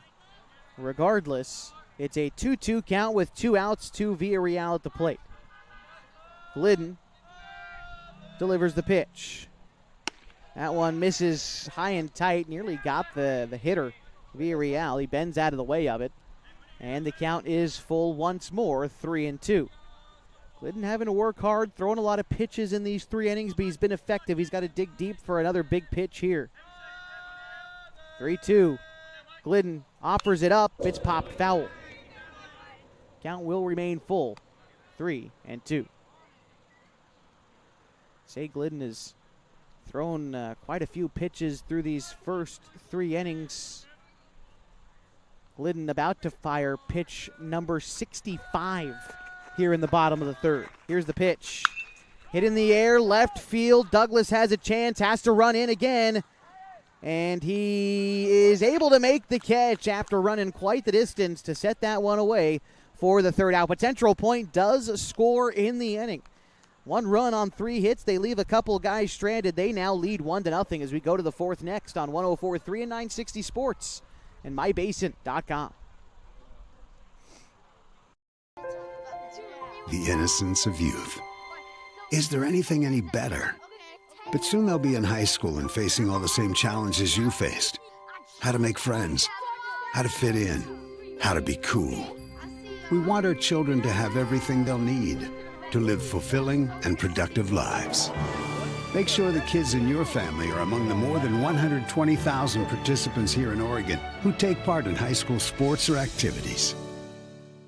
At mybasin.com, we bring you the power of local radio, the pace and reach of social media, the information of 24-hour news, and the excitement of local sports. We do this with a team of radio professionals that is second to none. Klamath Falls is a community that we love and a place that we are proud to call home. Klamath Falls deserves a media group that is as committed to you as you are to Klamath Falls. mybasin.com is your go-to place for news, sports, events, and everything going on at home in Klamath Falls.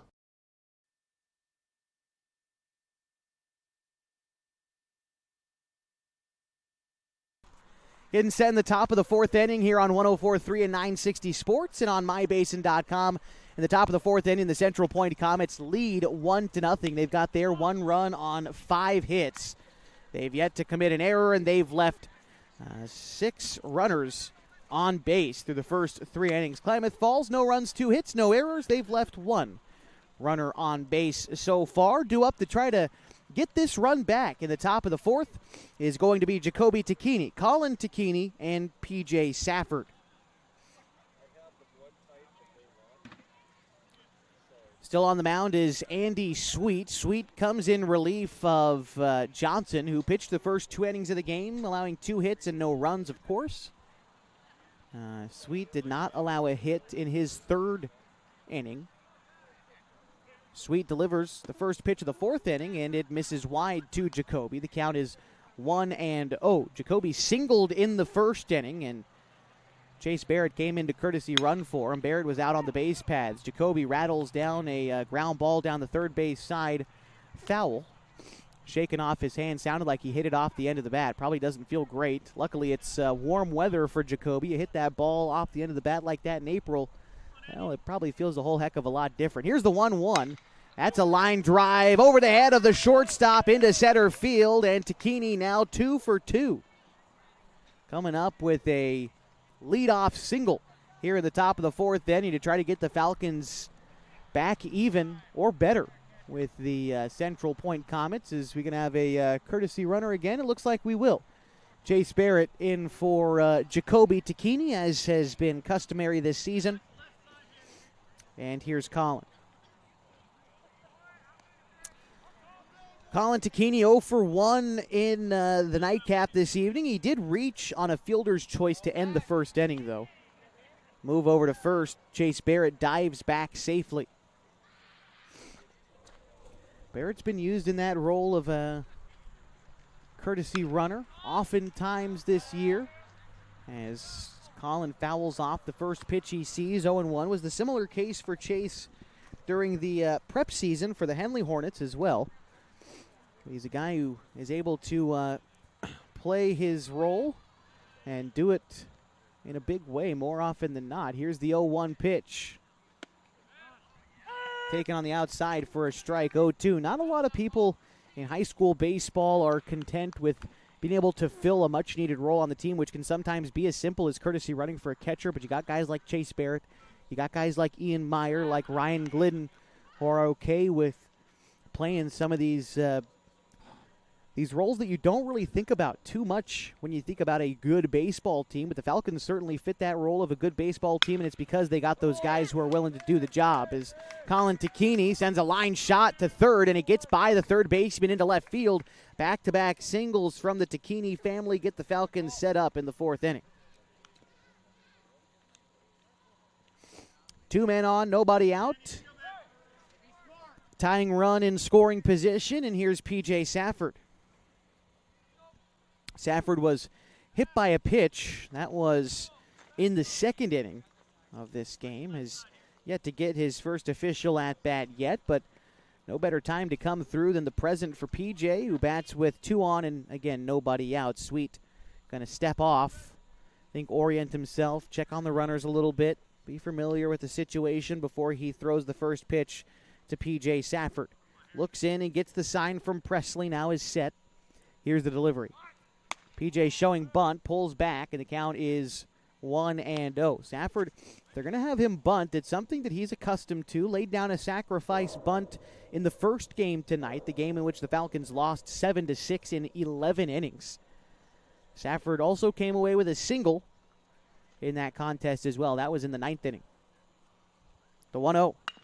Another bunt laid down. This is played by the first baseman. Tried to underhand toss to third, but the throw takes the third baseman off the bag, and everybody is safe. Chase Barrett to third, Colin Takini to second, and P.J. Safford reaching on the fielder's choice. And it brings up Ian Meyer.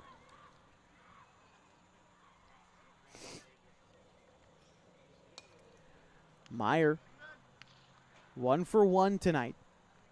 Singled back in the 2nd inning. Now bats with the bases loaded and nobody out, with his team trailing by 1. Big spot here for Ian Meyer. He lifts one into the air to right field.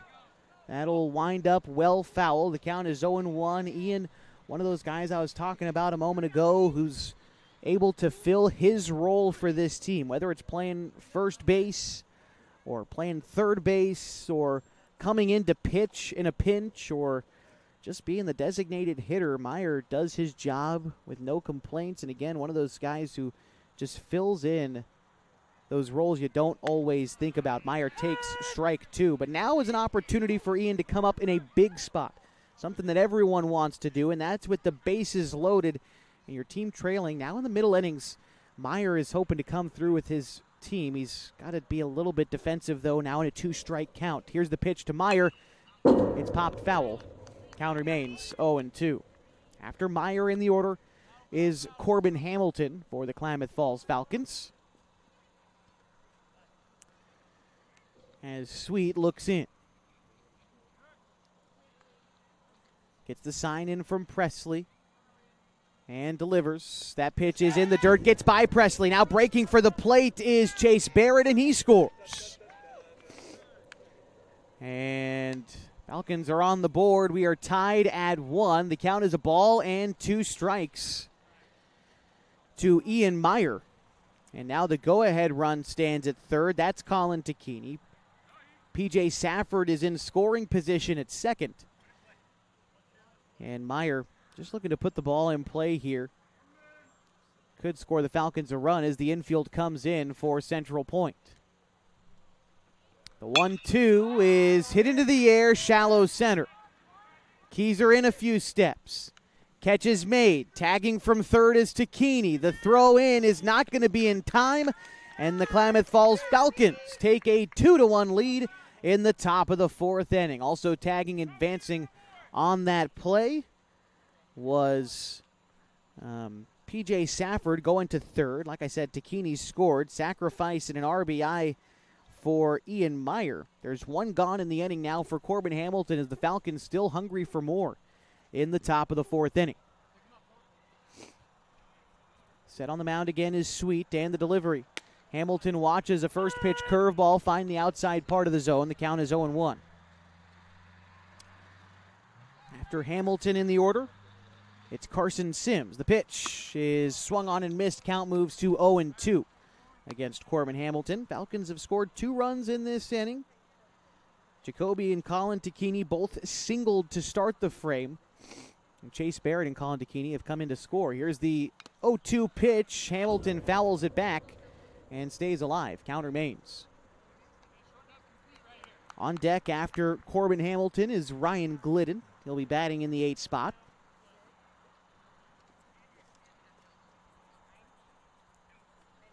And the pitch.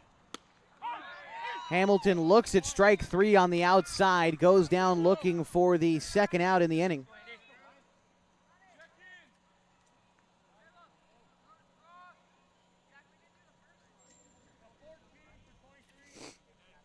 So here's Ryan Glidden, who on the season is batting .209 for the Klamath Falls Falcons.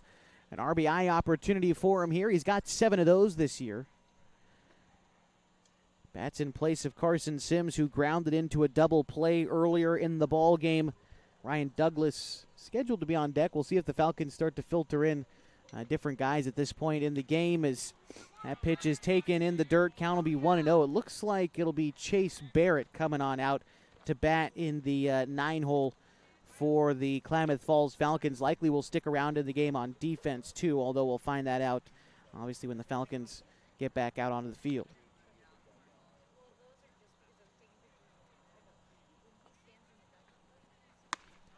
Pitch home is called a strike to Glidden. The count is even now at a ball and a strike.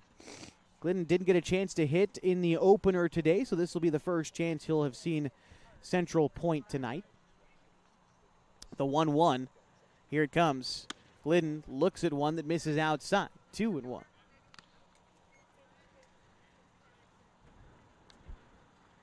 Runner at third is P.J. Safford. Reached on a fielder's choice earlier in the inning. The 2-1. Foul back. Count is 2-2 to Ryan Glidden after fouling off that last pitch. Glidden just underneath that last one, trying to time up the fastball, but we'll see where Sweet goes here in the 2-2. Goes off speed, but Glidden lays off.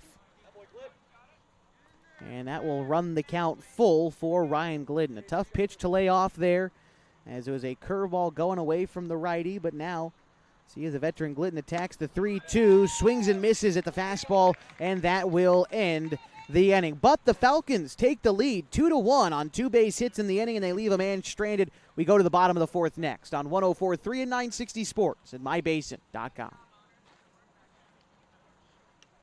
Introducing Smith Bates Marcom Solutions, your trusted partner in marketing and communication. We specialize in crafting compelling campaigns, eye-catching graphics, and impactful branding materials. Smith Bates is like working with dependable friends. They always help us build our professional image. Through the innovative strategies that the team at Smith Bates suggested, we've been able to give the brand at Calor the boost that it desperately needed. Unlock your potential with Smith Bates Marcom Solutions. What rhymes with great? Participate. Where does greatness start? Here, in the classroom. On the stage. In the pool. On the field. Where will your greatness take you? To better grades. To more friends. Yeah! Be great. Participate.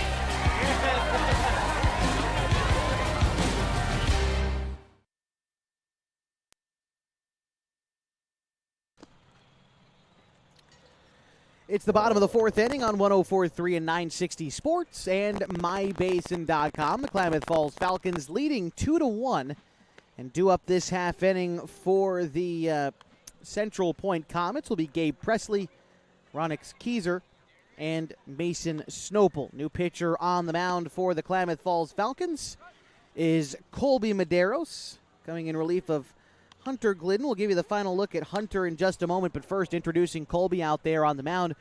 Colby is making his 9th appearance of the summer. It'll be his 6th in relief. Carries a 3-2 record through 25 and a third innings pitched, 41 hits, 27 runs, 23 of them earned. He's walked 11 and struck out 17. Colby has an ERA of 6.36. He will again have to go through 8, 9, and 10 in the Central Point order. Medeiros delivering the first pitch. It is rolled right back to him.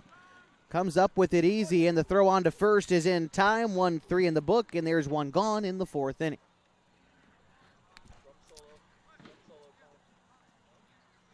Giving you the final look at Hunter Glidden in tonight's contest. Pitched the first 3 innings, giving up 5 hits, 1 run. It's earned. He struck out 3, and the first pitch is called a strike looking to Ronix Keyser. It's been a long night for everybody.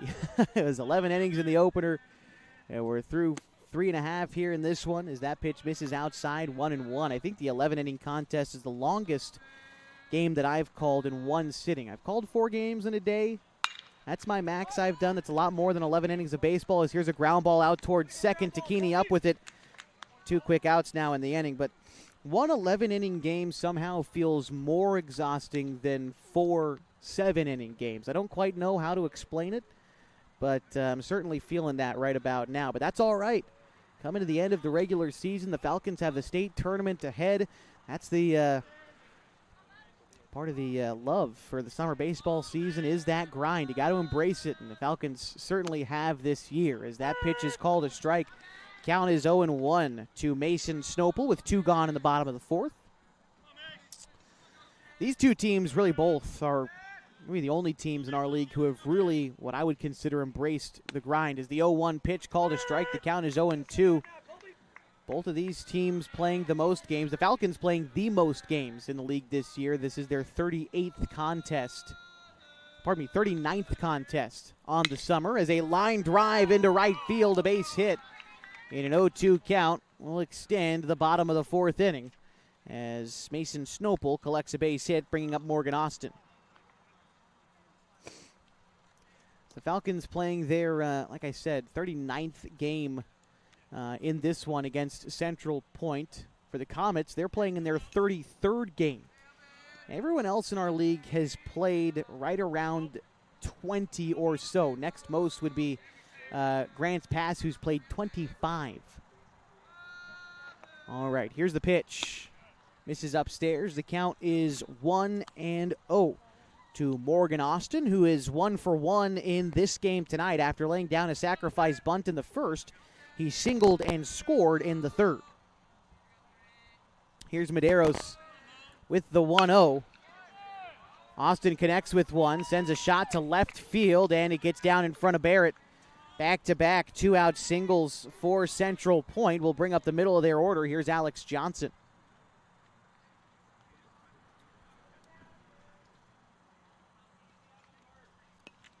Jacoby Tacchini going out for a quick chat with Colby Medeiros. After two quick outs, Medeiros finding himself in a little bit of trouble here with that runner in scoring position in the middle of the lineup due up. Alex Johnson is, 1 for 1 in this contest. He walked in the first and singled in the third. Medeiros misses up high with the curveball. Count is 1-0. Johnson had a solo home run in the first game today between Central Point and Klamath Falls. Don't want to hang a curveball to this left-handed hitter. He might make you pay for it. The 1-0 pitch is hit hard into right field, settles down for a base hit. They're waving in Snopel. The throw-in is going to be cut off to disallow the runner advancing to second. But we are tied up at 2 in the bottom of the fourth inning.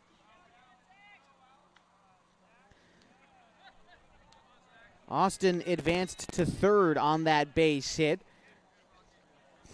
Johnson picking up an RBI, 3 straight, 2-out singles, leading to a run here in the bottom of the fourth inning for Central Point. They're looking for more as Zach Harrington steps in now. Harrington 0 for 2 in tonight's contest. He's flown out and struck out so far. Medeiros loops in strike one, a curveball on the outside corner. Harrington 0 for 2 in the nightcap this evening. He flew out in the first inning, struck out in the third. And Medeiros delivers. This one is hit in the air, foul territory and right. Count moves to 0-2. On deck is Andy Sweet for Central Point. Medeiros looking in and comes set. Looking for that put-away pitch. It's a fly ball to right field. Glidden has a chance and makes the catch. Picks it off his toes to make the catch and retire the side. But Central Point scores a run in this inning and ties us up at 2 as we go to the fifth next on 104.3 and 960 Sports and mybasin.com.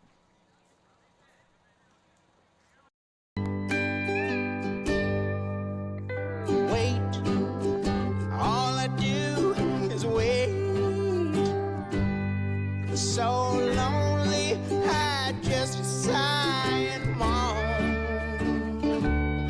Seems like I've been waiting forever, wondering if you're coming home. I just saw your face, I know you're coming home. I swear there is no place home. And then I heard your voice. I know you're coming home. I know you're coming home. This is where unconditional love and immeasurable happiness reside. This is home. Coltwell Banker, where home begins.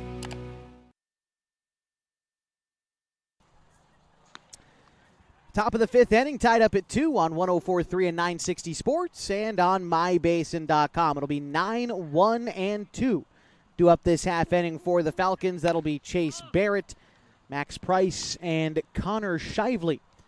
The Falcons look to regain the run that they allowed in the bottom half of the fourth to retie the ball game at 2 apiece. Barrett got to see a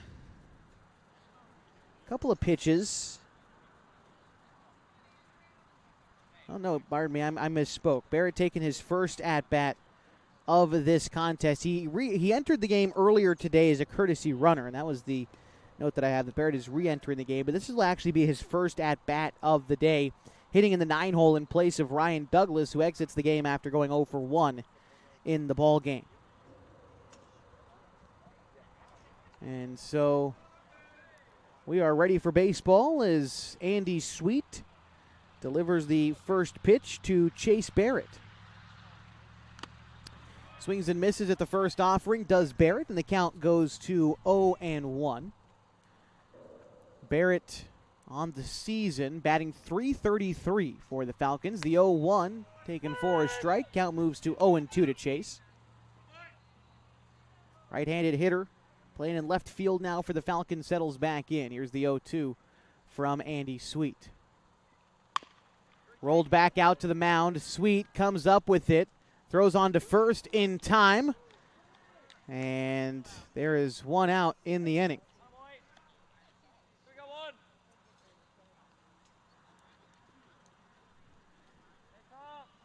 So here in steps Max Price. Price 0 for 2 today, at least in the nightcap. Price is lined out and flown out in the first and third innings. Now getting a chance in the top of the fifth. The pitch, it's a curveball, misses out. Count moves to 1-0. After Price in the order is Connor Shively for the Falcons. Price takes a pitch upstairs there. Count is 2-0. In the opener tonight, Price had a 3 for 6 performance, had an RBI, also a run scored, had a triple in the game earlier today as he gets ahead here 3-0. Falcons played well, all things considered, in the opener today, despite losing in walk-off fashion. One of those games where you feel like you did just about everything you could. You got runners on base, didn't strand a ton of them. 11 guys left on base.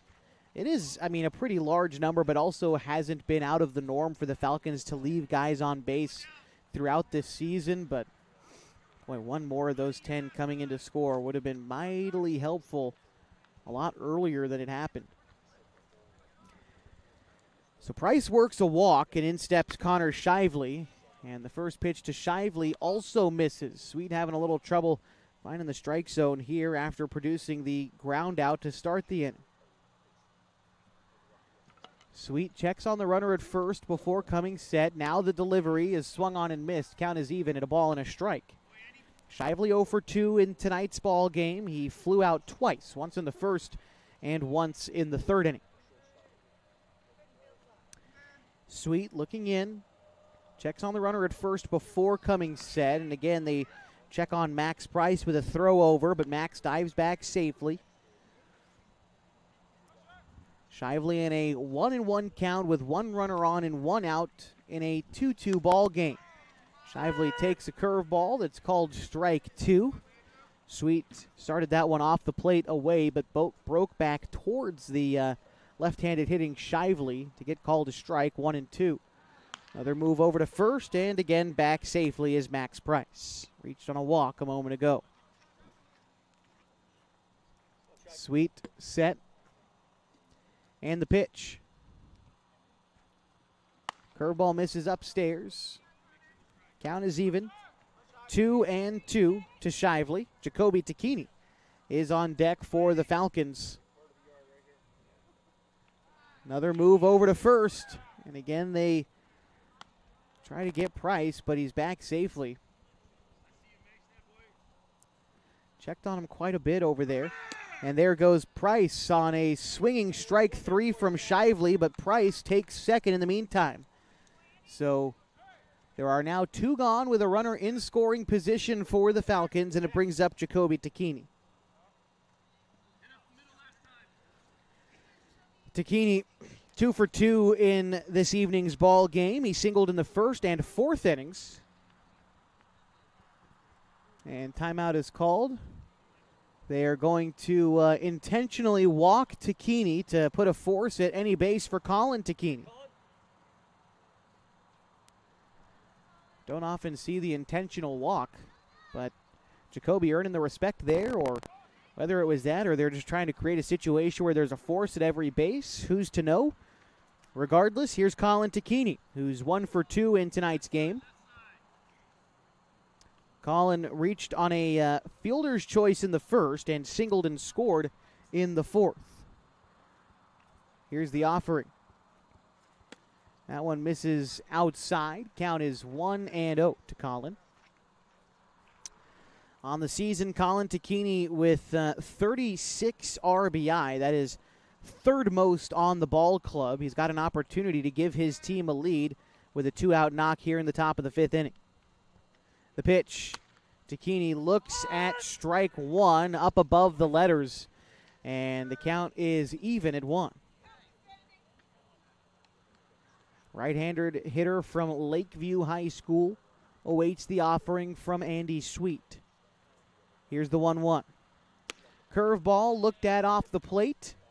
2-1 the count now to Colin Tacchini. P.J. Safford is on deck if the Falcons are able to extend this inning. Sweet looking in and together. Here's the 2-1. That one taken off the plate outside. Count moves to 3 balls and a strike to Colin Tacchini. In a good hitter's count here. First base is closed off. You walk Colin, you load the bases. Grader doesn't want to do that. We're going to see a challenge pitch here, I think, from Andy Sweet. Here it is. Tacchini hacks at an upstairs fastball. It was a good pitch to hit, but just swung underneath it. And now the count runs full. And also both runners will be in motion in a 3-2 count with 2 outs. They're going to look for a head start. If Tacchini can put a ball in play, you guarantee Price is going to be looking to score. Here's the 3-2. It's looked at for strike 3. Colin Tacchini can't believe it, but he's down looking to end the 5th inning. Falcons leave a couple of men stranded, and we remain tied at 2 going to the bottom half next on 104.3 and 960 Sports and MyBasin.com. Threads. There are many threads that run through our region.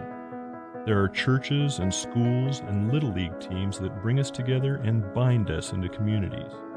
There are roads and cars, there are houses and jobs and businesses, all woven together to make the fabric of our communities. There are financial threads that are part of that tapestry as well. For over 80 years, it's been our pleasure to be headquartered here, providing financial services to generations of our friends and neighbors. From that first savings account, to retirement planning, and all of the cars and houses and groceries in between, we keep your money local, investing it back into our communities, adding more threads to the fabric to make our communities stronger. Pacific Crest Federal Credit Union. Find your path.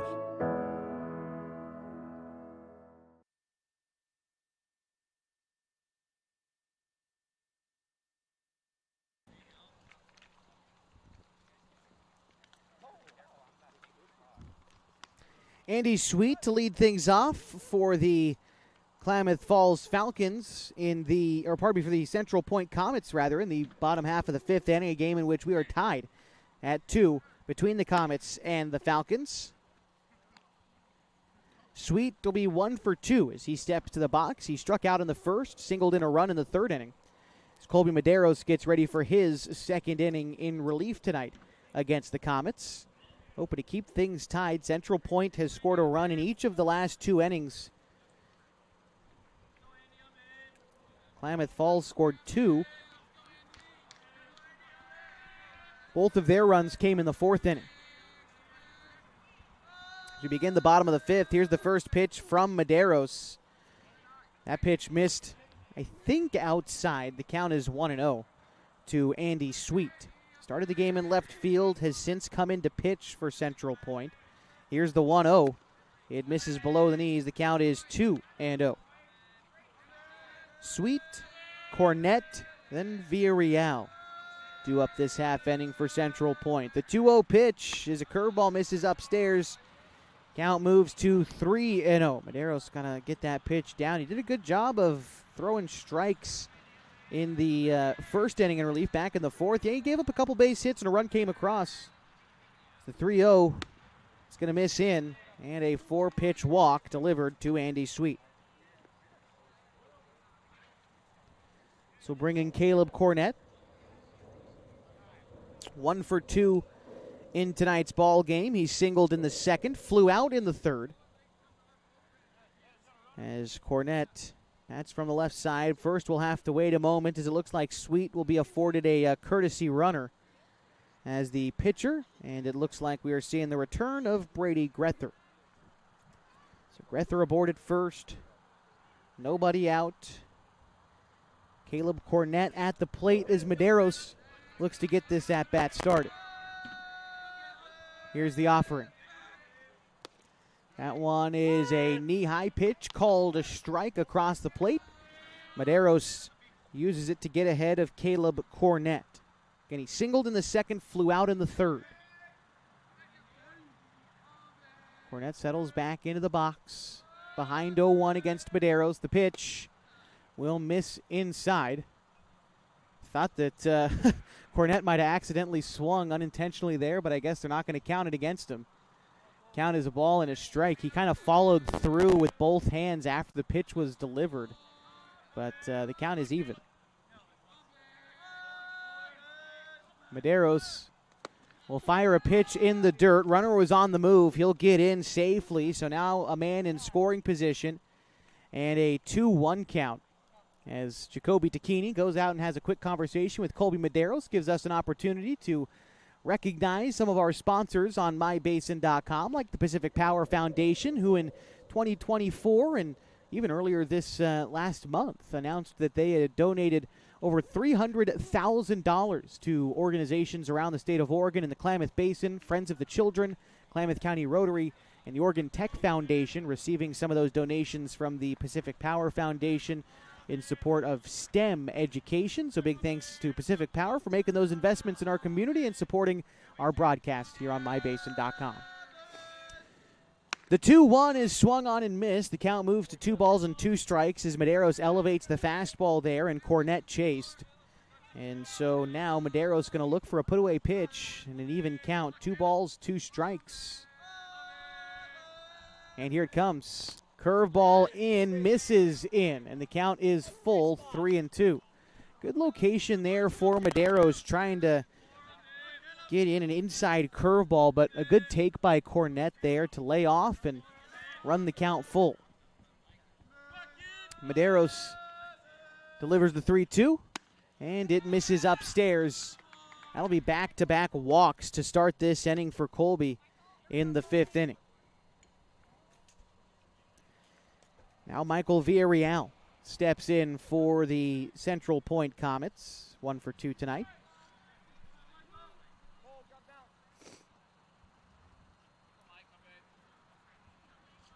Villarreal singled in the second, and he flew out in the third.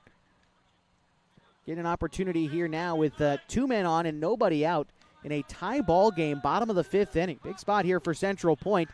The first pitch is called a strike. Villarreal showing bunt, but pulls back. It's still called a strike anyway. On deck is Gabe Presley for the Central Point Comets. Medeiros getting ahead of this hitter 0-1. Important. Villarreal showing bunt again. Here's the pitch, and bunt is pulled back. The count is even now at a ball and a strike. Going to try to bunt both Grether and Cornett over, both into scoring position as Central Point. Klamath Falls tied in the bottom of the 5th. Here's Villarreal again showing bunt. This time he pulls back and takes a hack at it, but he fouls it off, and the count is 1-2. And now with 2 strikes in the at-bat, bunt is more than likely off for Villarreal, as he gets the sign in from his coach down in the third base box. He steps back in for the 1-2 pitch. Medeiros looks the runner back at second and delivers strike 3. Great pitch there by Medeiros to set down Villarreal looking. And that is the first out here in the bottom of the 5th inning. Big time strikeout there for Colby, brings up Gabe Presley. Presley 0 for 1 in the ball game this evening. Had a sacrifice bunt in the 2nd inning. Actually grounded out in the 4th. 2 men on, 1 man out. And the pitch from Medeiros will find the zone on the outside corner. Count is 0-1 to Presley. Medeiros looking to leave these 2 guys stranded out there that he led off. Back-to-back walks in the 5th. Here's the pitch. That one misses upstairs. Count is even. Ball and a strike.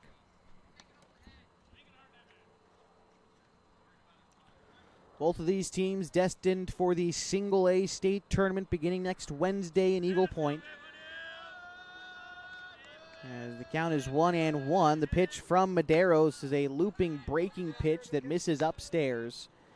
Count is 2 balls and a strike now to Gabe Presley. Big lead off is second for Grether. Here's the 2-1. Popped foul, 2-2.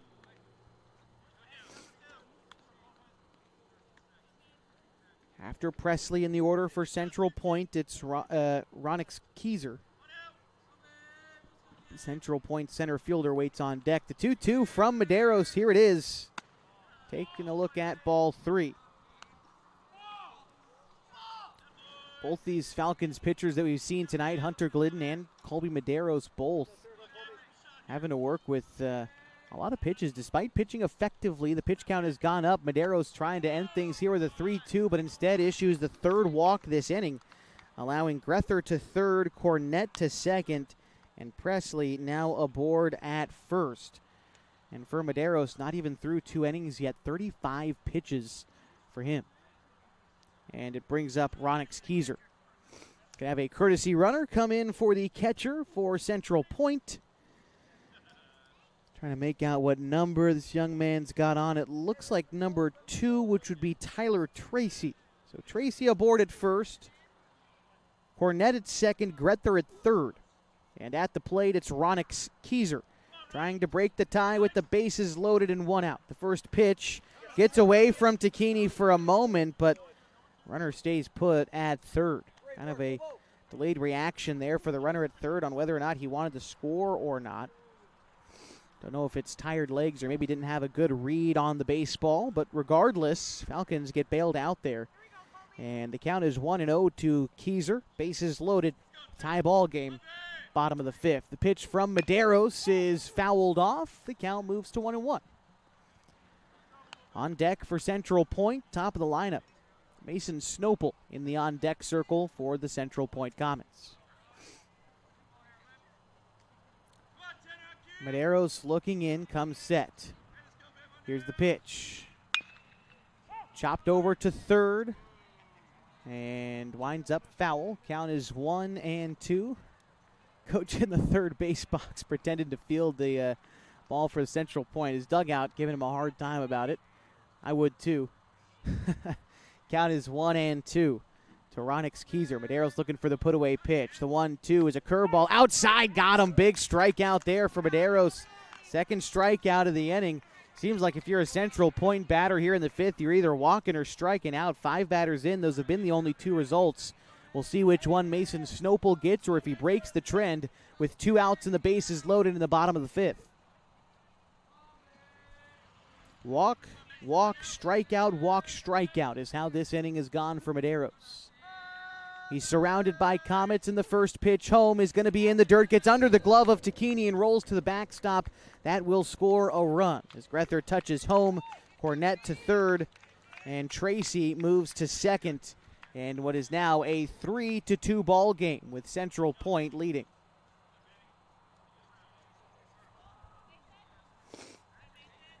Again, with everyone else moving up a position, runners remain in scoring position for Snopel, who is 1 for 2 tonight. The 1-0 to Snopel, taken for a strike, middle fastball, and the count is even. Snopel was hit by a pitch his first time up, has since flown out and singled in the contest. Gets ready now with the 1-1. Here it comes. Hit in the air towards right, but Glidden going to watch that one sail well foul. Count moves to a ball and 2 strikes to Mason Snopel. Morgan Austin is on deck for Central Point. Medeiros comes together, and the 1-2. Again, hit foul. Count remains 1-2.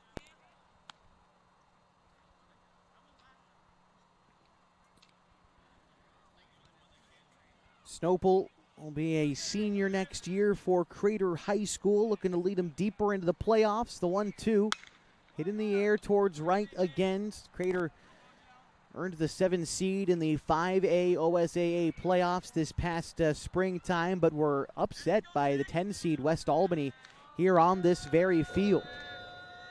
So we await the 1-2 on the way from Colby Medeiros. Here it comes.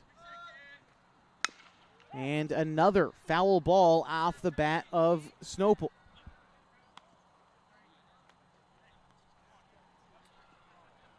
Been a long at-bat. It's been a long inning. Even though the Comets have only scored a single run, Medeiros really needing to work out there to get out of this 5th frame. Here's the 1-2. An upstairs fastball, checked his swing, held up in time. The count is even, 2 balls and 2 strikes. Medeiros trying to find that put-away pitch. He's found it twice this inning. Trying to dig for it one more time. Here it comes, the 2-2. Grounder to the left side of the infield.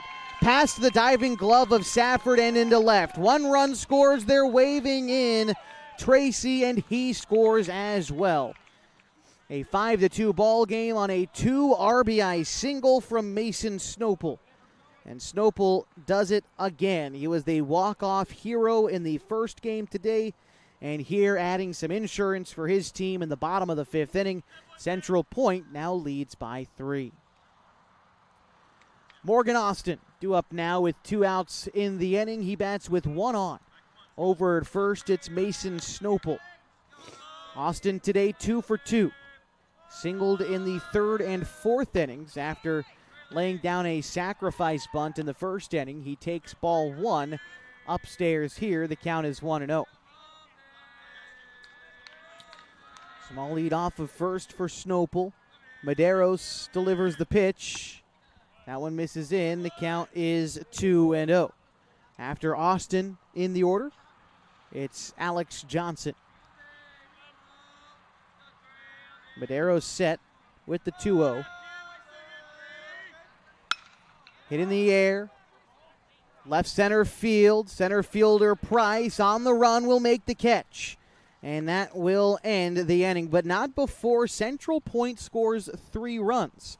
They do it on just 1 base hit, and they lead 5-2. As we go to the 6th next on 104.3 and 960 Sports and mybasin.com.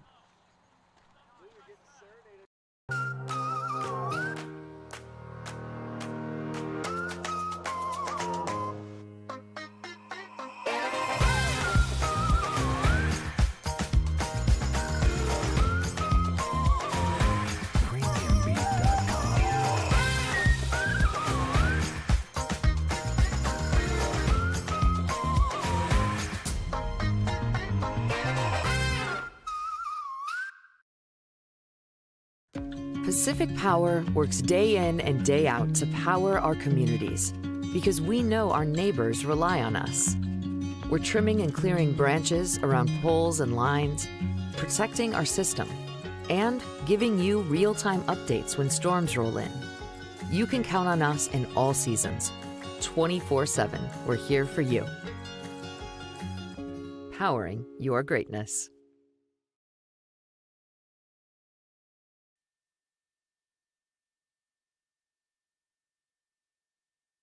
Josh Eldridge back with you for Klamath Falls Falcons baseball tonight on 104.3 and 960 Sports and on mybasin.com. As we get set for the top of the 6th inning, it's the Central Point Comets who lead 5-2 against the Klamath Falls Falcons. For the Comets tonight, and we'll bring up the line score for those of you watching on mybasin.com.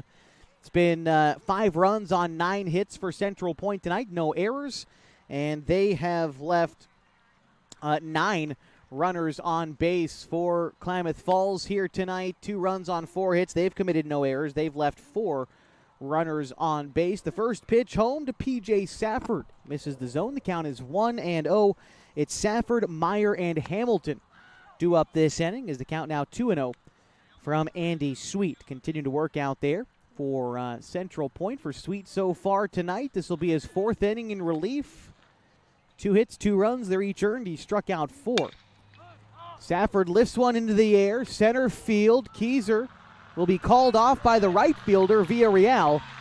And the out is made in right for the first out of the 6th inning.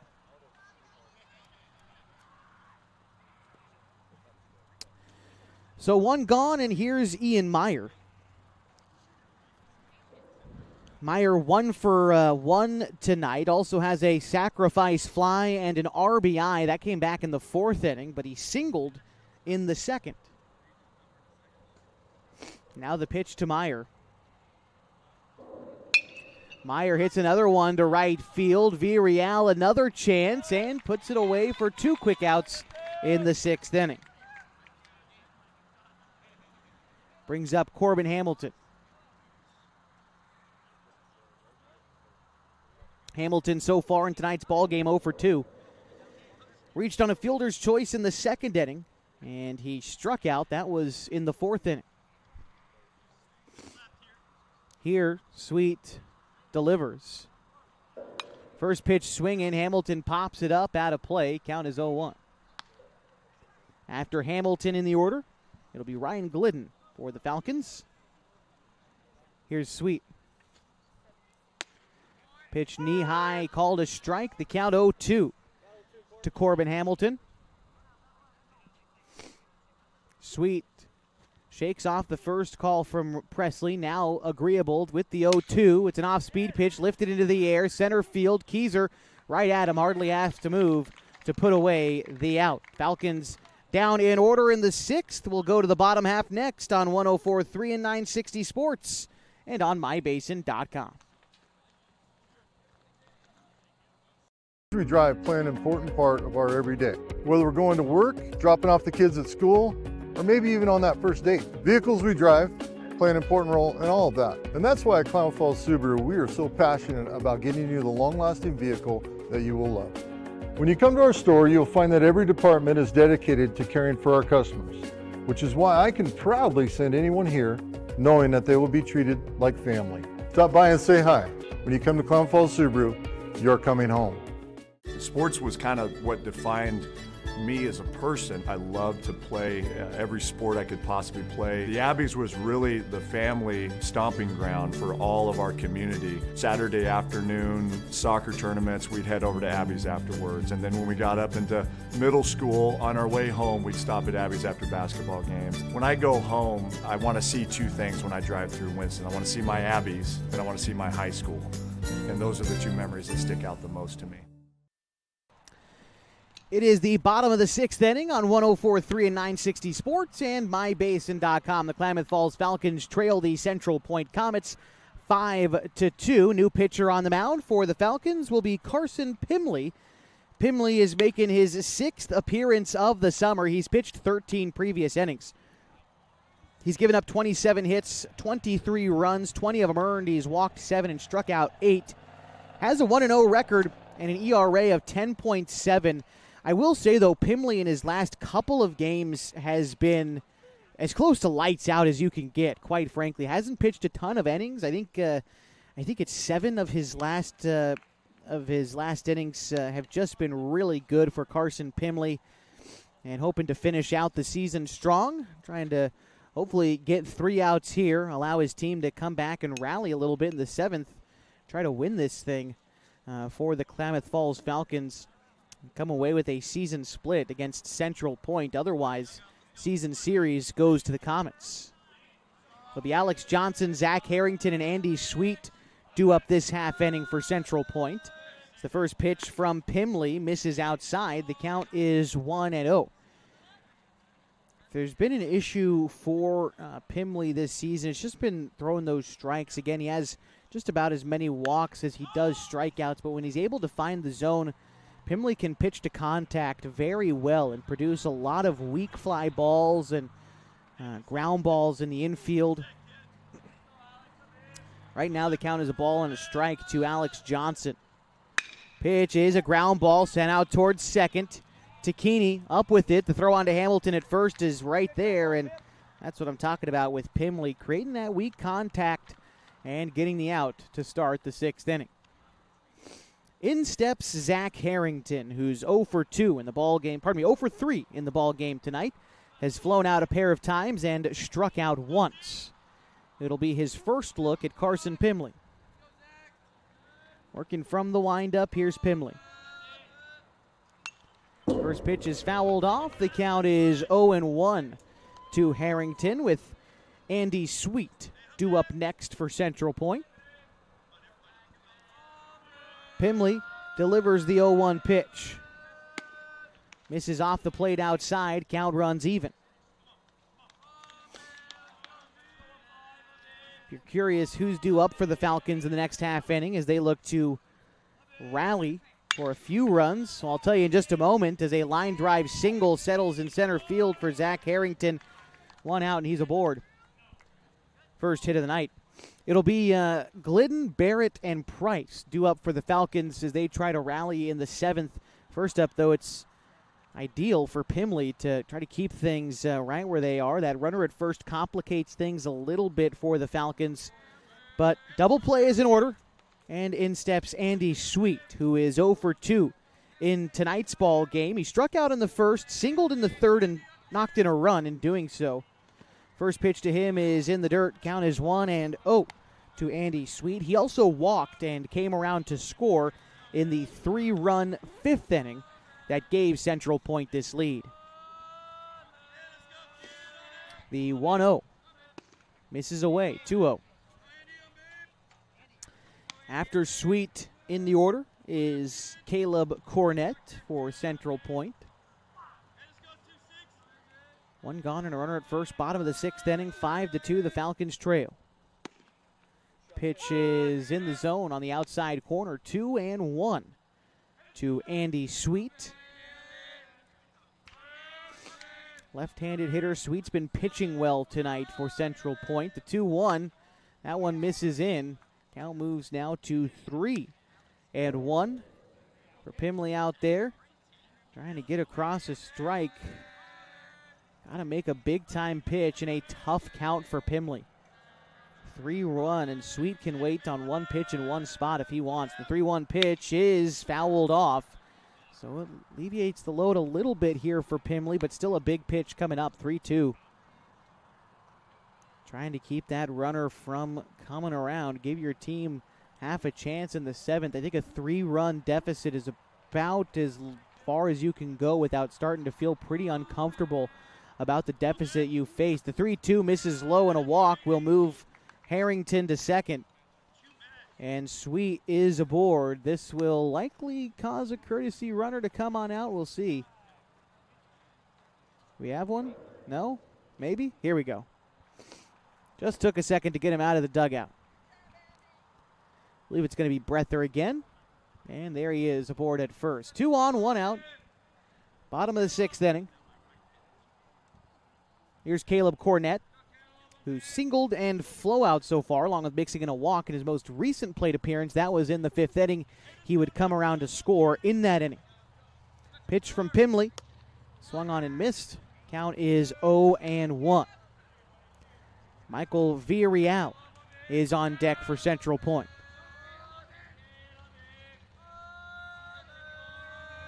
Here's the pitch from Pimley. That one misses low. The count is even now at a ball and a strike. Cornett will be a junior next year at Crater High School as Pimley comes set with the 1-1. Here it comes. Swung on and missed. Pimley might have dialed back the velocity a little bit, getting Cornett to swing over the top of that pitch and move the count now to 1-2. Working out of the stretch is Pimley with the runners on. And the pitch. Looked at for ball 2. That pitch missing just below the knees. Not a bad location in a 1-2 count for Pimley, trying to get Cornett to chase the low fastball. But now doing it again here in a 2-2. The pitch from Pimley is fouled off, lifted on the left side, well out of play. And so we'll do it again in a 2-2 count.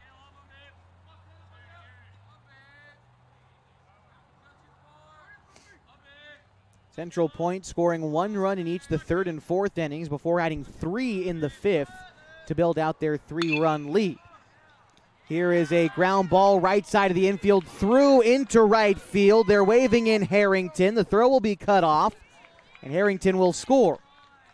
Score is now 6-2 Central Point. Runners remain at first and second for Michael Villarreal. As Harrington scored, Brether advanced to second, and Cornett give him the RBI on the single aboard at first. Now Villarreal, who's 1 for 3 on the evening, will have another chance. The runner in scoring position. Villarreal singled in the second, flew out in the third and fifth innings. Pimley set with the pitch. Here it comes. Misses upstairs, 1-0. After Villarreal in the order is Gabe Presley. He's the catcher tonight for Central Point in the on-deck circle with his knee pads and all, the 1-0. Checks his swing, but called a strike on the inside corner to Villarreal. He went down on strikes looking in the fifth inning. And it was on a pitch much like that one on the inside part of the plate. See where Pimley decides to go here in a 1-1 count against the left-handed hitter. Here's the pitch. Goes inside again and again. Villarreal swings through it. Pimley gets the ball back, straightens up his brim, toes the rubber, and gets the sign in from Tacchini. Pimley agreeable as he comes together for the 1-2. The pitch. This one ripped right to Hamilton at first, gloved by the first baseman. He takes it to the bag himself. A 3 unassisted double play gets the Falcons out of the sixth inning. They'll try to mount a 4-run comeback in the seventh when we come back on 104.3 and 960 Sports and MyBasin.com. Time to reclaim your health and your autonomy. At Heartfelt OBGYN, they focus on you. Their evidence-based approach to care means fewer office visits and a targeted treatment plan to directly address your specific needs. They believe in solutions for their patients, not the industry's profit margin. The providers at Heartfelt OBGYN are committed to serving the community and giving back to the basin. Find them at heartfeltobgyn.com. Heartfelt, because you deserve to be in control of your body and your informed choices. At Eisler Group, they are confident that their tax and accounting professionals are experienced and trained like no one else. From individual, corporate, partnership, estate, trust, Eisler Group stands ready to help you with all of your financial, tax, and accounting needs. They have been in Klamath Falls for nearly 60 years, raising their families here and being part of the community. The Eisler Group can be found at eislerkf.com. That's ISLERKF.com. eislerkf.com.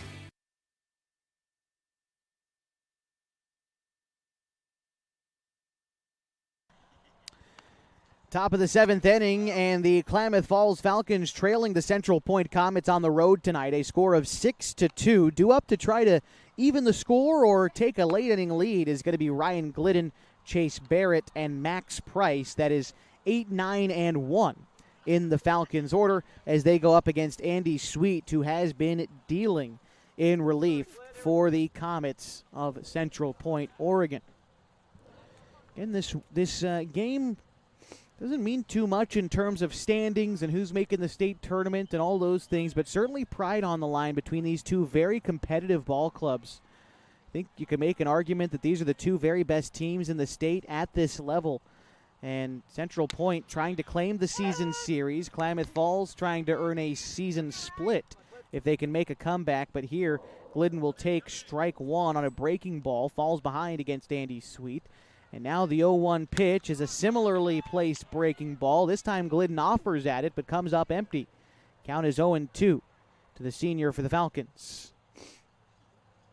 Chase Barrett again waits on deck. Sweet. I think he wants to go breaking ball again. Here's the 0-2. No, misses upstairs with the heater. The count is 1-2.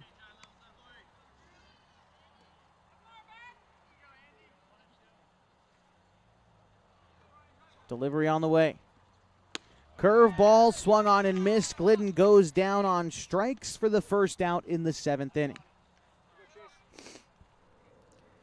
Barrett stepping in now. Chase is 0 for 1 in tonight's ball game. He grounded out back in the fifth inning. Barrett steps into the right-handed batter's box. Here's the offering from Andy Sweet. It's a curveball that misses off the plate outside. Cal moves to 1-0. Barrett just needing to get on base, and he does so. Gets hit on the front arm in the 1-0 pitch. Barrett will take the base, and it will bring up the top of the order in Max Price. Price without a hit tonight, but he did walk in the 5th inning, was left stranded in scoring position in that frame. Otherwise, he is lined out and flown out in the 1st and 3rd innings. Sweet delivers the first pitch to Price, drops in a curveball for strike 1.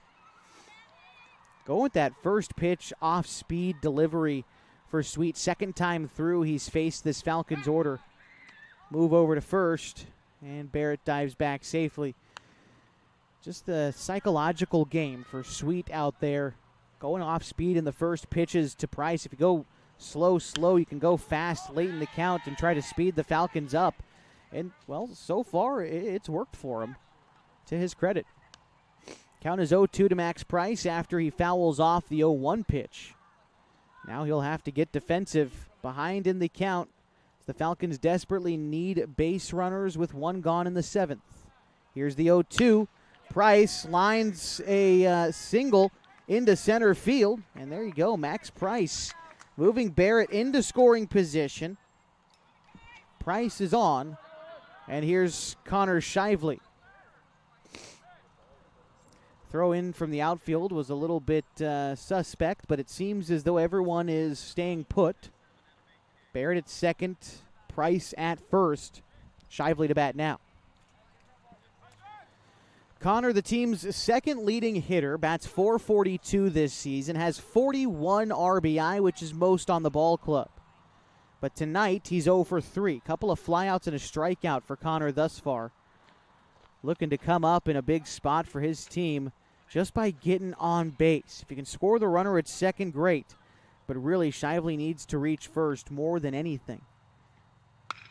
He might do it. Line shot into right field. That one is caught on the run by Villarreal. Had to run a long way to bring that one in, but he does so successfully. Nice catch in right for the second out in the 7th inning.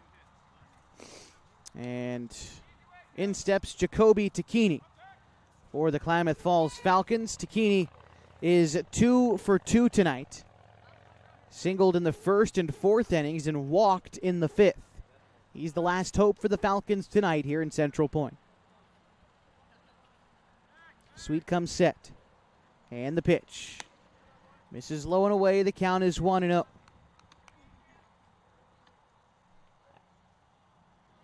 Lead off a second, about 5 steps deep for Chase Barrett. Smaller lead off a first for Max Price. And the 1-0 home to Jacoby Tacchini. Curveball misses away, 2-0.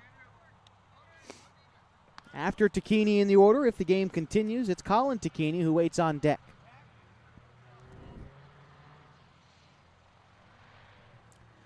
Jacoby steps in, remains tall in the right-handed batter's box. Sweet with the 2-0. It's 3-0 as that one bounces to the plate.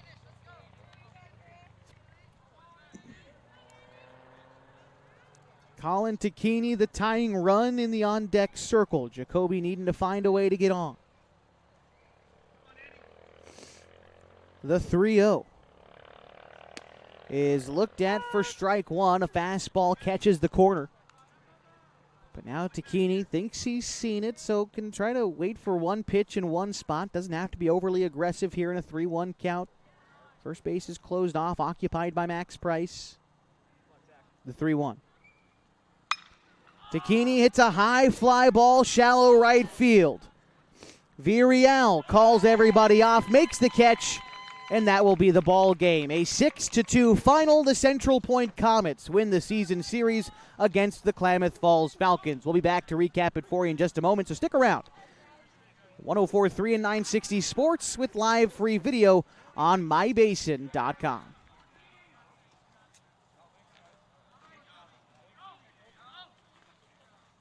Pacific Power works day in and day out to power our communities. because we know our neighbors rely on us. We're trimming and clearing branches around poles and lines, protecting our system, and giving you real-time updates when storms roll in. You can count on us in all seasons. 24/7, we're here for you. Powering your greatness. The cars we drive play an important part of our everyday. Whether we're going to work, dropping off the kids at school, or maybe even on that first date. Vehicles we drive play an important role in all of that. And that's why at Klamath Falls Subaru, we are so passionate about getting you the long-lasting vehicle that you will love. When you come to our store, you'll find that every department is dedicated to caring for our customers, which is why I can proudly send anyone here knowing that they will be treated like family. Stop by and say hi. When you come to Klamath Falls Subaru, you're coming home. Sports was kind of what defined me as a person. I loved to play every sport I could possibly play. The Abbeys was really the family stomping ground for all of our community. Saturday afternoon soccer tournaments, we'd head over to Abbeys afterwards. And then when we got up into middle school, on our way home, we'd stop at Abbeys after basketball games. When I go home, I want to see two things when I drive through Winston. I want to see my Abbeys and I want to see my high school. And those are the two memories that stick out the most to me.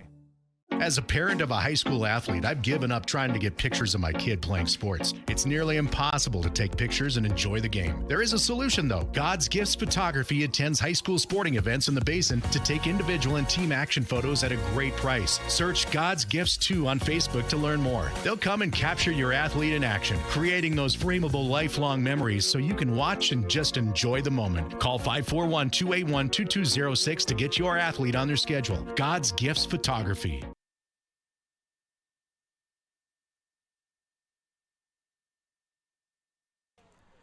Klamath Falls Falcons lose this one 6-2 to the Central Point Comets. The final scores goes like this. Central Point scored their 6 runs on 11 base hits. They committed no errors, and they left 11 runners on base. The Klamath Falls Falcons scored their 2 runs on 5 hits, no errors. They left 6 runners on base. The winning pitcher tonight is Andy Sweet, who pitched 5 innings in relief for Central Point, gave up 3 hits, 2 runs. They were earned. He struck out 5. The losing pitcher tonight is Colby Medeiros for the Falcons, who pitched 2 innings, giving up 4 hits, 4 earned runs, walking 3 and striking out 2. The Klamath Falls Falcons, Max Price finishing 1 for 3. Jacoby Tacchini finishing 2 for 3. Colin Tacchini was 1 for 3 with a run scored. Ian Meyer 1 for 2 with an RBI. And those were all of the base hits tonight for the Falcons. For Central Point, Mason Snopel was 2 for 3 with a run scored, 2 RBI. Morgan Austin 2 for 3 with a run scored. 2 for 3 night for Johnson with an RBI. And 2 for 3 night for Cornett. He had an RBI as well. Just a couple of notables for Central Point. For the Klamath Falls Falcons, this loss drops them to 38-1 and 16-3 in league play this year. For Central Point, they improved to 32-1, 19-1. In league play. Both of these teams destined for the Single-A state tournament. Encourage you to check out mybasin.com for details about the tournament as we get closer for the date on Wednesday, the 23rd. But want to thank everybody responsible for helping out with tonight's broadcast. Both coaches, Jay Campbell for the Central Point Comets, Sean Teeters, of course, for our Falcons, and our official scorer, Mike Safford, for making sure I've got the right score and know all the things that are going on in the ball game. Big thanks to Mike as always, and thank you to you for joining us for another edition of Klamath Falls Falcons baseball. The season is not over yet. The state tournament awaits the Falcons on Wednesday, the 23rd. Until then, hope you have a great rest of your Friday evening. Come on out, enjoy the air show with us tomorrow at Kingsley Field. The Wings and Eagles air show is happening. It's free for the community. Come on out and join us. But until I see you next time, my name is Josh Eldridge. Have a great night. So long from Anhorn Field in Central Point, Oregon.